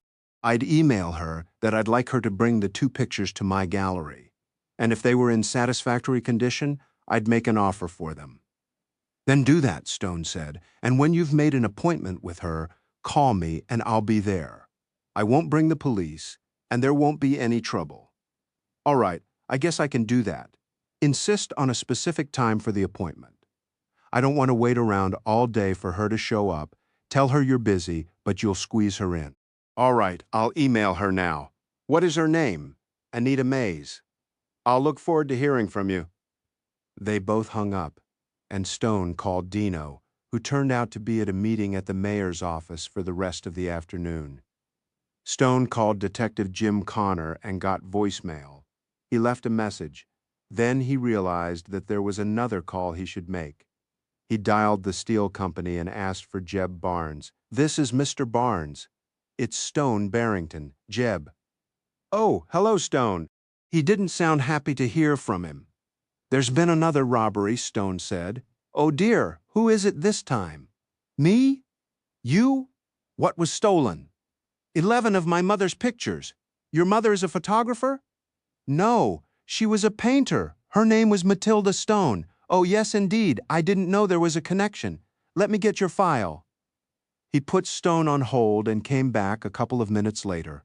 Here we are. Those pictures are insured for a total of $1.8 million. That's an old figure. They've appreciated greatly over the past few years. I'll fax you a claims form to fill out, and we'll get right on it, Barnes said. There's something else. The dealer who sold me one of the pictures was visited by someone wanting to sell it to him. Well, we'd better get the police involved immediately. The dealer is being very shy about that, so I'm going to look into it myself. Yourself? Perhaps you aren't aware that I'm a former police officer. No. Here's my point. We might be able to get this picture back, and perhaps others too. Would Steele be willing to offer a significant reward for its return? Return from whom? Does it matter? Well, we wouldn't want to reward a thief. I'm thinking of the dealer who called me about this. Oh, well, surely. What sort of reward do you think? Well, the picture is probably worth something over $2 million. Then we'll offer a reward of $100,000 for information leading to the recovery of all 11 pictures, or $10,000 for the recovery of this one. That seems rather mean considering their value. Anything more than that, and I'd have to go to the board, which doesn't meet until next month. All right, it's a start. I'll get back to you. Stone hung up. Connor still hadn't called back. Joan buzzed Alistair Tremont on one. Stone pressed the button. Yes, Alistair? She'll be here in half an hour, Tremont said. I'm on my way. If she arrives before I do, find a way to keep her there. How would I do that? Ask her to show you some more slides. The same ones again if necessary? Take a while to look them over. All right, they hung up. Stone went into Joan's office. How much cash do we have in the safe? She opened the safe and checked. 35,000. Give me all of it. He went and got his briefcase and put the money inside. Then he went looking for a cab. 40 Stone arrived at the gallery. A small shop in the East 60s, went inside and found Alistair Tremont showing an elderly woman some watercolors. The gallery owner waved him to a chair, and Stone sat down and put his briefcase beside him. He looked around the gallery as Alistair droned on about color saturation and perspective, and eventually the woman bought 2 pictures. As they were being rung up, Stone glanced outside and saw a sleek black motorcycle pull up, and a woman get off and begin unlashing a portfolio from the rear luggage rack. The motorcycle was black, and the woman was dressed in black leather and a black helmet.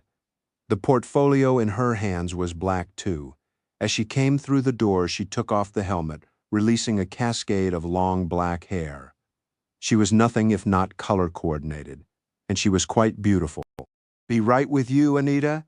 Alistair called. Stone kept his seat, but she was looking suspiciously at him, and she hovered near the door, as if to be ready for a quick getaway. Stone rested his head on the back of his chair, as if to appear uninterested. Finally, Alistair had wrapped his customer's pictures and escorted her to the door. Then he turned back into the gallery. "Anita, meet my client," Jim Stone said, getting to his feet. "Nice to meet you." Anita nodded, but still was watching him with suspicion. "Come on back, Anita," Alistair said. "I've got an easel set up." "I like your bike," Stone said, looking out the window. "What is it?" "A BMW F800. "Right," she said. "Have you put a lot of miles on it?" "More than a few. It gets me around town. I don't know how you survive on that thing in this city," Alistair said as he smoothly took the portfolio from her and set it on his counter. "I used to ride bikes around town," Stone said. "I found that other drivers gave me a wide berth, as if they were afraid they might kill me. Except taxi drivers," Anita said. "They couldn't care less." "I'll tell you how to handle them," Stone said. "After one of them has nearly killed you, you sneak up on him from behind. On the driver's side, they always have their window open, and you scream at them as loud as you can." The woman managed a smile. She was relaxing. "That might work, you know." Alistair was opening the portfolio and taking out a print. "Let's see what we've got here." "John Singer Sargent, 1910, Anita said. "In excellent condition. Can we have the wrapper off?" Stone asked, and Alistair took a craft knife and removed the clear plastic. "A magnifying glass, Alistair?" Stone took the glass and went over the picture corner to corner, paying particular attention to the signature. It's all right," he said noncommittally. "What are you asking?" 1,800, Anita replied. The next one?" Alistair removed the Sargent, lifted the oil from the portfolio, and set it on the easel. Stone knew the painting intimately, but he made a show of examining it closely. The beautiful frame, for which he had paid $1,500, was missing. He turned it over and found, written in a childish hand, "Stone." He had signed it when he was 9. How much?" 12,000, Anita replied with assurance, cheap at the price. Stone agreed. He wondered if she knew how cheap. "Tell you what," he said, "I'll give you 12,000 for the 2 of them. Cash, right now." She didn't hesitate. 13, she said. Stone turned and offered her his hand. She shook it. "Done," he said, "with a good provenance, of course." He held on to her hand and looked her in the eye. "Jim," she said, "I have a small shop. People come in and sell me things. I don't inquire." She removed her hand from his. 13,000, as you see them. "Who'd you buy the oil from?" "A fella who comes in now and then. Do you think he might have anything else by the same artist?" "Could be," she said. Stone went to his briefcase, got $13,000, and returned. "A bill of sale, please?" She took a sheet of paper from the portfolio, wrote out the document, and handed it to him. "There you are." Stone handed her the money and glanced at her letterhead. "Anita's Art Fest, Barrow Street." I'd like to visit your shop and see what else you've got, he said. I'm always in the market. Sure. She was closing up the folio. You open weekends? By appointment. How about noon on Saturday? Find me some more, like the oil, and I'll throw in a good lunch. You're on, she said. Phone. Stone gave her his cell number and she wrote it down. And your number? He jotted it down. I'll bring cash, he said. See you noon Saturday, she said. I'll give the guy a call. And then she was out on the bike and gone. Well, Alistair said, that was interesting, and I think I'm owed a commission on the sale. Say 2,500? Stone returned to his briefcase and picked up a banded bunch of bills. Here's 10,000, he said, handing the man the money. Help me get the rest of my pictures back, and there'll be more, a lot more. Alistair grinned. Always happy to be of service, he said, wrapping the 2 pictures. Stone shook his hand and left the gallery, the pictures under his arm. 1 down, 10 to go, he said. Back in his office, Joan came in. Did you spend all that money? 13,000, Stone replied, but I got a $2 million painting for it. He opened his parcel and showed her. Beautiful, she said, and this is nice too. She fingered the sergeant. Get that framed, will you? Something gilt, simple. You know what I like, will do? And get me another $250,000 in cash from the bank. Used hundreds and fifties, banded. My, you're in an art shopping mood, aren't you? You bet your sweet ass I am. 41. Stone had still not heard from either Dino or Jim Connor, and he called Dino on his cell. Bacchetti, hi, can you talk? Sure, I'm walking back to my office. I got lucky today. The dealer who sold me one of my mother's paintings several years ago called me and said someone had offered it to him. He got the seller back into his shop, and I bought it from her, along with a sergeant print she had for 13 grand. A bargain. Where'd she get it? I'm working on that. She has a shop in Barrow Street in the village, and she says the guy she bought it from may have others. I've made a date to go down there Saturday at noon. Mind if I come along? I was hoping you would. I'm going to take a lot of cash with me, just in case. Should I set up a bus? No, I don't want the neighborhood swarming with cops. I have a better idea. At least I hope I do. Okay, we'll do it your way. Meet me here at 11. We'll have Fred drive us. You're taking the Bentley to the village? We'll get out a couple of blocks away and walk. I'm taking a lot of cash, so come armed. Okay, listen, I need a favor. Shoot. I want to get Fred Flicker a carry license. Can you manage that? Let me see if I can think of a way of doing it without my fingerprints all over it. You can download the application online, have him list his job as personal assistant and security guard. Got it. They hung up. His phone rang. Joan was gone for the day, so he picked it up. Stone Barrington. Hi, it's Anne. Hi there. You good for dinner on short notice? As short as you like? We talking about tonight? We're talking about in an hour. Bring your toothbrush? See you in an hour? Anne looked freshly showered when she arrived. Her hair was still wet. She gave him a big kiss. Sorry for the short notice, but I found myself without half a dozen people wanting something from me. I thought we could order a pizza and watch the debate. God, I forgot about the debate. What time? 7 on PBS. Stone phoned for a pizza, then hung up. Let's have a drink while we're waiting for it. Good thinking. Have you had a good week? No, but it's getting better. He told her about the theft of his paintings and his effort to recover them. This sounds like an art theft caper movie, she said. I hope it has a happy ending. Why wouldn't it? Because I can't control what happens. All I can do is react and hope nobody gets hurt. Why do you think somebody might get hurt? The total value of the paintings is probably at least $20 million. Holy shit. I didn't pay that for them. They've appreciated markedly over the years. Anyway, with that at stake, anything can happen. Obviously, the woman you bought the one painting from didn't have any idea of its value, and the person she bought it from doesn't either. If he did, we'd be in a very different ball game. Do you think he's the guy who stole them from you? No, whoever did that knew who I was, where I live, and where the pictures were, and the pictures were all that was taken. Do you have any idea who was behind it? Yes, but I can't prove it. Shortly, the pizza arrived, and Stone met the deliveryman at the door and paid him. They took the pizza and a bottle of wine upstairs, put the electric beds up, and settled in to watch the debate.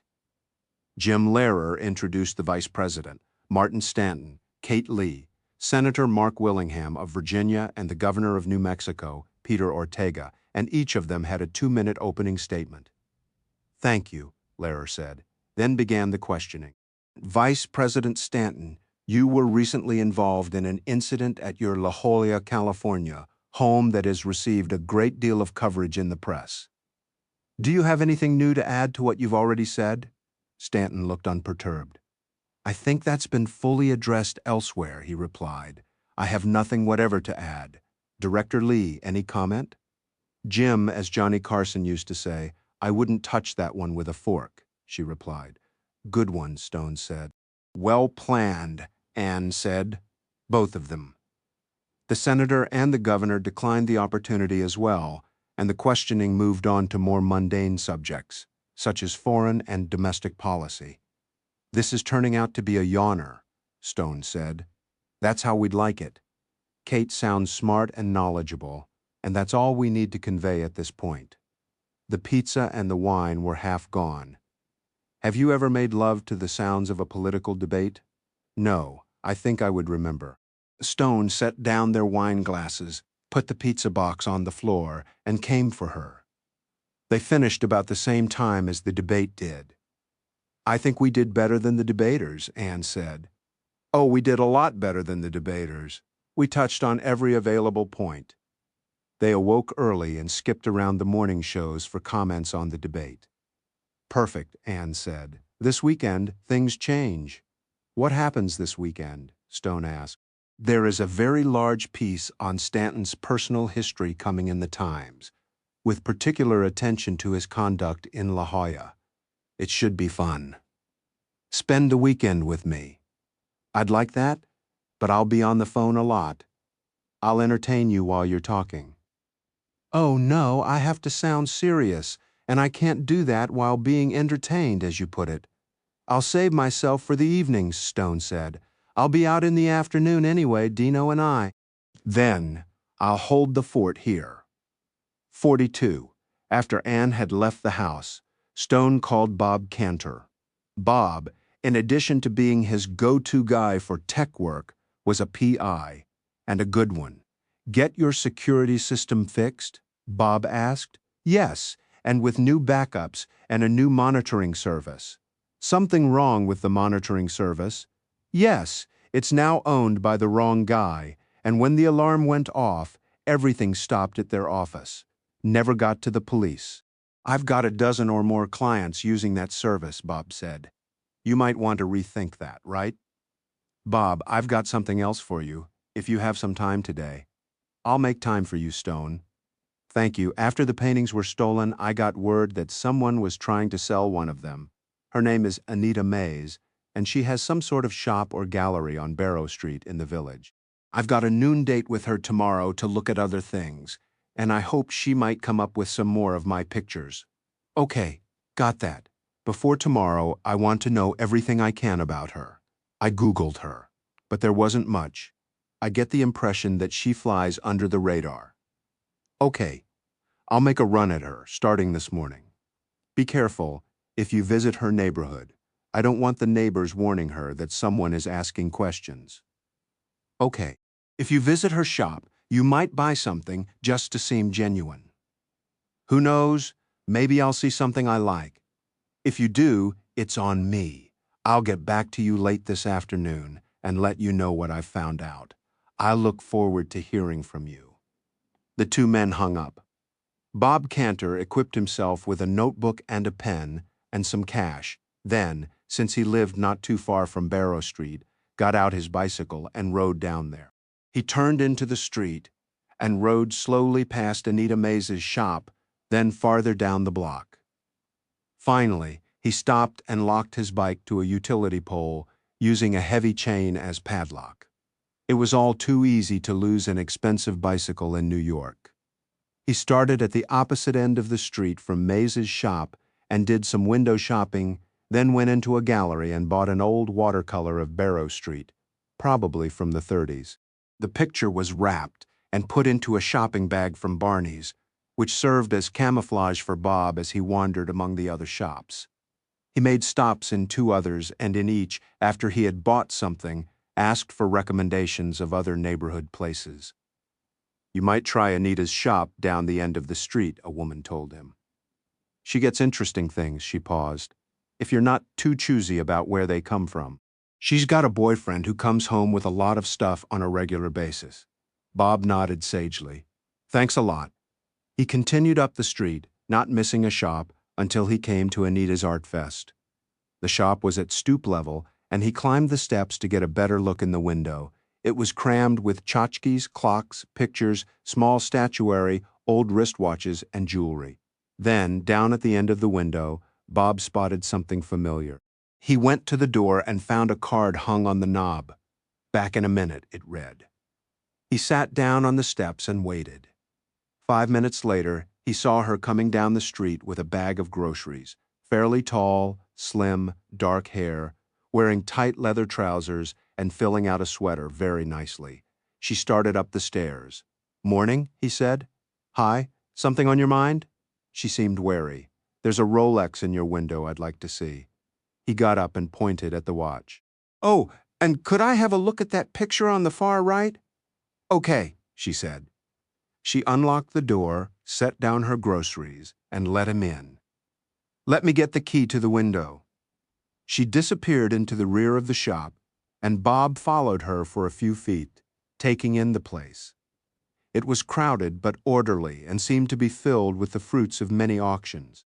She reappeared from a little office at the rear, unlocked the access door to the shop window, fished out the Rolex, and handed it to him. "It's a nice one, a Submariner." "Any idea how old?" he asked. "Probably from the 60s, she said. He wound the watch, and it began to run.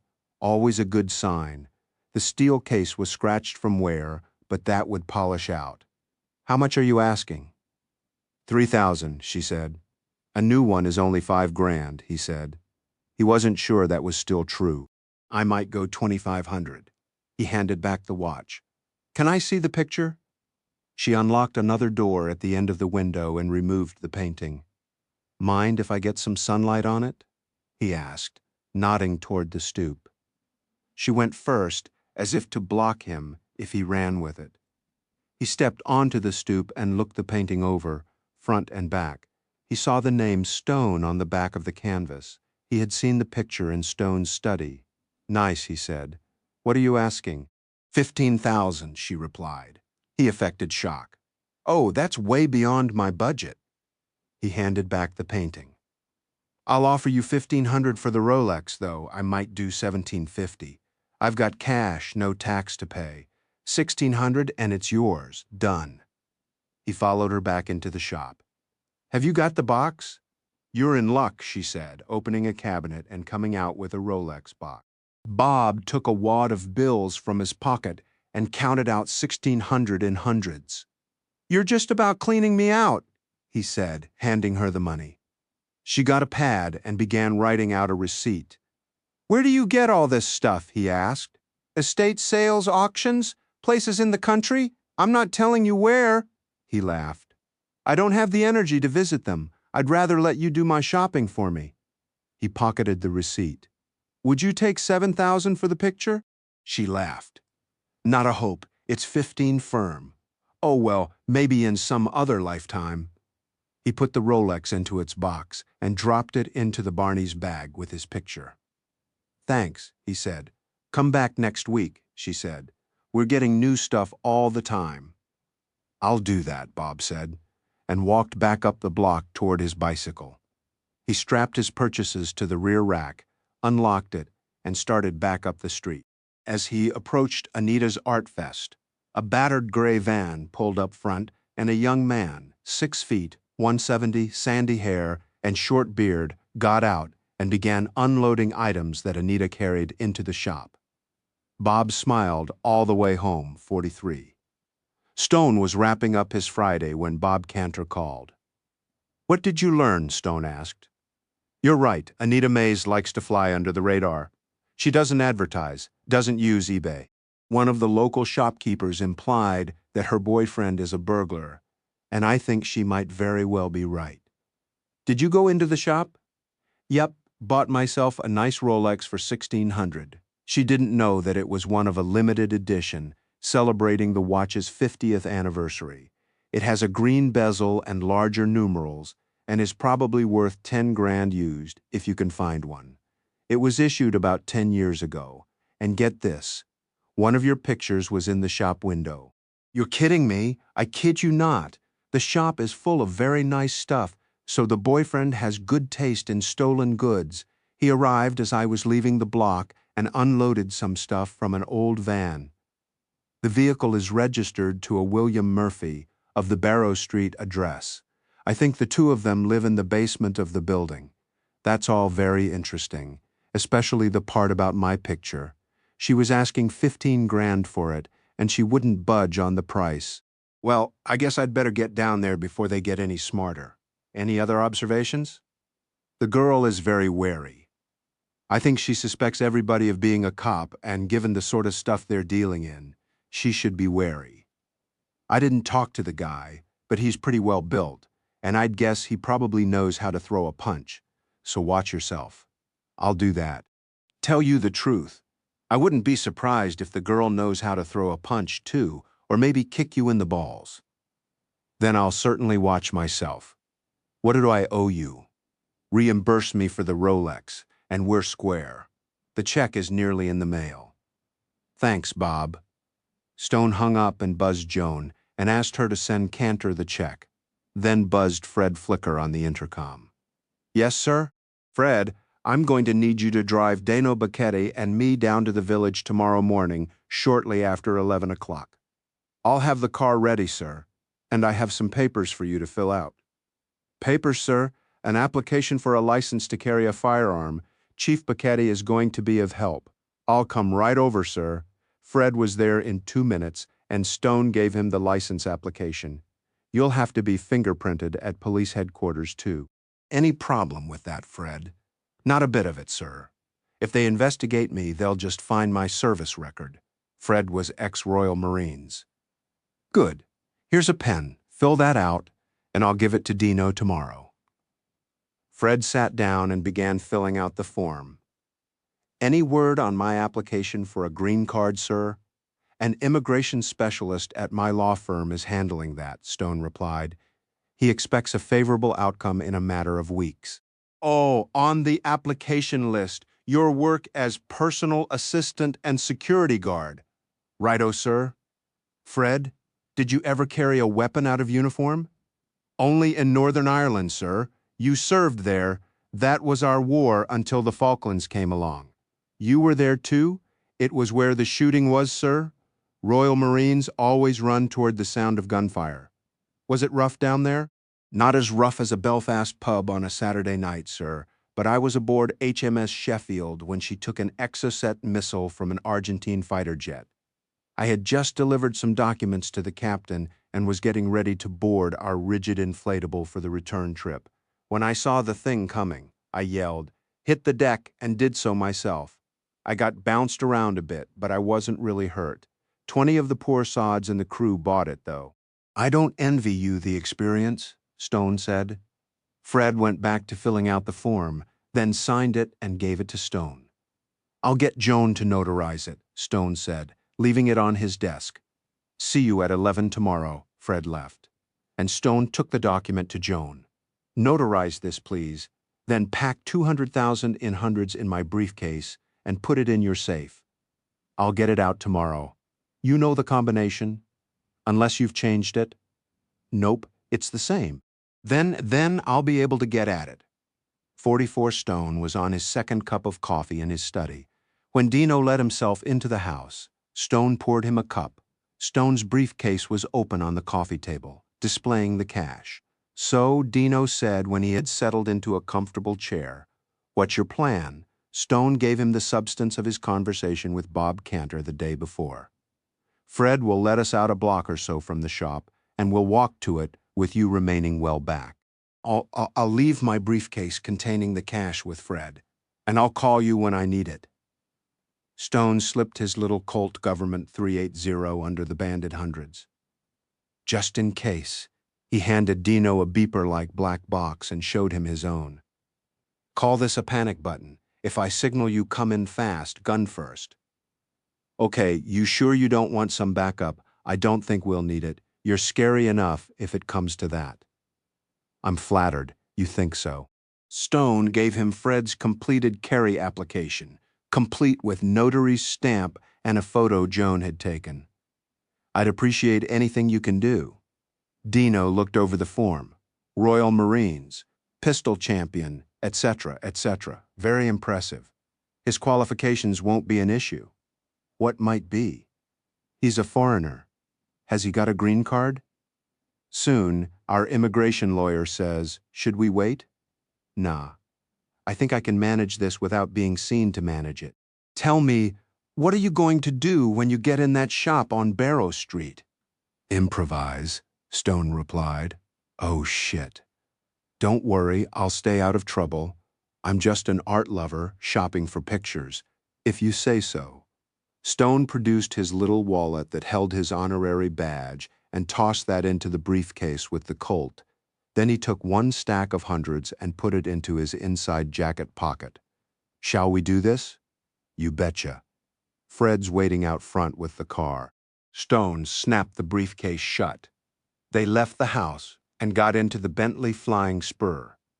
He gave Fred the address, and Fred entered it into the car's navigation system, not being a New Yorker and unfamiliar with Greenwich Village's eccentric street plan. Something I don't get, Dino said. What's that?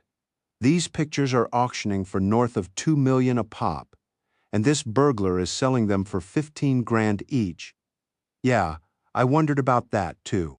This guy couldn't have stolen them from my house. He wouldn't know where they were, and I doubt if he could have defeated the alarm system. Maybe Crane or Dugan hired him, told him where to find the pictures. Then, why would he have them and be selling them? He obviously has no idea of their value. They'd have paid him off and kissed him goodbye and sold the paintings somewhere else. Or Crane might have kept them, maybe in their Hamptons house. She loved the pictures. Well, I guess all that doesn't affect what you're doing today. No, this will be a quick in and out, I think 15 minutes, tops. If you say so, Fred, Stone said.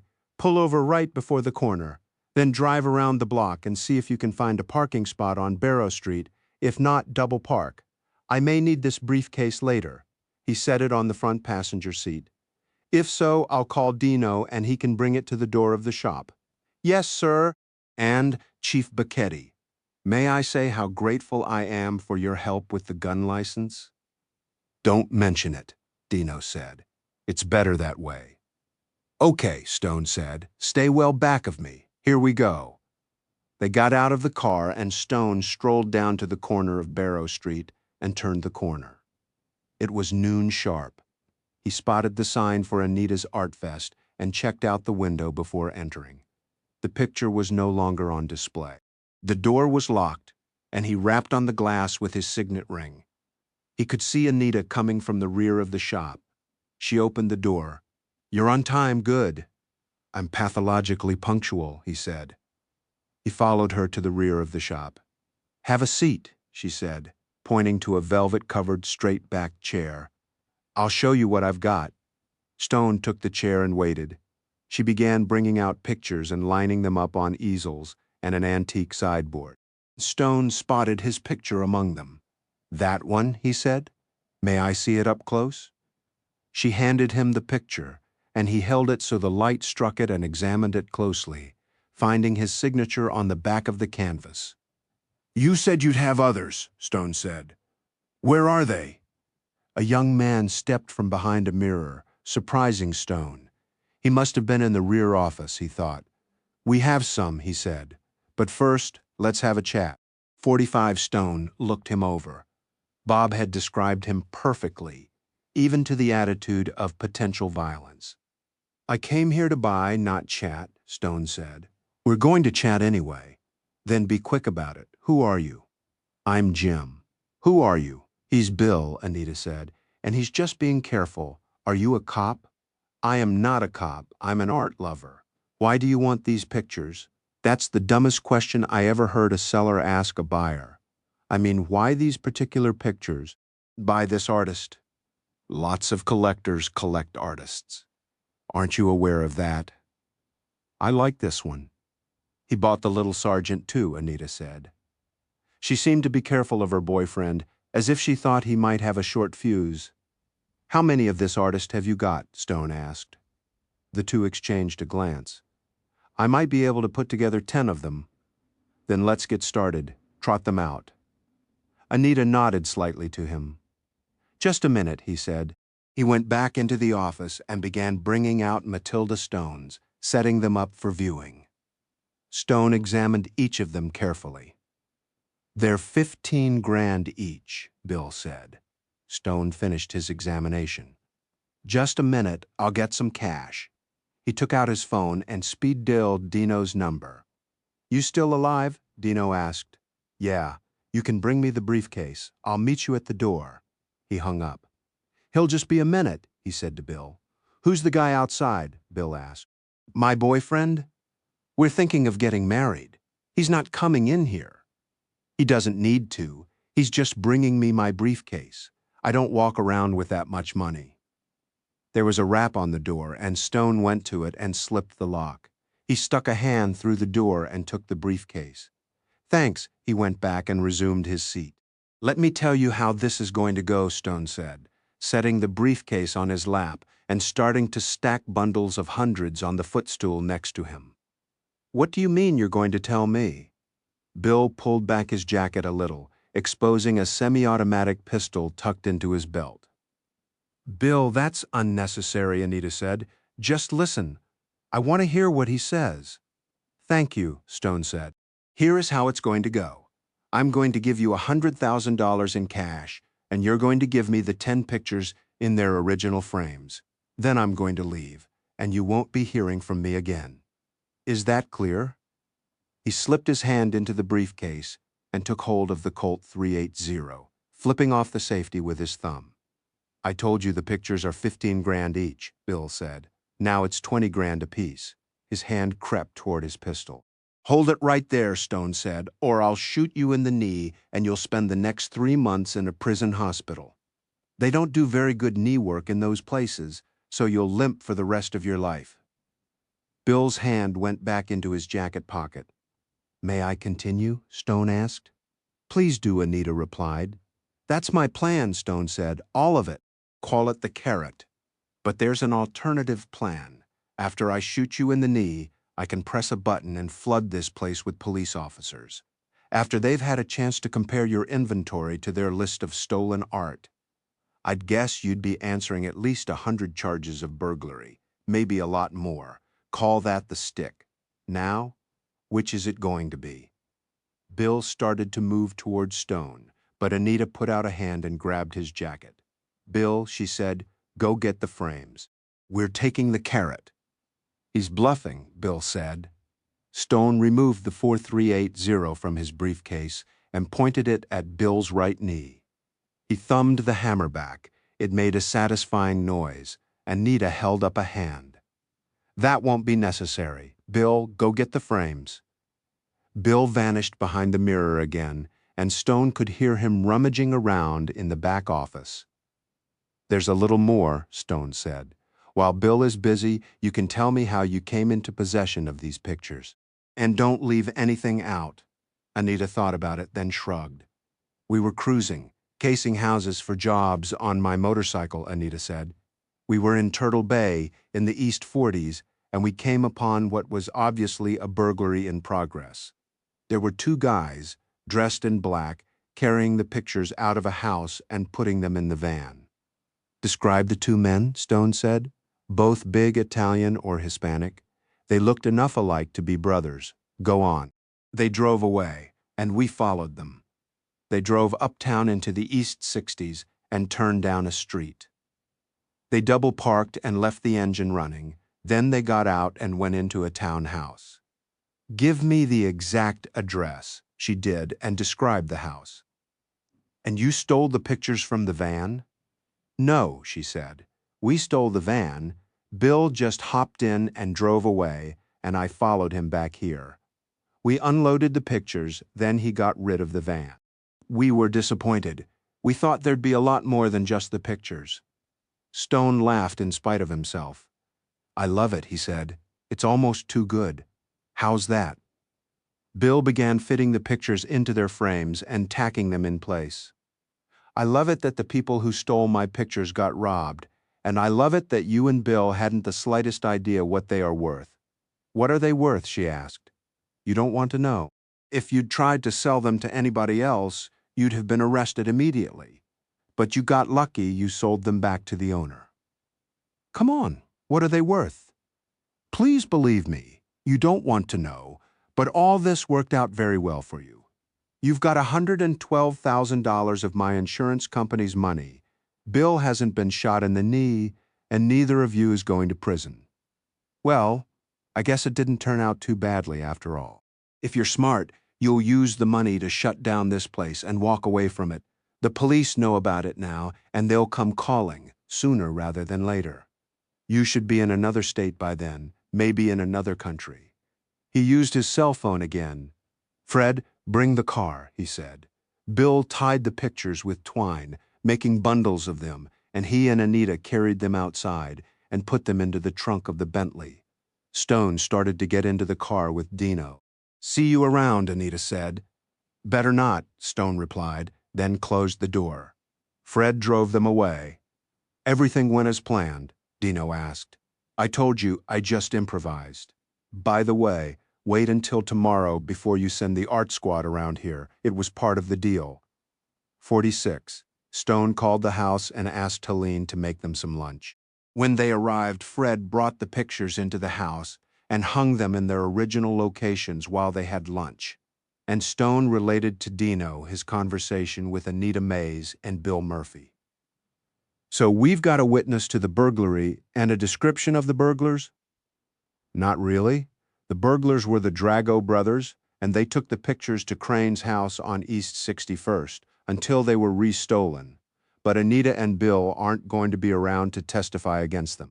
They'll clear out before dawn tomorrow. Your art squad will recover a hell of a lot of stolen stuff, and the previous owners will be happy about that, but the thieves will be gone. So why didn't I just arrest them today? Because they wouldn't have told us anything, and now we know for sure that Crane and Dugan were behind the theft. A lot of good that will do us. Wrong. Now you can eliminate all other suspects and concentrate your investigation on the two of them." "Well, that's something, I guess, and you may bag Jake Sutton as well. The jewelry squad is all over him. I wonder if he's smart enough to know that. He's been getting away with it for so long that he's probably overconfident by now." Dino's phone rang. "Bacchetti, what do you mean? How did that happen?"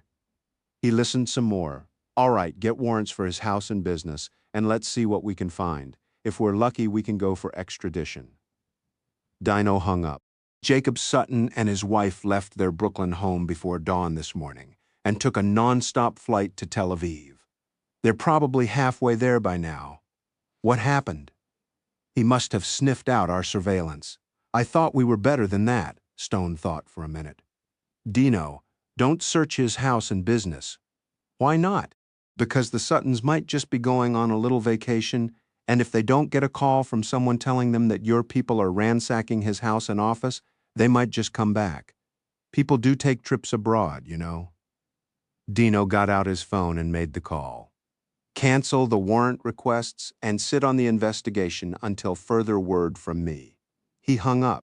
Even if Sutton suspects you're after him, if nothing happens here while he's in Tel Aviv, he might think he's being paranoid and come home. You're right, Dino said. We'll just wait for him to make a decision. We've got a guy in the Diamond Center. We'll know if he returns to work. Would what Anita told me about the burglary here and the stealing of the van constitute probable cause for a search warrant of Crane's house? Well, it's third-hand information, and that isn't good. And the pictures never made it into Crane's house, so we can't place stolen goods there. That's a tough one. That's why you've got the top job, Stone said, to handle the tough ones. Yeah, Stone said, I think we've given Anita Mays and Bill Murphy enough time to bolt. Why don't you send some people down there and wait for them to load up and run, then bust them? Why wait until then? Because they'll have all the best stuff in the van, so you won't have to figure that out. Also, I gave them fair warning. One more thing, if there's anything they didn't tell me, they might give it up to make a deal. That's a thought, Dino said. They finished lunch in the kitchen and went up to Stone's study. Dino used the landline to issue his orders for the Barrow Street location. Don't let them drive away, he told his people.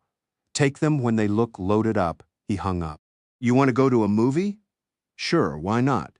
It's Saturday afternoon. They took a cab up to 3rd Avenue and 59th Street, where there was a cluster of theaters, and found a movie. Then, after that, found another one. Viv met them at P.J. Clark's, and they were having dinner when Dino got the call on his cell. He listened quietly, then said good job, and hung up. What? Viv asked. The art squad busted Anita Mays and Bill Murphy, he said. They had a stolen motorcycle in their van and a lot of antique jewelry. He paused for effect. And a little more than $400,000 in cash. Viv and Stone applauded. The boys are cataloging the shop's inventory now, and they say it looks like running into the millions. Good bust, Viv said.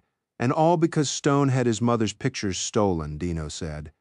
And they're back on my walls. You'll get your $100,000 back, Dino said. My insurance company will be delighted to hear that, since they won't have to reimburse me. So everybody's happy, Viv said. Only thing wrong with that is Dugan and Crane are still happy, Stone pointed out. I'll see that there's nothing released about your pictures, Dino said. So they still won't know what happened to them and their van. I hope it drives them crazy, Stone said. Go ahead and report their van stolen, Dino. If you recover it, I'd like to see the expressions on their faces when they get the call. 47. Anne arrived at Stone's house in a state of excitement. She kissed him and threw her bag into the elevator. Come on, she said. We've got to change. Are we going out? We're having dinner at the Carlisle apartment with the president and Kate. What's the occasion? The Times story, the big one on Marty Stanton, is going to break tonight, and she wants to be incommunicado when it does, but they don't want to be alone, so we're company. They took a shower together and used the tiled seat in the stall to good advantage. Then Anne spent the better part of an hour doing her hair and makeup while Stone watched the news. There won't be anything on the air about it yet, Anne said, unless there's a leak, and the paper has gone to some lengths to see that there isn't.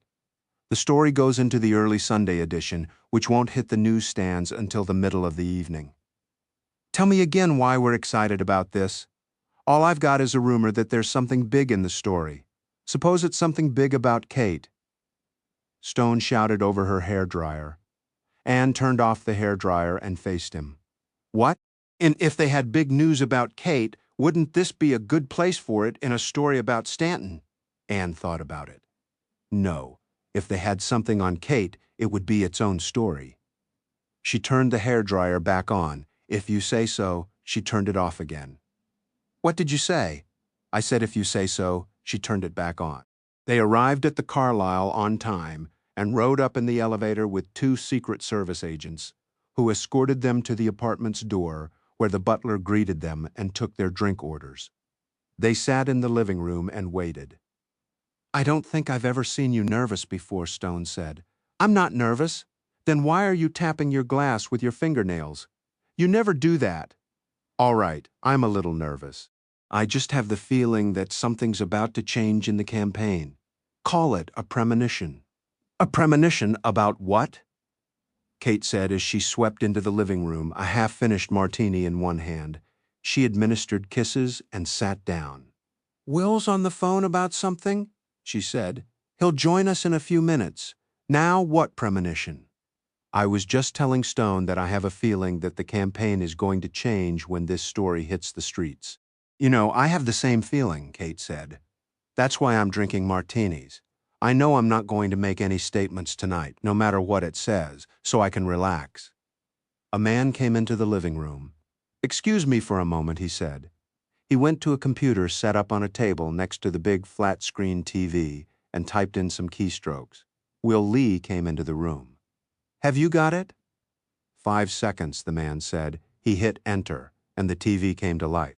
Will didn't bother to greet anyone. He sat down. "Watch this," he said. The screen was pretty dark except for some pinpoints of light. "We'll bring up the light level," the technician said. There were 2 clicks, and the screen became brighter, then brighter again. "It's the middle of the night over there," Will said.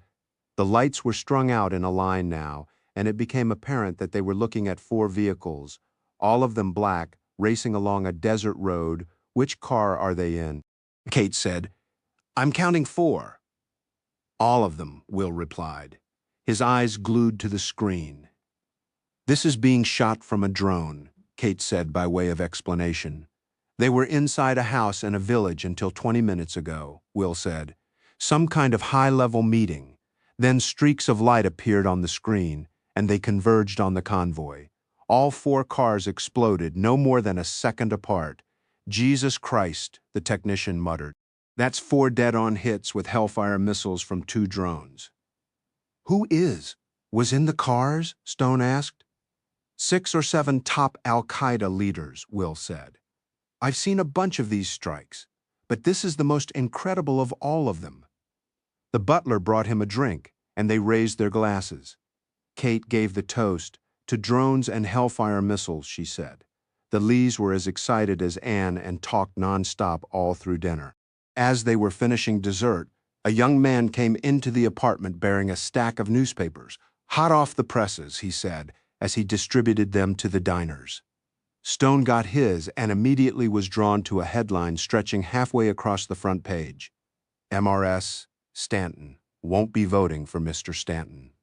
Will began to read the accompanying article, which was short and in a front-page box. "Mrs.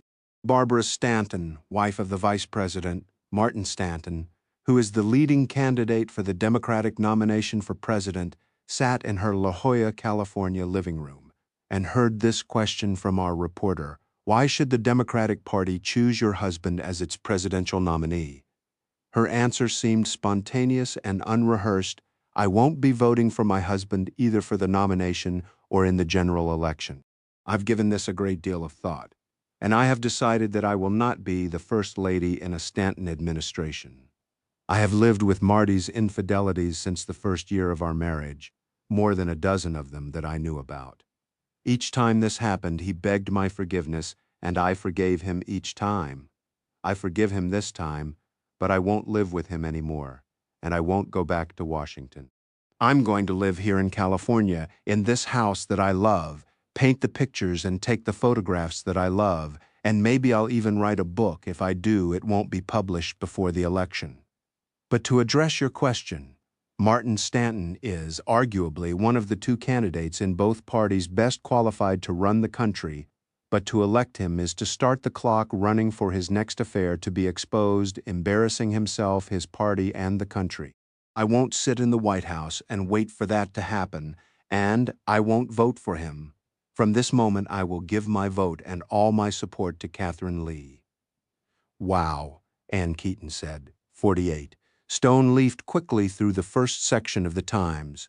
"The story on Stanton runs for more than 4 full pages," he said, "but nobody is going to get beyond that box on the front page." "I believe you're right, Stone," Will Lee said. "Kate," said Anne, "you haven't said a word."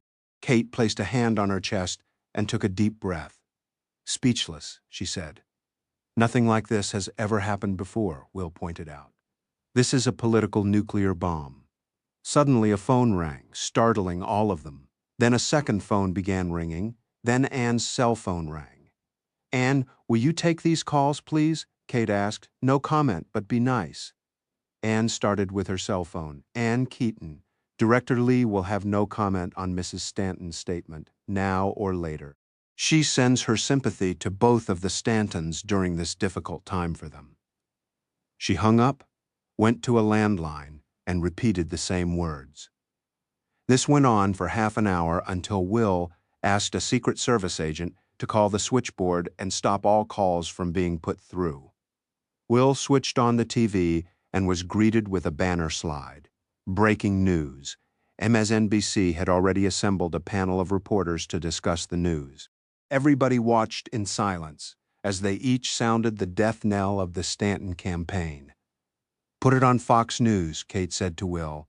Unaccustomed to tuning it in, Will took a moment to find the channel. A beautiful blonde commentator faced the camera.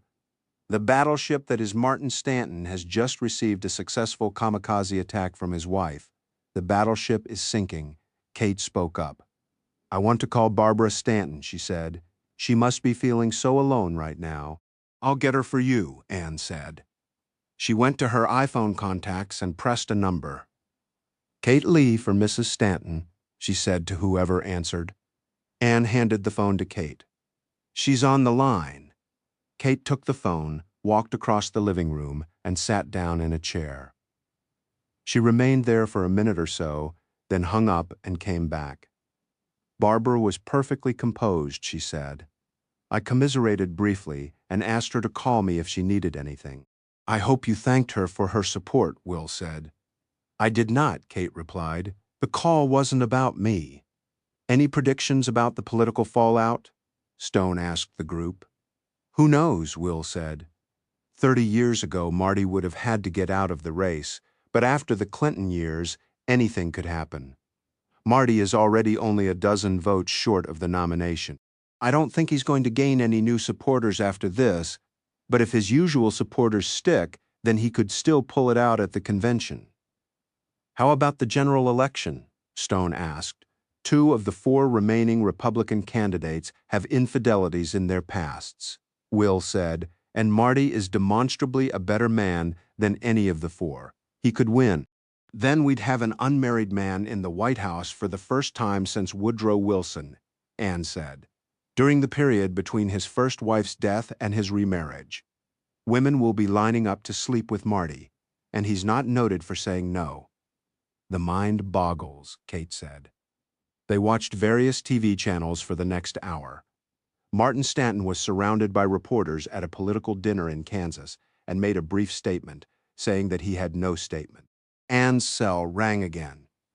"Good evening, Senator," she said, then covered her phone. "Mark Willingham," she whispered. Kate shook her head. "I'm sorry, but Director Lee isn't taking any calls tonight. I'm sure you can understand why. Of course I'll give her a message." She listened at some length, then thanked him and hung up. "What was that about?" Kate asked. "Can't you guess?" Will said. "He didn't come right out and say it," Anne said, "but he intimated that he might throw his support and his delegates behind you in return for the vice presidential nomination." "He didn't," Kate said. "Oh, yes, he did," Will said, "and he meant it." Kate stared blankly at the coffee table. "Something wrong, Kate?" Anne asked. "This could throw the nomination to you if Marty doesn't get it on the first ballot." "This is what's wrong," Kate said. "I don't want Mark Willingham for my vice presidential candidate. I just don't trust the man." "How would you feel about Pedro Otero?" Will asked. "I like him. I think he'd be a great running mate, and the Hispanic vote would be all yours," Anne pointed out. "She'll win the Hispanic vote big in any case," Will said. "Otero is young, he's smart, he has a great record as governor and congressman, and he gives a great speech." "He sounds perfect," Stone said. "He is," Anne interjected. "But he won't call and offer us that deal. That kind of backroom dealing is not in his blood." "I won't offer it to him before the convention," Kate said, "and not at the convention either, unless I have the nomination first." "Then you will lessen your chances of winning the presidency," Will said. "But I love you for saying that 49. Stone sat up in bed, watching television and reading the Times and the Daily News. The Barbara Stanton story was at the top of the front page of both papers, and the Times ran her statement in a box for the second time. The morning TV shows could talk of nothing else for the first hour. Practically every Washington journalist appeared on one show or another, sometimes on 3 or 4. Anne was in charge of the remote control, and changed channels every time a commercial came on. "I don't see how Marty Stanton can stand up under this barrage," she said. "Well, so far he's done nothing but issue a bland statement through his press secretary," Stone said. "He doesn't seem to be at work in his office in the executive office building, and he hasn't appeared outside the vice president's residence. It's as if he's taking an artillery barrage and chooses just to go underground until it stops." "How can he do anything else?" Anne asked. "If he sticks his head up, he takes another bullet." The cuckolded husband of Stanton's paramour seemed to be the only participant in the story who was enjoying it. He announced that he had filed for divorce from his wife and moved out of their home. Anne picked up her cell phone and listened to her voicemails. "That's weird," she said. "I have a voicemail from Don Dugan asking me to call him. What could he possibly want? Maybe he's still annoyed about being barred from the campaign and wants to try again. I'd ignore the call." "Done," Anne said, erasing it. She called back 3 of her favorite reporters and gave them just a little more information. Director Lee spoke with Mrs. Stanton briefly Saturday night, but did not discuss her endorsement. She has written Mrs. Stanton a letter thanking her for her support. No, the director will have no further comment on the matter. Finally, she hung up and got her feet on the floor. "Whew! I'd better get to the office early today. It's going to be chaos. If you need to hide, come here," Stone said. "That's exactly what I'll do." The phone rang and Stone picked it up. "It's Dino." "Hi there. How'd the interrogation of Anita Mays and Bill Murphy go?" "Well, there's kind of a problem about that," Dino said. "What kind of problem? They lawyer up?" "Yes, but there's more. Miss Mays was on her way in from Rikers Island this morning on a prison bus when the bus was broadsided by a heavily loaded beer truck. Mays got out through a broken window and disappeared into the rush-hour crowd." "Was she handcuffed?" "Yes. She was cuffed to a chain that ran the length of the bus, but the chain was broken in the impact." "Any reports of her?" "Not a one, and we don't know who her friends are." "Does Bill Murphy know about her break?" "No, we've kept the escapees' names off the news. There were 2 others. We're going to start in on Murphy in a few minutes. We're waiting for his lawyer to arrive. Good luck." And Anita Mays sat on a rooftop overlooking Barrow Street and spotted the 2 cops in an unmarked car parked outside her shop. Satisfied there was no one inside the place, she climbed off the roof and down a ladder to the fire escape, then down to the ground. The plot of land behind the shop was filled with odd pieces of statuary that were too big to display inside, and she found the spare key under some dirt inside a concrete planter and let herself into her apartment through the rear entrance. She paused inside and listened for footsteps from upstairs, but heard none. She was alone in the building, and she knew exactly what she wanted. She and Bill had been loading the van when the cops took them, and they hadn't finished. Her backpack still lay on the bed where she had left it, hidden under the pulled-back duvet. She had her wallet in there, and the $13,000 that the guy Jim had paid her for the 2 pictures. She also had 3 sets of fake IDs, driver's licenses, birth certificates, and her own passport. She showered and changed into motorcycle leather, then packed a bag and left the apartment the way she had come in. She emerged into the block behind the shop and walked to the garage where she kept her motorcycle. There she exchanged the license plate with one from another bike parked nearby. She strapped her bag to the luggage rack and got into her helmet.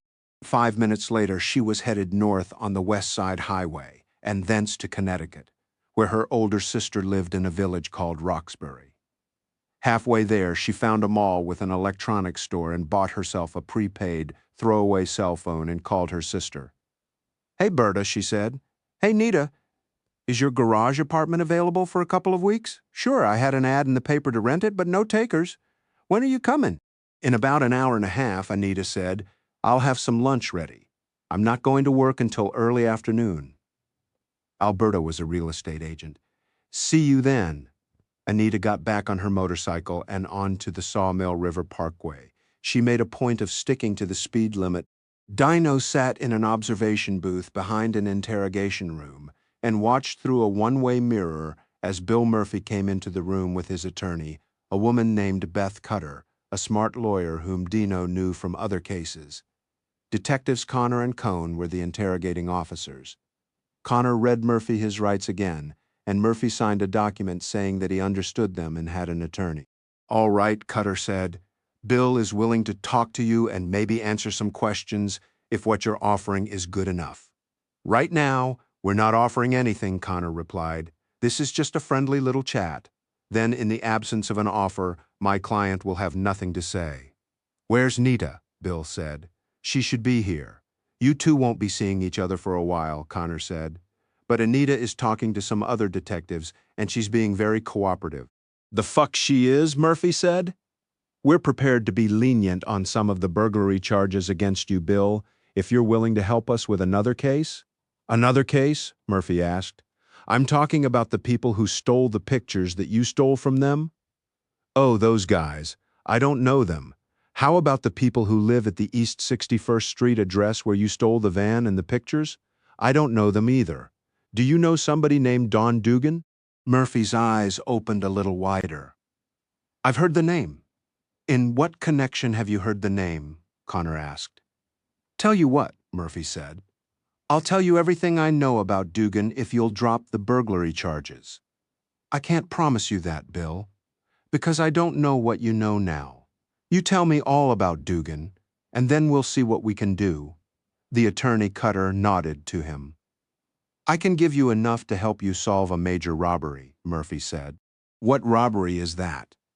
"A lot of big-time jewelry was stolen. We might be able to deal, but you're going to have to give us names and dates, and what you give us is going to have to lead to convictions, and you'll have to testify. Why don't you start by describing the crime, and we'll see if it matches up with anything we've got on our books." Dino picked up a phone and called an assistant district attorney. "Come down to interrogation room 2. Dino said. "Something interesting is going on." "Be right there," was the reply. 50. Bill Murphy whispered with his attorney for a couple of minutes. The door to the observation booth opened, and the ADA, Shirley Kravitz, came in and sat by Dino. "What?" she asked. "This guy is facing dozens of burglary charges," Dino said, "but he says he can give us information about a major crime if he walks. Anybody promise him anything?" "Jim Connor is too smart an interrogator to do that, but let's listen and see what he has to say." Murphy finished talking with his attorney. "Okay, I'll tell you this much.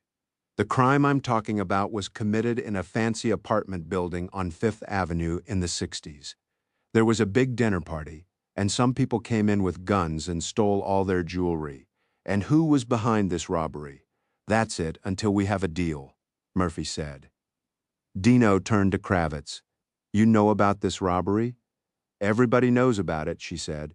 "Is clearing it worth bouncing this guy from the burglary charges? You got his charge sheet?" Dino handed her a file folder. "He has a record for burglary, did 8 months at Rikers while trying to strike a deal, and finally got time served." "What's the value of the stolen jewelry?" Kravitz asked. "Upwards of 20 million, Dino said, "and the victims were some very important people." "Okay, I'll bite if we can get a conviction out of what he says, and if he testifies. How about bail?" 100 grand. Dino pressed the intercom button, and Connor picked up the phone. "Yeah? Kravitz is here. She'll drop the charges and give him 100,000 bail if he gives us the whole ball of wax and testifies." Okay. Connor hung up. "You're in luck, Bill. The DA will deal if you give us the whole thing." "Bail?" his attorney asked. 100,000. He had more than that in the van when you busted him. "That's the proceeds of stolen goods," Connor pointed out. "It's genuine U.S. currency, and as of right now, he's guilty of nothing. He needs his money back, and he needs his girlfriend out, too." "I'll do what I can," Connor said. "Tell him, Bill," Cutter said to her client. "Okay," Murphy said. "I had a cellmate at Rikers I got to be buddies with. He called me 3 weeks, a month ago, and asked me if I wanted into a big-money job." "What did he tell you about the job?" "He said that the boss had somebody on the inside at the building, and that getting access would be easy. The alarm system would fail to work, and nobody there would be armed." We'd walk in with shotguns, get everybody on the floor, and strip them of every piece of jewelry, including the men's wristwatches, and get out in a waiting vehicle. The best part was that we'd be paid within 5 days. How much? He didn't know, but he said it would be big for a couple of hours' work. What's your buddy's name? Jerry Kowalski? With a J or a G? Jerome. Connor made a note, and Dino next door called for Kowalski's record. And who were the other guys? I didn't get any names, but 2 of them were brothers, and they were Kowalski's cousins. And who was the big guy? I was told I'd have to go see him if I wanted the work. I was to meet him on a street corner at a certain time. What corner? 42nd and 3rd Avenue. Did you meet him? They drove up in a black van with dark windows. Jerry was driving, and I got in the front passenger seat. The big guy was sitting directly behind me, and he had a hat over his face when I got in. Go on. He told me the pay would be 50 grand each, and that we'd be paid in 5 days. I asked how he would guarantee payment. He said if I didn't get paid in 5 days, I could kill Jerry. Connor and Cone both laughed.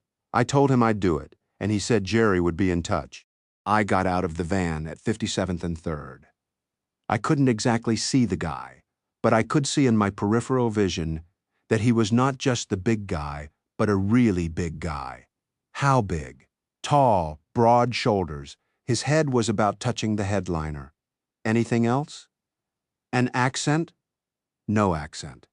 He sounded like one of those radio announcers' big, deep voice. What happened next? Jerry called me a couple of hours later and told me they had a full team so wouldn't need me. But he said the big guy had liked me and that there'd be another job soon, something even bigger and a lot of money. Anything else? Anything at all? He said he'd call me about the big job. He can't call me in here. Excuse us a minute, Connor said. He and Cone got up, left the room, then let themselves into the observation booth. What do you think? He asked Dino. I think I know what the big job is going to be, Dino replied. It's something that Dugan's woman is working on at Strategic Services, a private jewelry show at a new hotel uptown. What's your recommendation? Kravitz asked him. I think you should spring him, give him his money, then let him make contact with Kowalski. When is the jewelry show? A week.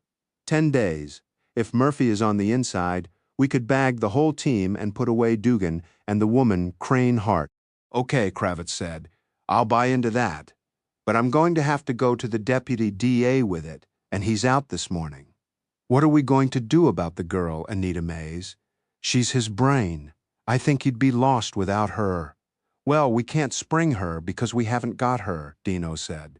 We can offer to drop her charges and pull the APB that's out on her. You game? He asked Kravitz. I'll take it to the DDA, she said. I'll beg if I have to. 51. Stone was having a sandwich at his desk when Dino called. Hey, we had a good morning with Bill Murphy.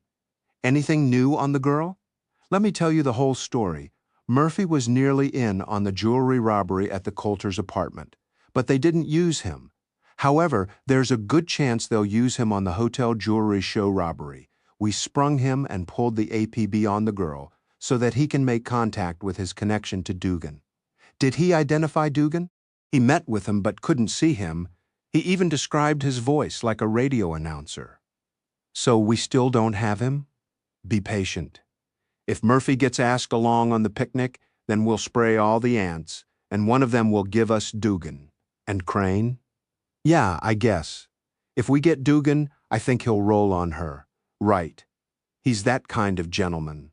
Now what you and I have to do is meet with Mike Freeman and figure out how we're going to cover the hotel robbery. And we don't want Crane to know about the meeting, so let's do it at your office. When? Anytime you're both free, I'll shake loose. What have you got in mind for covering the robbery? My idea is to throw everything we've got at it, but I expect Mike is going to have some ideas too. Well, I don't have any ideas, so I'll listen to you two. First time I ever knew you not to have any ideas. Tell you the truth, this one is so big that it seems more like a military operation than a bust, and I'm out of my depth there. Set the meeting with Mike, and we'll see. I'm betting that you'll be talking your head off, whatever you say. I wish you'd say that more often. Bill Murphy stood in front of a desk in a judge's chambers and stared forlornly at the pile of his money on the judge's desk. I don't have nearly enough meetings like this, the judge said, fingering a stack. Thank you for meeting us in chambers, Your Honor, ADA Kravitz said. It's important that word doesn't filter out about this deal because Mr. Murphy will be assisting us in preventing a major crime. I got that, the judge said. So all this cash is mine to keep? Beth Cutter spoke up. Judge, you can do with it as you will, as long as my client gets a bail receipt in that amount. She handed him the document. He looked it over and signed it. Then he opened a desk drawer and raked the cash into it. Detective Connor, the judge said, I want 2 armed uniformed officers to take possession of these funds and give me a receipt. They're waiting outside, Judge. I'll send them in. Okay, Mr. Murphy, you're free on bail. Unhook him, Cutter said to Connor, and Connor did. Here are the keys to your van, Connor said, handing them over to Murphy. Everything that was in it is now in a police custody locker except your motorcycle, which actually seems to be registered to you instead of being stolen. He handed Murphy an envelope. You can have some walking around money from your stash. Murphy didn't thank him. Let's get out of here, Cutter said. Oh, and here's your cell phone. She handed it over, then led him out of the building and down the street to the police compound where the van was waiting. Now listen to me, Bill, Cutter said. You've gotten a once-in-a-lifetime, get-out-of-jail-free card, and now you're going to have to earn it. So don't get any ideas about leaving or skipping out. Don't worry, Murphy said, and you're going to have to make this robbery setup happen. If you don't get the job, you're going to find yourself back inside, and with everything they've got on you, you'll do a lot of time. I get it. Another thing, all the stolen stuff that was in your shop is still in your shop. Don't try to sell any of it. It's not yours. If you need more cash, sell your motorcycle. All right, Beth. I appreciate the deal you got me, and I won't blow it, I promise. And you owe me $3,000, she said. Reluctantly, he produced the envelope with his walking around money and paid her. Okay, get out of here. She walked away. Murphy got into the van and started it. Cutter had a word with the guard at the gate, and he was waved through. He was so happy, he was nearly in tears. 52, Murphy found that his apartment under the shop had been tossed, but not destroyed. The contents of the office desk upstairs had been emptied onto the floor, and he rummaged among the detritus until he found Nita's address book and her sister's number. Hello? Berta? It's Bill. Let me speak to Nita. Berta was wary. She had never approved of Murphy. Who says she's here? She does. Berta didn't bother to cover the phone. Nita! She yelled. The idiot is on the phone. Nita picked up an extension. Okay, Berta. I've got it, I said. I've got it. Berta hung up. Bill? I'm here, baby. Are you on a jail phone? Nope. I'm in the office, sitting at the desk. Take down this number, she said. She gave him her throwaway cell number. Now go buy a throwaway, then call me back. Murphy let himself out of the shop and found a Radio Shack on 6th Avenue. Then he went home and called the number. Bill? It's me. What the hell happened? Beth Cutter cut a deal, and I got sprung. So did you. Me? I'm not in jail. They yanked the APB as part of the deal. I'm free on bail, and you're just plain free. Anita took a deep breath and let it out with a whoosh. Wow, I thought I'd be on the run forever. We're going to walk away clean, don't worry about it. And who do we have to kill to pull that off? It's not as hard as it sounds. Jerry Kowalski is going to call me about a big job that's coming off soon. All I have to do is tell the cops where, when, and who, and testify. No more charges, and I think I'll get all the money back too. They let me use $100,000 of it to make bail and gave me another 10 of it to live on. I had to give Beth $3,000, cheap at the price. What do we do now? Come on home, and we'll live as usual, except we can't pull any jobs, and we can't sell any of the stuff still in the shop. It's been inventoried and tagged, so we can't sneak anything out. Bill, this sounds almost too good to be true. Are you sure it's real? I'm out, aren't I? Come on home. I'll stay the night and come home in the morning. I don't want to have to deal with rush hour traffic. Oh, I got my bike back. It's still in the van. We can sell it if we need cash. I've got the 13 grand that guy Jim paid me for the 2 pictures. So we're afloat for a while. Yeah, after we get clear of this thing, we'll relocate and start over. Where do you think? Somewhere out of the tri-state area, I guess? LA, San Francisco? That sounds inviting. How long do you think it will take to get clear? The bust will be real soon. I'll have to testify, of course, but if they bag the big guy, they won't need me. We could be out of here before the end of the month, and with our money. Okay, baby, I'll be there by noon tomorrow. Berta sends love and kisses. Yeah, sure. They both hung up. Murphy went to the van and drove around the corner to their garage.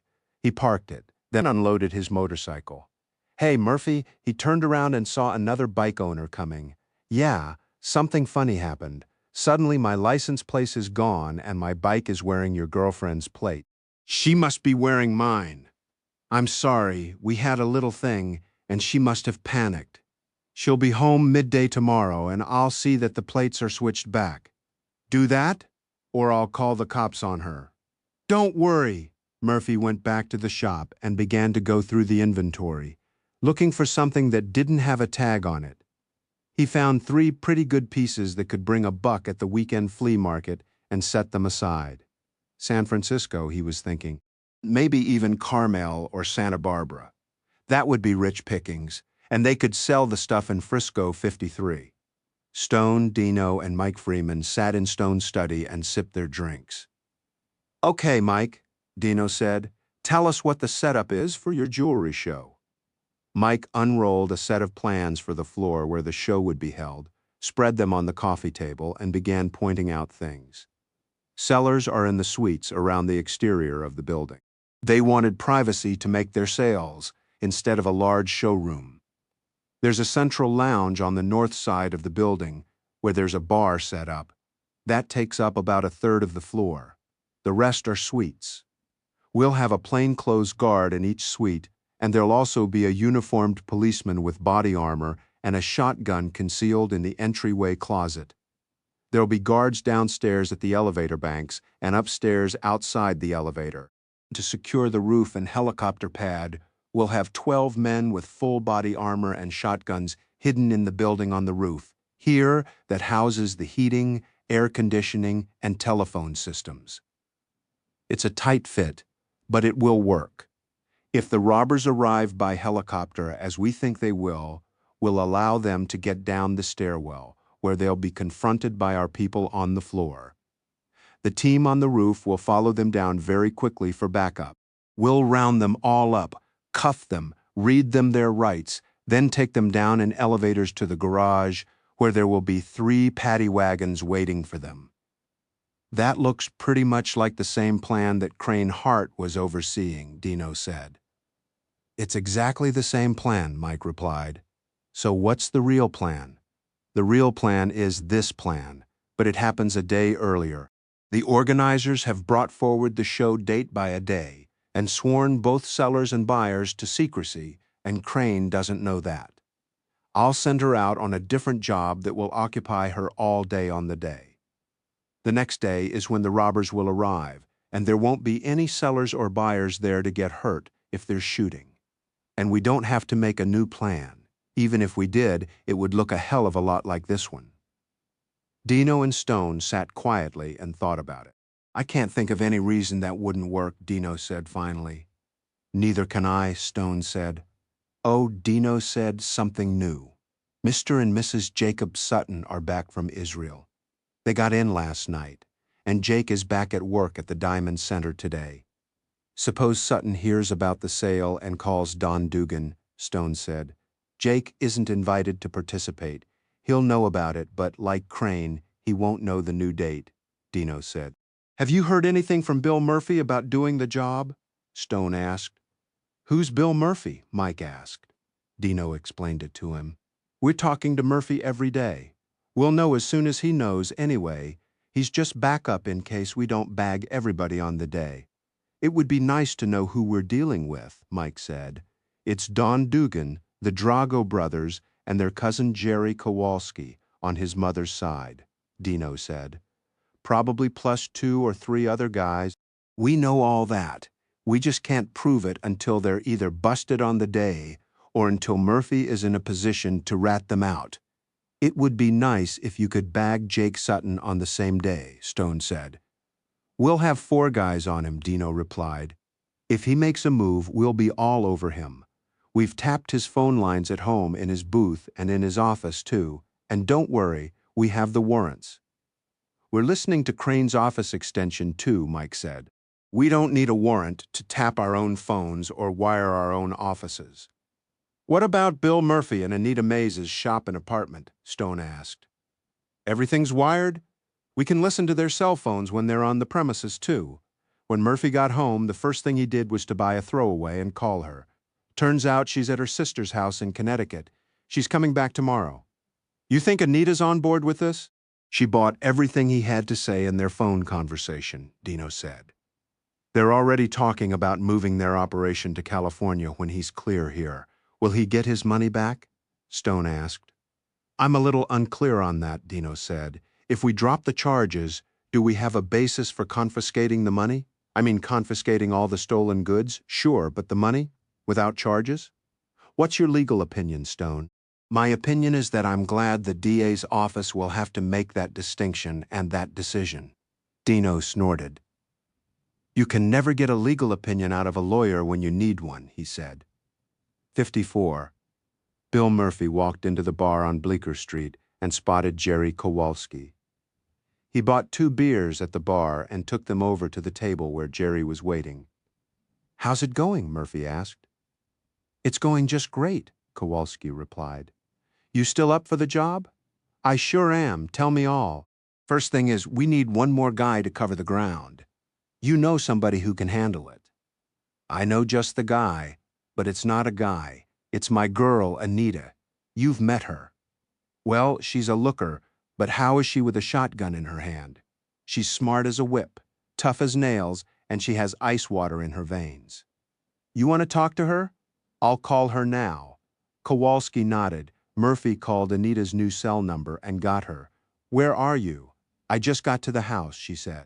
You know that bar where we heard the guitarist? Yeah. I'm there now with a buddy, and he's got something for us. Come straight over. I'm on my way. How long you know her? Kowalski asked. Going on 5 years. We've done very well together, and she's never once dropped the ball. The big guy has a girl in on this, too, so maybe he'll go for it. They sipped their beer and waited for Anita. She spotted them immediately, picked up 3 beers at the bar, and came over. Nita, you remember Jerry? Sure. I'm helping to set up a job, and Bill tells me you can handle yourself. I beat him up all the time, she said. You think she's kidding? Murphy laughed. Okay, here's the deal. We're hitting a jewelry show at a big hotel. The big guy has all the inside info, and he's got the scene tapped, plans and everything. It's going to run like clockwork. When? Nita asked. Pretty soon you won't get any notice. I'll come get you. We'll go to a place where everything is set up, everything's provided, clothes, weapons, masks, transportation. You sit down with the big guy. He runs us through it. We do some practicing. We sleep over, next day we walk in, point guns at people, take out the security, and walk out with a couple of duffels full of high-end diamond jewelry. Anybody going to get hurt? Murphy asked. Only if there's opposition. The plan is so good they won't see us coming. We're in, we're out. Nita and I are in, Murphy said. Lemme make a call, Kowalski said. He went outside for 5 minutes, then came back, tucking his cell phone into his pocket. Okay, he said, the big guy has bought you both. What's the money? 50 grand 5 days after the job, another 50 after the stuff is fenced. Couple of weeks. That's 100 grand each? Right. We all get the same. Murphy and Anita looked at each other and nodded. We're up for it. Murphy gave him their new cell numbers. Kowalski made notes about their clothing and shoe sizes. Here's how it will go, he said. I'll call you and say, We're on no conversation exactly 1 hour after the call. You're standing in front of Washington Square Arch, and I'll pick you up in a black van. Bring a small overnight bag and a change of clothes. No guns, knives, or other weapons, and no cell phones. You'll be thoroughly searched, then equipped. We rehearse that day. The next day, the job goes down. You'll be delivered well away from the job. You go home and wait. 5 days later, you'll get a call from me again. I meet you at Washington Square, you get your money, I drop you off. Any questions? Who's the big guy? Anita asked. You'll meet him. You won't know his name. You don't want to know his name or anything about him. Believe me, you perform, you get paid, that's it. So we're trusting you, Murphy said. Remember what the big guy said? You don't get paid, you can kill me. So that's how it is. That's how it is. You still in? We are, they both said simultaneously. Kowalski got up and left, and Murphy and Anita ordered a burger. You really think it's going to go the way he says? She asked. Kowalski is a stand-up guy. If it's good enough for him, it's good enough for me. Well, she said, if it's good enough for you, it's good enough for me. After lunch, we need to call the cops, Murphy said. Do we? She asked. Do we really need to? 55 Mike Freeman was at his desk, his office door open. Then there was a soft rap on the jamb. He looked up to find Crane Hart, fetching in a white dress that was fitted tightly across her breasts. His breath quickened a little, and he felt himself growing tumescent. Hi, he breathed. Good afternoon, she said. Come in. Mike worked in a soft chair at a coffee table, and she took a chair across from him and crossed her legs. He didn't see much, but he knew she only rarely wore underwear, so his carnal tension went up a notch. What's up? I came to protest, she said. Really? About what? You're shipping me off to Atlanta just when the big event I planned comes off. I want to be here for that. Mike shook his head. There would be nothing for you to do, he said. The plan and the date are fixed. You've done your work. Now it gets turned over to operations and they make it happen. They don't need you to hold a shotgun and look threatening. I know. It's just that this is the first operation I've planned, and I want to see it work. You'd be a liability to operations. They'd be worried about protecting you, and they have more than enough to protect. Come on, Mike, she said, in that inviting way she had. Please, nope. How about if I come around this coffee table, kneel in front of you, unzip your trousers, and take you in my mouth? Mike's heart skipped a beat. People might talk, he said. I know, but I want to do it so much. As soon as you get back from Atlanta, he said, it will be all yours. Yum, she said, getting to her feet. You certainly know how to turn a girl on. You're not so bad at that yourself, he said, at turning a girl on. I didn't know you were interested in a threesome. Perhaps I can arrange one for us. Jesus, he thought, she could make me come right now without even moving. Immediately after Atlanta, he said. If he had his way, she'd have plenty of girls to choose from at Rikers Island Singer Center, the women's jail. She made a disappointed face. All right, she said, I'll let you make it up to me. You'll have to do all the work. Love to, Mike replied. Murphy and Anita rode their separate bikes back to the garage and parked them. Just a minute, he said, taking a screwdriver from his saddlebag and handing it to her. The guy next door would like his license plate back. He noticed? He certainly did, and I don't want to have to look him in the eye until he has his plate back. She knelt, unscrewed, and exchanged the plates and tightened the screws. There, she said. He put away the screwdriver and they started back toward the shop. What did you mean? He asked. About what? You asked if we really needed to call the cops? Did I? You did. Let me tell you something here, because we can't talk about it at home. Why not? I think the whole fucking building is wired for sound. I think they can hear a pin drop in the shop or in the apartment.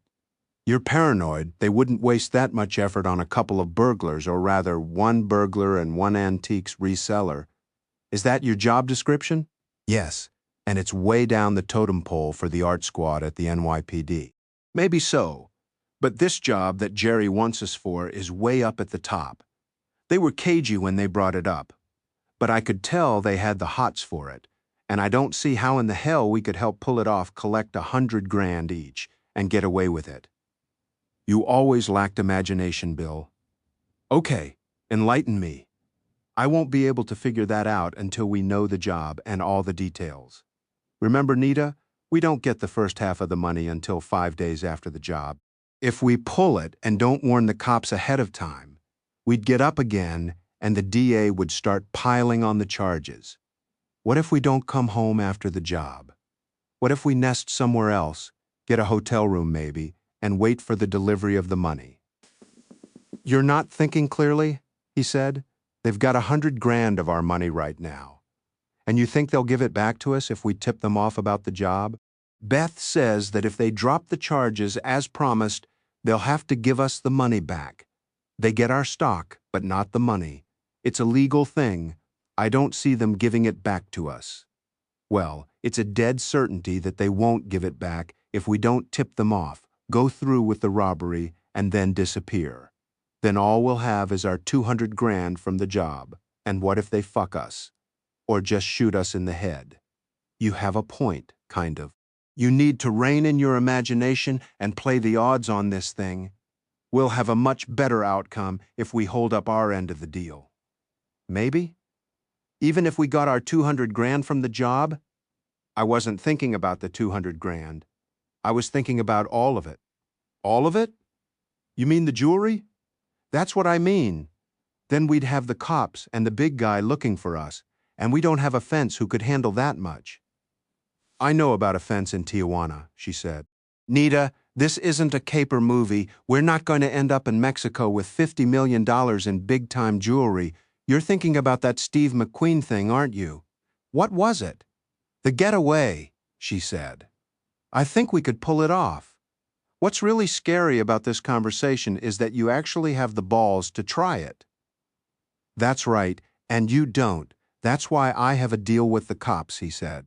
Because I'm cautious and careful, and I go for the sure thing, instead of the long odds. They were back at the shop now, and he let them in the front door. She started to speak, but he held a finger to his lips, and she shut up. He knew he hadn't heard the last of this, though 56. Crane Hart poured the coffee and called out to Don, "Breakfast is ready." He came into the kitchen, tucking his shirt in and with wet hair. He said nothing, which was unusual for him. "What's wrong?" she asked. "I don't know," Dugan replied. "Something, though." "Oh, come on, Don, what set you off?" "I mean, I know you think you have this sixth sense, but my sixth sense, as you call it, has worked pretty well for us, hasn't it? Come on, what set you off? I don't like it that you're being sent to Atlanta right before the job. That's what. I want you to talk to Freeman and get out of it. I'm way ahead of you," she said. "I tried that yesterday, and he gave me perfectly good reasons for sending me to Atlanta." "What reasons?" "He said that my job as a planner is over, and now operations will take charge, and they won't want me in the way. I asked him repeatedly to let me be there, and he wouldn't. The job is set for Thursday? Why would he send you to Atlanta on Tuesday? Because that's when they need me in Atlanta, I guess." "You guess? Why do you believe that? Why would Mike lie to me? I've got him in the palm of my hand, believe me." "You mean you've got his dick in the palm of your hand?" "Same thing," she smiled. "Call in sick on Tuesday," Dugan said. "For what purpose? You don't need me here to do the job, do you? If something goes wrong, we may have to run." "I can run from Atlanta, can't I?" "I guess. Don, I'm getting the distinct feeling that you don't trust me, that you think I'm somehow in cahoots with Mike to blow up this thing." "It crossed my mind," he said. She grabbed the plate of scrambled eggs and bacon from in front of him, took it to the sink, and washed it down the garbage disposal. "Have breakfast somewhere else," she said. "Oh, come on. You know I'd trust you with my life. Then start doing it, or just pack up and get out." He stood up and drew her to him. "What's that I feel down there?" she asked, pushing her belly into his crotch. "You know what it is?" he said. "Let's go take a look at it." she replied, taking him by the hand and leading him toward the bedroom. Jacob Sutton was at his desk when he got a call from his booth downstairs at the Diamond Center. "Yes, there's a gentleman named Mario Carnaval down here who says he wants to see you, the cop from the jewelry squad. That's the one. Tell him I'll be right down." Sutton slipped into his jacket and straightened his tie. This was not unusual. A lot of cops came to him to buy. He walked down the stairs and across the open floor, nodding to friends at other booths. Carnaval was standing next to his counter looking at things on display. "Mario, how are you?" he asked, shaking the man's hand warmly. "Hiya, Jake," the cop replied. "I came to see you last week, but they said you were out of town." "Yes, my wife and I went to Israel for a week. We have a condo on the beach at Haifa. And you got some sun, too. A little now? What can I do for you today?" "I'm going to ask my girl to marry me, and I want a ring for her. I'm going to need the best possible price. I haven't got all that much saved up. I'll tell you what, Mario. You tell me what you want to spend, and I'll get you the best possible ring for that price." "I was thinking about 3,000. And what sort of size? Maybe 5 carats? "Mario, I'm going to be honest with you. That's an unrealistic size of stone for that kind of money. For something that size, something nice, it's going to run you 6,000 to 8,000, best price." Carnaval gulped. "Suppose I can come up with 5,000? Sutton thought about it. It would be good business to please this policeman. After all, you never knew when you might need the friendship of someone in law enforcement. "I'll tell you what," he said. "I've bought some rings from an estate. They should be here Friday, Monday at the latest. There just might be something suitable in that lot, and I don't have to worry about paying wholesale market prices for a loose stone." "That sounds good," Carnaval said. "Come back and see me this time Monday, and I'll have something nice for you, I promise." "Okay, Jake, I'll do that. And thanks." The cop left. Sutton went back upstairs to his desk. He'd send the cop away happy. Mario Carnaval was happier than Sutton knew. He got into his waiting car and called Jim Connor, who was the lead on this case. "I saw Jake Sutton," he said, "and he told me he has some new stuff coming in from an estate purchase, and he'd have something for me on Monday." "Well, that dovetails nicely, doesn't it?" Connor replied. 57 Don Dugan was in his office when a call came in from his contact at the Creighton Arms Hotel, a desk clerk. "Something's going on," the woman said. "Tell me, Christie," Dugan said.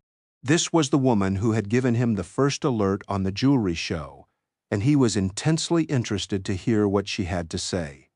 "I overheard a conversation between 2 assistant managers a couple of minutes ago. I went into the reservations file for the show, and all the overnight rooms have been rebooked for Tuesday night instead of Wednesday." "What about checkouts?" Don asked. "Most of the Thursday departures are now checking out on Wednesday afternoon. Do me a favor, will you? Check catering to see if they've moved their lunch and bar setup. I'll call you right back." Don hung up. His mind was reeling. He was already making a mental checklist of what had to be done. A few minutes later, Christie returned his call. "Yes," she said, "catering has now scheduled for Wednesday instead of Thursday." "Change my bookings to Tuesday night," he said. "Certainly," she replied. "I owe you, baby. You get a bonus." "I can live with that. You want me to drop off new cards?" "Sure, and we'll have a drink." "I'll look forward to it." Dugan hung up and started making calls. The Bacchettis, Mike Freeman, and Stone sat down for dinner Monday evening at Patroon. Ann Keaton had called and said she'd be late. "A toast," Stone said. Everybody raised a glass. "To gangbusting," he said. Everybody laughed and drank. "There isn't as much gangbusting as there used to be," Dino said. "La Cosa Nostra isn't much of a problem today. Even the meaning of gang has changed. This one is going to be satisfying." "Not to mention the publicity," Stone said. "You're going to be the department's new hero, and when the time comes, Dino held up a hand." "Stop right there," he said. "I don't want to hear any more of that." "Superstitious?" Stone asked. "Cautious?" Dino replied. "You don't mind if we talk among ourselves about this, do you?" Stone asked him impishly. "I certainly do," Dino said. Shut up about it, all of you. I guess I'd better change the subject then. Mike, you all ready for the jewelry show? I've been all over the thing half a dozen times using my finest tooth comb, and I think we're ready for anything. Oh yes, Dino said. Good news on the Jake Sutton front. We dangled a little bait, and he says he's got a new shipment coming in the next few days, ready to sell. Any nerves about this, Mike? Just the usual ones. Dino, are Bill Murphy and Anita Mays behaving themselves? Yep, they've signed on for the job and are waiting for the call. Will you know when the call comes? We damned well better know, Dino said. I'm not going to be caught on the wrong foot when this goes down. Stone looked across the dining room and saw Anne coming. Okay, now we can switch the conversation to politics, he said. Stone got up and greeted Anne with a kiss, and she joined the table. A waiter swiftly brought her a martini. Tell us the news from the political front, Stone said. The good news is that we're seeing some cracks in the California delegation, she said. It looks as though at least a few are rethinking their vote for Stanton on the first ballot. This is good, because we didn't think we'd get any California votes until the second ballot. That's wonderful, Stone said. I haven't mentioned this until now, but you're going to have some company at the convention. Strategic Services LA operation is handling security at the Coliseum and at the Barrington. I'm going out so that I can see Peter, and Dino and Viv want to see Ben, so we'll all be there. I don't suppose I have to ask where you'll be staying, Anne said. We'll be at the Barrington, of course. I have a 4-bedroom house on the grounds, and Peter and Ben have bought houses of their own in Brentwood, so I'll have room for everybody. Will you join us? That's a lovely invitation, Anne said. But the Lees will be at the Barrington too, in the presidential cottage, and they've hinted that they'd like me to stay with them, but we'll see. Can I let you know a little later? Certainly, Stone said. If you stay with the Lees, then I'll have to have them over for dinner just so I can see you well. I'm going to be pretty busy, Anne said. Surprising how much time it takes to count votes, especially when the tally is always changing. Stone sipped his Knob Creek and looked around the table at his friends. Feeling lucky to have them all, and all at the table, they would make LA and the convention more fun, too. All, he reflected, was right with the world. Crane Hart got home from the office early and surprised Don Dugan with a woman in the living room. There were half-finished drinks on the coffee table, and there was the smell of sex in the air. There was a thong on the floor, and the woman tried to push it under the sofa. Hey, baby, Dugan said, sounding nervous. This is Christy. We're doing a little business. Oh, is that what you call it these days? Crane stalked out of the living room and went to the bedroom where she got out her suitcase and started packing. 10 minutes later, Dugan came into the room. What are you so hot about? He demanded. Crane said nothing, just continued throwing things at her suitcase. Christy is my contact at the Creighton Arms. I couldn't pull this off without her help. You don't seem to need any help pulling things off, Crane said. Dugan went to the chest of drawers and came back with an envelope and handed it to her. This is a ticket from Atlanta to Mexico City and the name of our hotel there. After the job, I'll meet you there. Oh, you've already decided to run? Just think of it as a vacation, Dugan said. When the dust settles and we've banked our new funds, we'll be back. And how am I supposed to explain a trip to Mexico to Mike Freeman? Tell him you have a sick aunt, or something else as lame. When I've finished my business in Atlanta, I'm coming back here. It will be Friday afternoon. Be gone if you like, and don't come back if you like. Dugan threw up his hands. I can't talk to you anymore. Please don't, she said. She went into the bathroom, locked the door, sat down on the toilet lid, and cried a little. When she came out, he was gone, 58. Dugan didn't come back to her house that night. Crane fumed for a while and finally fell asleep.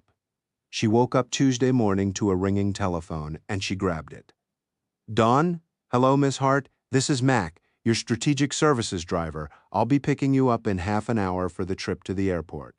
Right, Mac. See you then. She hung up, took a quick shower, and put on some makeup. Looking in the mirror, she saw her hand trembling as it held the lipstick.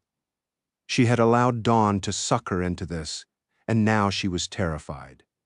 He was talking about walking away from everything in New York, and everything she had was a New York house, job, friends, everything. He had said it might come to this, but she hadn't believed him until now, and she was beginning to panic. She dressed, closed her suitcase, and sat down on the bed, trying to gain control of herself. The doorbell buzzed, making her jump. The car was waiting. She picked up the phone and called a number she still remembered. Stone was in bed, reading the papers and watching Anne towel herself off when the phone rang. "Hello? Stone, it's Crane."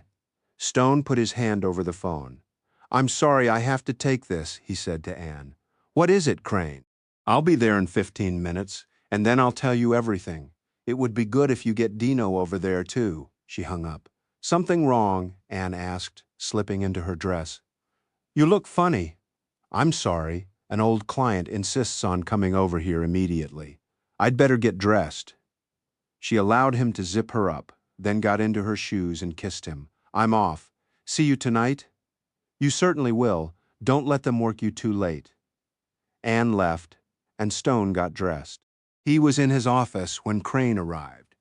Joan wasn't downstairs yet, too early, so he let Crane in the street door and took her into his office. "Did you call Dino?" she asked. "Not until I know what this is about." She sat down on the sofa and took a deep breath. "Dawn is pulling off some kind of robbery." "When?" "Tomorrow or Thursday. Tomorrow, I think. I don't know all the details." Stone picked up the phone and dialed Dino's cell phone. "Bucchetti. Where are you?" "Park Avenue and 52nd Street, headed to the office." "Come here instead." "What's up?" "I'll save it for when you get here," Stone said, then hung up. Joan came into the office, then stopped when she saw Crane. "I'm sorry, I didn't know you had a visitor." "Dino's on the way over. Let him in, will you?" "Of course. Coffee? Crane?" "Yes, please. For 3. Joan went out the back door toward the kitchen and came back with a thermos carafe. She poured 2 cups and set one on the coffee table and the other on Stone's desk. The front doorbell rang, and Joan went to answer it. She came back with Dino and poured him a cup of coffee, then left. "Hi, Crane," Dino said. "What's up, Stone?" "Start again," Stone said to Crane. "Dino, Don Dugan is going to pull off a big robbery. When and where?" "At the New Creighton Arms Hotel." "It was supposed to be Thursday, but I think it's been moved up." "Up to when?" "Probably tomorrow. I did the security planning for the event, and I brought the plans and the file home to work on a couple of weeks ago. I think Don got into it when I was asleep." "Does Mike Freeman know about Don's interest in the event?" "He may," she replied. "He's sending me to Atlanta today. I think he moved up the jewelry show a day to throw Don off, but Don has a contact at the hotel who must have tipped him off." "So you know some of this, but not all of it?" Dino asked. Crane tossed off the rest of her coffee and set the cup down. "I guess you want to know everything." "Yes, I do," Dino said. "I'm going to need immunity." "Immunity from what?" "From any crime Don may have committed. With your help? I'm going to need immunity before I can answer any more questions. Stone, you can represent me in this. I'll advise you, but I won't represent you. What's the difference?" "There's a difference, trust me." "All right, advise me." "I advise you to get immunity then. Tell Dino everything you know." Dino said, "Excuse me for a minute, I have to make a call." He left Stone's office and walked down the hall to where Joan sat, then pulled out his cell phone. Stone looked at Crane, who is a nervous wreck. "Don't tell me anything you don't tell Dino," he said. "I won't be held to attorney-client privilege on this." "I understand," she said. Dino came back and sat down. "I asked Joan to call Mike Freeman and get him over here," he said. "Crane, I've spoken to the DA, and you've got immunity on any crimes of Don's that you may have known about or taken part in. But I have to know absolutely everything you know, and if you lie to me once, the deal is off. Do you understand me?" Crane nodded. "Say yes, I understand you." "Yes, I understand you." "Stone, "You're my witness," Dino said. "I am." Stone took a small recorder from his desk, pressed a button, and put it on the coffee table. "Go ahead," he said to her. Crane took a deep breath and began to talk. Stone listened as she confirmed everything he had suspected Dugan of, and with a lot of detail he hadn't imagined. As she was wrapping up her story, Mike Freeman arrived. "What's going on?" he asked. "Crane, why aren't you on the way to Atlanta?" "I don't think I'll be going to Atlanta," she said. "Somebody tell me what's going on," Mike said. Stone picked up the recorder and pressed the playback button, and Mike listened. His face betrayed nothing. After the playback finished, Stone turned off the recorder and gave the memory cartridge to Dino, who slipped it into a pocket. "Stone," Dino said, "I have a lot of calls to make, and I don't have time to go down to my office to make them." "Take the office next to Jones," Stone said. "Call anybody you like." Stone looked at Mike and Crane. "Shall I leave you alone?" "Please don't," Mike said. 59.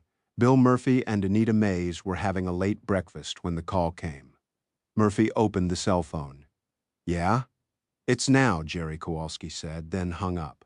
"We've got an hour," Murphy said to Anita, checking his watch. "Pack some things." He opened the phone again. She put her hand on his. "Don't call them," she said.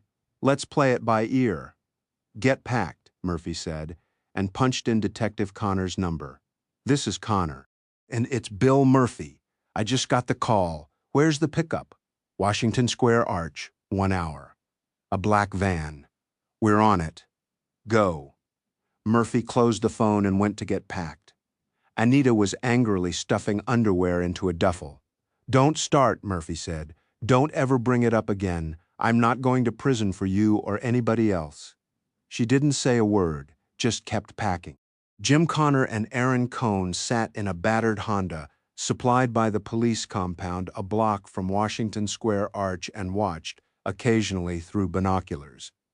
"Why am I nervous?" Cohn said. "You shouldn't be. We've got this taped. Listen, Jimmy, anything could happen here. The Hart woman could be doing this to throw us off. You and I weren't there to hear her story, but Becchetti bought it. It's going down a day early," Connor said, "and there won't be any helicopters involved. Dugan booked rooms on the floor below the jewelry show, and they'll come up the stairs. Becchetti believes it. I hope to God he's right. Did Becchetti cancel our choppers over the scene? All but one. He's being cautious." Cohn pointed. "Look, there are the kids." Murphy and Anita got out of a cab at the Arch. They were 5 minutes early. Murphy looked around for a cop car and couldn't find one. There was nobody on a motorcycle either. "We're good," he said. Anita still wasn't talking. "Did you leave your cell phone at home?" She nodded. "Good. They'll search us anyway." "This guy, Dugan," she started to say. "Don't ever mention that name again. We're not supposed to know it. We'll call him the big guy." She nodded again. Murphy saw the black van coming down 5th Avenue a block away. "Here we go," he said. The van made a right turn and stopped.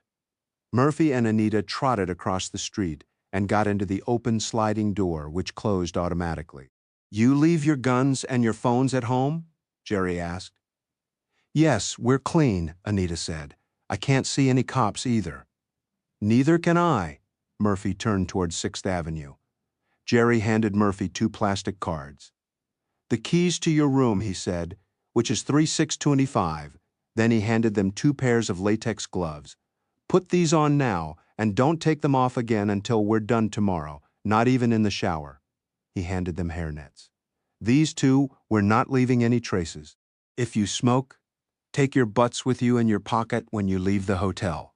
Down the block, Connor spoke into a handheld radio. "The van is on time. It turned right toward 6th. Somebody pick it up." He drove off slowly so as not to crowd his quarry. The black van turned right on 6th Avenue and started uptown. Connor kept well back and 2 lanes over. "This car is a piece of shit," he said absently. "I hope we'll never see it again after today," Cohn replied. They were up to Rockefeller Center when Connor saw an identical black van pull away from the curb and fall in behind the van he had been following. You see that? Connor asked. I sure do. Which one are we going to follow? The first one, if we can, but I have a feeling they're going to the same place, a block farther north. Yet another black van joined the little convoy. Jesus, how many people are on this job? Cone asked. Connor spoke into his radio. We have a total of 3 identical black vans now. They appear to be sticking together. The 3 vans turned right on West 57th Street and proceeded east. Anybody in the garage? Connor asked. It's staked, somebody replied. Coming your way. A block short of the hotel, Dino sat in his black SUV and listened to the radio channel. This is looking good, he said. The 3 vans passed his car, and he watched as they turned into the hotel garage. Connor spotted Dino's car and stopped. You take the wheel and wait here, he said to his partner. Right? Connor got out of the car, trotted over to Dino's SUV, and tapped on a black window. The window slid down a couple of inches. Get in, Dino said. Connor got into the car and closed the door. Let's just listen. The radio crackled. The 3 vans are unloading half a dozen big canvas suitcases on wheels. They've waved off the bellhops and are headed for the garage elevator. They're getting into the elevator, 6 people and the bags. Doors closing, headed up. I'll watch for where they get off. 36th floor, Dino predicted. Dugan came in the front door of the hotel half an hour ago and headed upstairs. Our guy spotted his contact at the front desk. We've got a detective on her. The radio came to life again. They got out on 36. The car is on the way down again. Dino picked up the microphone. Okay, everybody's aboard the ship. Maintain your stations in case anybody tries to leave. If anyone does, follow him. Murphy and Anita got off the elevator with the others and, towing their luggage, walked down the hall until they came to 3625. He slipped the card into the slot, opened the door, and walked in, holding the door for Anita. She looked around. Hey, not bad, she said. Big room. Murphy picked up his bag, laid it on the bed, and unzipped it. Holy shit, he said, holding up a black nylon jacket with the NYPD badge embroidered on the chest and the letters SWAT on the back. It's like Halloween. We've got the whole costume, flak jacket, cap, boots. He checked the sizes. Anita had her bag open now. She put everything on the bed, then brought out a stubby shotgun from the bottom of the bag and racked the slide. A shell popped out onto the bed. Riot gun, she said. NYPD issue, I'll bet. Where do they get this stuff? Who cares? Murphy said. The phone at bedside rang, and he picked it up. Yeah? Meeting in 5 in the corner suite? Jerry's voice said. Murphy hung up. Class is about to begin, he said to Anita. I'm up for it, she replied. But if I don't like the plan, I'm walking. Do you think they're going to let you walk out of here now? Do you want a bullet in the head? We're in. Get used to it. In until the cops come? Anita said. That's right. Until the cops come? 60 Stone's iPhone rang, and he answered it. It's Dino. How's the thing going? Everybody showed up at the hotel. They're in their rooms on the 36th floor, and we're sitting on them. We don't expect movement until tomorrow morning. The show starts at 10. I expect we'll see them soon after that. Sounds right. You want a ticket to the party? Yeah, I think so. Anne has a birthday coming up. Maybe I'll buy her a bauble. Don't think of this as a shopping excursion, pal. You could end up with a shotgun stuck in your ear. Don't worry about me, Stone said. I'll pick you up at 8 tonight, Dino said. Dinner? We'll be dining at the hotel in our room.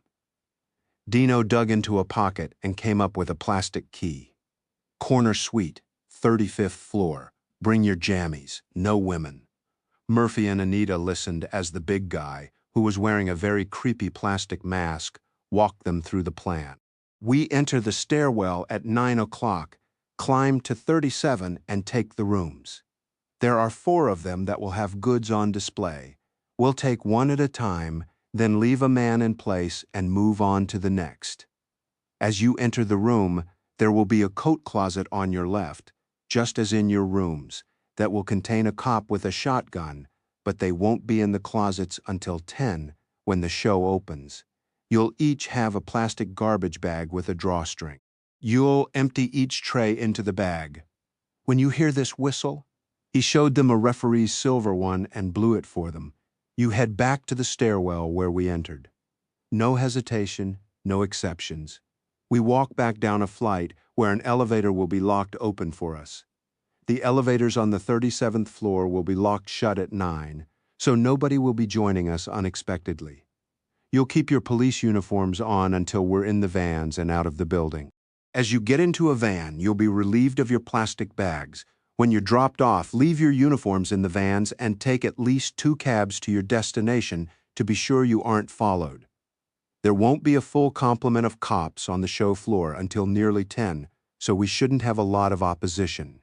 Your shotguns are loaded with number 9 birdshot, no double-aught. We don't want to kill anybody. If you have to shoot an armed man, aim at his gun shoulder. You'll knock him down. Don't worry any questions. Will any of the jewelry sellers be armed? Anita asked. Good question. Probably not. But maybe everybody will be frisked and, if necessary, disarmed. Check for ankle holsters, too. Remember, you're wearing full body armor, so you'll be well protected. The cops and security people will be in plainclothes, and they'll be wearing lapel buttons for ID. The only SWAT team will be on the roof. They're expecting a chopper, and they won't be expecting us to come up the stairs. The door to the staircase to the roof will be locked from the inside. We want to be off the floor in 5 minutes, so move your asses. Have you considered what traffic will be like? Murphy asked. Just past rush hour, so not as bad as it could be. The vans are equipped with police lighting and hoopers, so that will help us move along. Where will we be dropped? You'll see when it happens. You won't be far from a cab. When you leave the vans, take nothing with you but your own luggage, which will be taken from your rooms and placed in the vans. When do we get paid? Anita asked. On Monday, the big guy replied. You'll be contacted and you'll meet to get your cash. The next payment will come in a couple of weeks. You'll be paid in used hundreds, 50s, and 20s. Live your lives as usual. It would be very unwise of you to start making expensive purchases or paying off your bookies or other debts. Wait a few months. With your second payment, you'll get written instructions on how to open an offshore bank account. You'd be very smart to do that. They'll give you a credit card you can use anywhere in the world and the purchases deducted from your account. He looked around. No more questions. Everybody back to your rooms, and stay there until we come and get you at 8:45 tomorrow morning.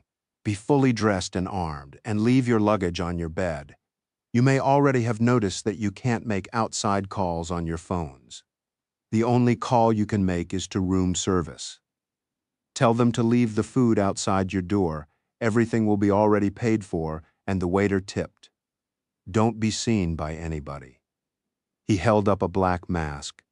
There's one of these with every uniform. Don't leave your room without it tomorrow morning, and keep it on until your van has left the hotel garage. See you in the morning. The big guy walked into the bedroom of his suite and closed the door, and Jerry Kowalski shooed everybody out. Back in their room, Murphy sank into a chair. So, what do you think? I think it's going to work, she said. When do we get out? Unless the cops interrupt us, we're out when we get out of the van. That works for me, she said. 61 Stone tossed his duffel into Dino's black SUV, and they were off. I'm hungry, he said, and I want a drink. You haven't already had one? Dino asked. I wanted your company. I hate drinking alone. 10 minutes later, they were in the hotel's garage and waiting for the elevator. 3 minutes after that, they were in their suite. Very nice, Dino said. Do we have any of the rooms upstairs wired? Stone asked. Yes, but they only got up and running an hour ago. We may have missed a lot. Stone tossed Dino a room service menu. What would you like? Steak, rare, onion rings, green beans, double Johnny Walker Black first, then a bottle of your choice. Stone ordered the same and a bottle of the Mondavi Napa Cabernet. The drinks came almost immediately. Long time since I was on a stakeout, he said. Me too. Not since I made lieutenant, except for that one thing at the Carlisle that time. That was when Dino had gotten shot, and Viv had saved his life. I don't recall ever doing a stakeout as comfortable as this, Stone said, flipping on the huge flat-screen TV. He stretched out on one of the two beds. What did you do with Crane? She's at home with two cops all over her. She'll like that, Stone said, laughing. Don Dugan picked up his cell phone and called Crane's cell. Hello? Sounded like she was in the room. How's Atlanta? It's Atlanta? Good flight? Passable? Still mad at me? A little less so? Is everything all right? Everything's going like clockwork. It's going to be a masterpiece. If everything clicks, I won't leave for Mexico. I'll come to your place. I won't be back until Friday, she said. Oh, right. There's a TV show starting I want to watch, she said. Good night and good luck. Thanks. They both hung up. A floor below Dugan's suite, Stone and Dino were into their steaks. Dino's cell rang and he answered. Bacchetti? Crane Hart just had a cell call from Don Dugan, Connor said. He thinks she's in Atlanta. Good, by the way. His suite is directly over yours. Swell. Did you hear anything about his plan for the robbery? No. I think we were too late for that. Rats? Yeah. How many people have we got for tomorrow? 24. All the sellers will be either cops or strategic services people. The jewelry will be real. Good. I'll be up there in good time. Barrington is with me. We won't shoot you. Good night. Good night. Dino hung up. You nervous? Stone asked. Not until I wake up tomorrow. You'll sleep? I always sleep, and I wake up when I want to. On the dot, wake me when you wake, Stone said. Dino pointed up. Dugan is right up there. In this same suite, up one floor? Right. Why don't we put a few rounds through the ceiling? Stone suggested. Lovely idea, but noisy. Anyway, I'd rather take him than kill him.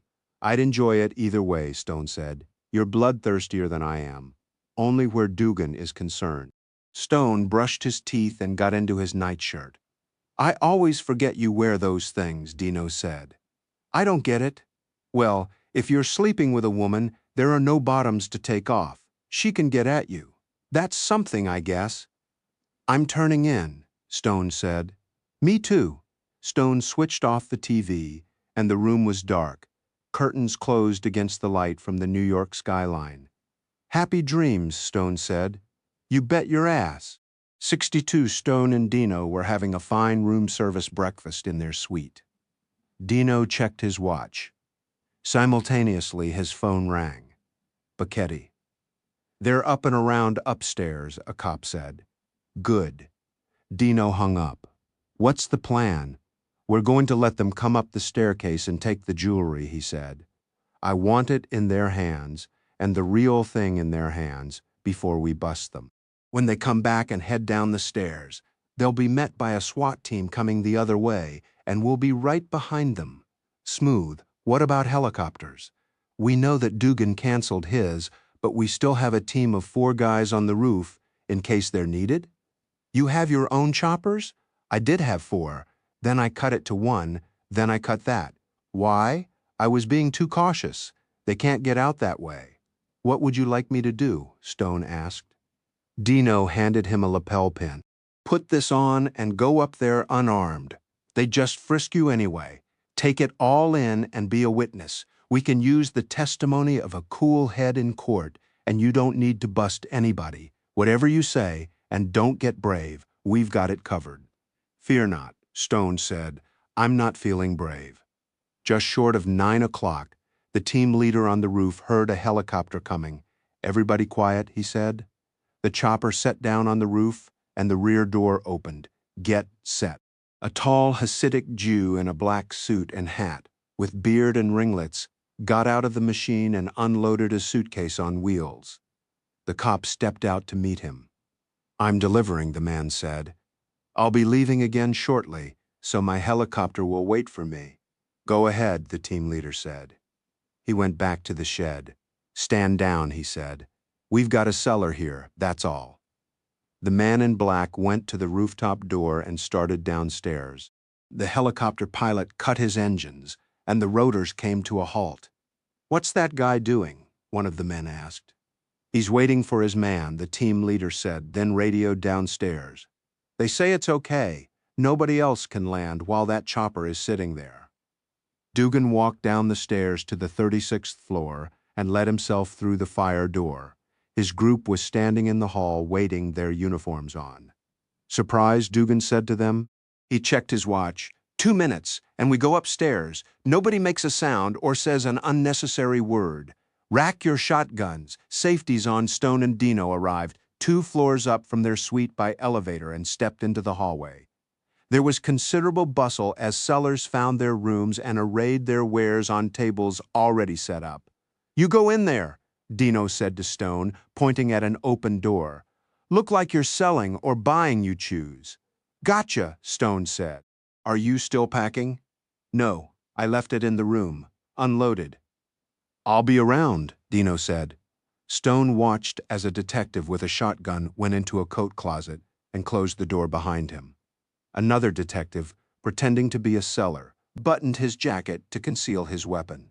Then suddenly, and very quietly, the room was flooded with SWAT members, armed and wearing masks. The occupants of the room were covered, and 2 men went to the closet door, yanked it open, and rousted the surprised detective. Then everybody was frisked and disarmed. Nobody said a word. 2 of the SWAT team raked jewelry into a bag.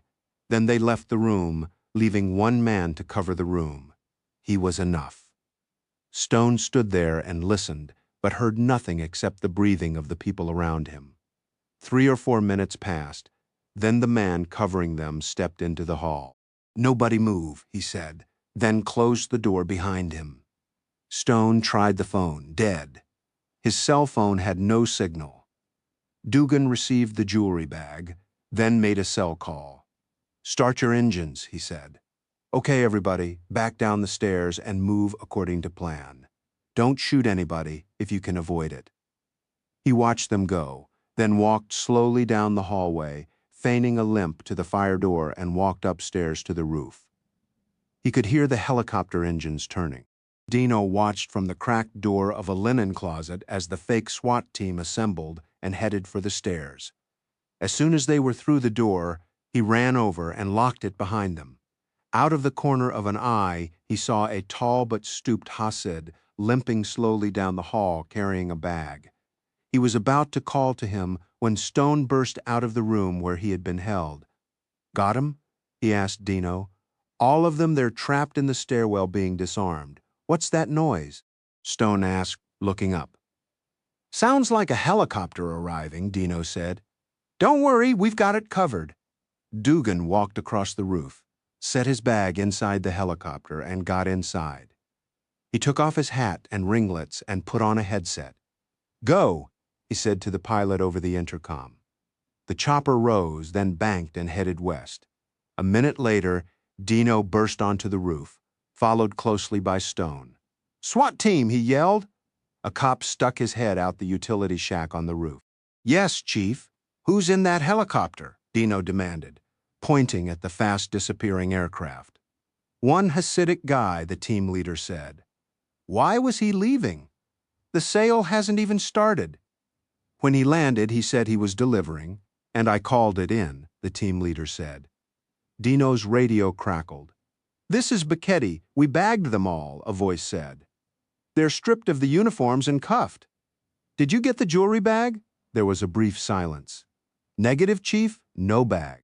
Dino turned to the team leader. "Did the guy in the chopper take a bag with him?"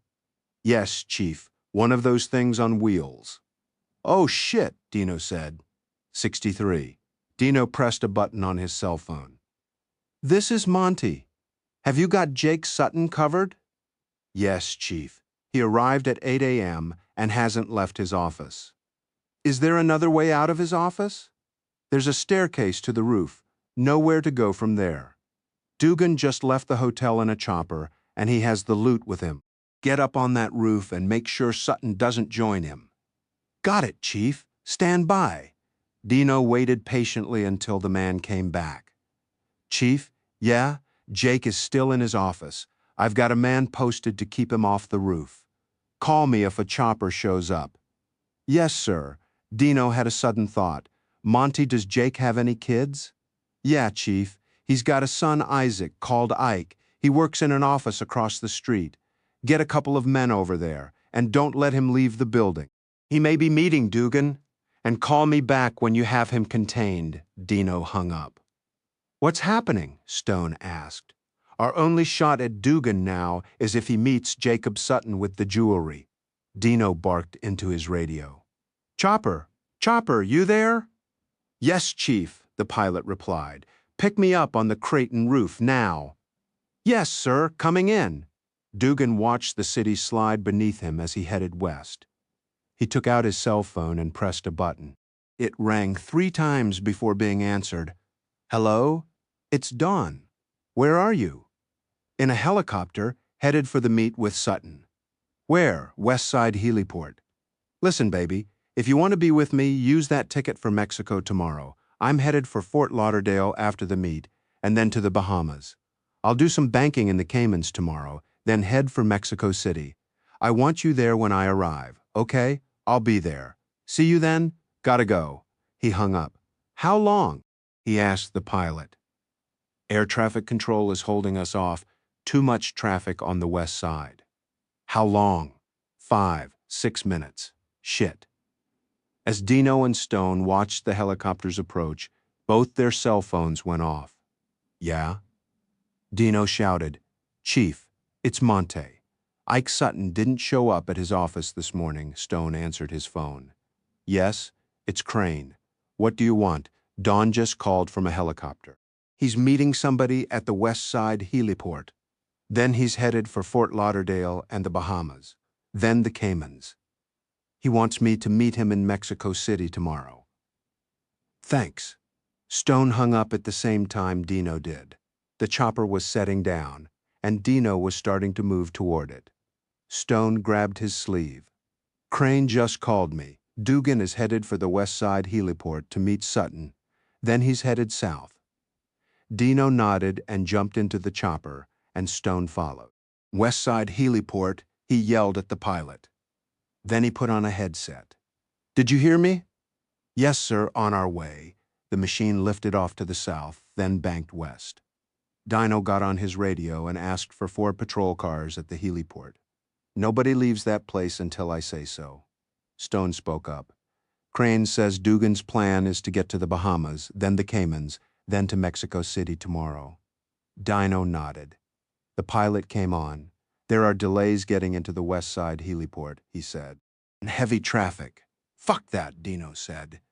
You tell ATC we're going straight in on a police emergency and to get everybody else the hell out of the way.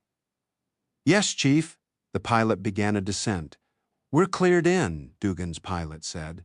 There'll be a black Lincoln Town car waiting for me, he said. Can he pull up to the chopper? No, sir. He'll have to wait outside the gate. How long will you be? 5 minutes. I'll pick up 1 piece of luggage, then we'll head for Teterboro to Atlantic Aviation. There'll be a Citation CJ4 on the ramp. November 1, 2, 3, Tango Foxtrot. So set down as close to it as you can. Yes, sir. The nose was low as they approached, and Dugan could see another helicopter on the ramp, its blades turning. Can we land? He asked the pilot. Yes, sir. The pad will take 2. We'll be landing on the downtown side. The gate's only about 30 yards away, and I see a black Lincoln just outside the gate. He pointed. Great! Get us on the ground! 30 seconds, sir! Dugan sat back as the machine slowed, then settled lightly onto the tarmac. Keep the engines running, he shouted. Yes, sir! Dugan picked up his bag and opened the door, then went out. Bag first. Somebody reached for the handle. Let me get that for you. A man shouted over the noise. Dugan tried to snatch it back, but the man already had it. Then he noticed something in the man's other hand, a black pistol pointed at Dugan's chest. You're under arrest, Dugan, Dino shouted as he handed the bag to Stone Barrington. Get on the ground right now. Stone held the bag and the gun while Dino cuffed him. then got him on his feet and started for the gate. There were cops everywhere, and two of them were taking a man out of the rear seat of a town car. They ordered the driver to pop the trunk, then took a large suitcase out of it. It was almost payday, wasn't it, Dugan? I haven't done anything, Dugan said. What are the charges against me? A list as long as your arm, Dino said as he stuffed the big man into the back seat of a patrol car. Don't worry, we've got your luggage. 64. They were all at the Four Seasons, the Bacchettis, Stone and Ann Keaton and Mike Freeman. It was a celebratory dinner, and they were in the beautiful pool room. Stone raised his champagne flute. I give you Chief of Detectives Dino Bacchetti, soon to be— Stop it, Dino said. I told you, I'm cautious. Their first course arrived. I have news, Ann said. I'm not staying with the Lees during the convention, so I'll stay with you. Great news, Stone said. Are you traveling on Air Force One with them? No. They're leaving from Washington. I'll take the campaign plane. Don't bother, Stone said. Strategic Services has a very nice Gulfstream 650, so all of us will ride with Mike. Sounds wonderful for an airplane. It's as good as it gets. Dino, Mike said. What did you do with Crane Hart? She's confined to her apartment until we figure it all out, Dino said. Stone spoke up. And what did you do with Bill Murphy and Anita Mays? We cut them loose until the trial, Dino said. Don't worry, I'll see that you get your $100,000 back. You won't have to make another insurance claim. Now that I think about it, it was an insurance claim that started all this, Stone said. I'll think twice before I file another one. For a complete list of this author's books, click here or visit www.puntbandpenguin.com Woods checklist.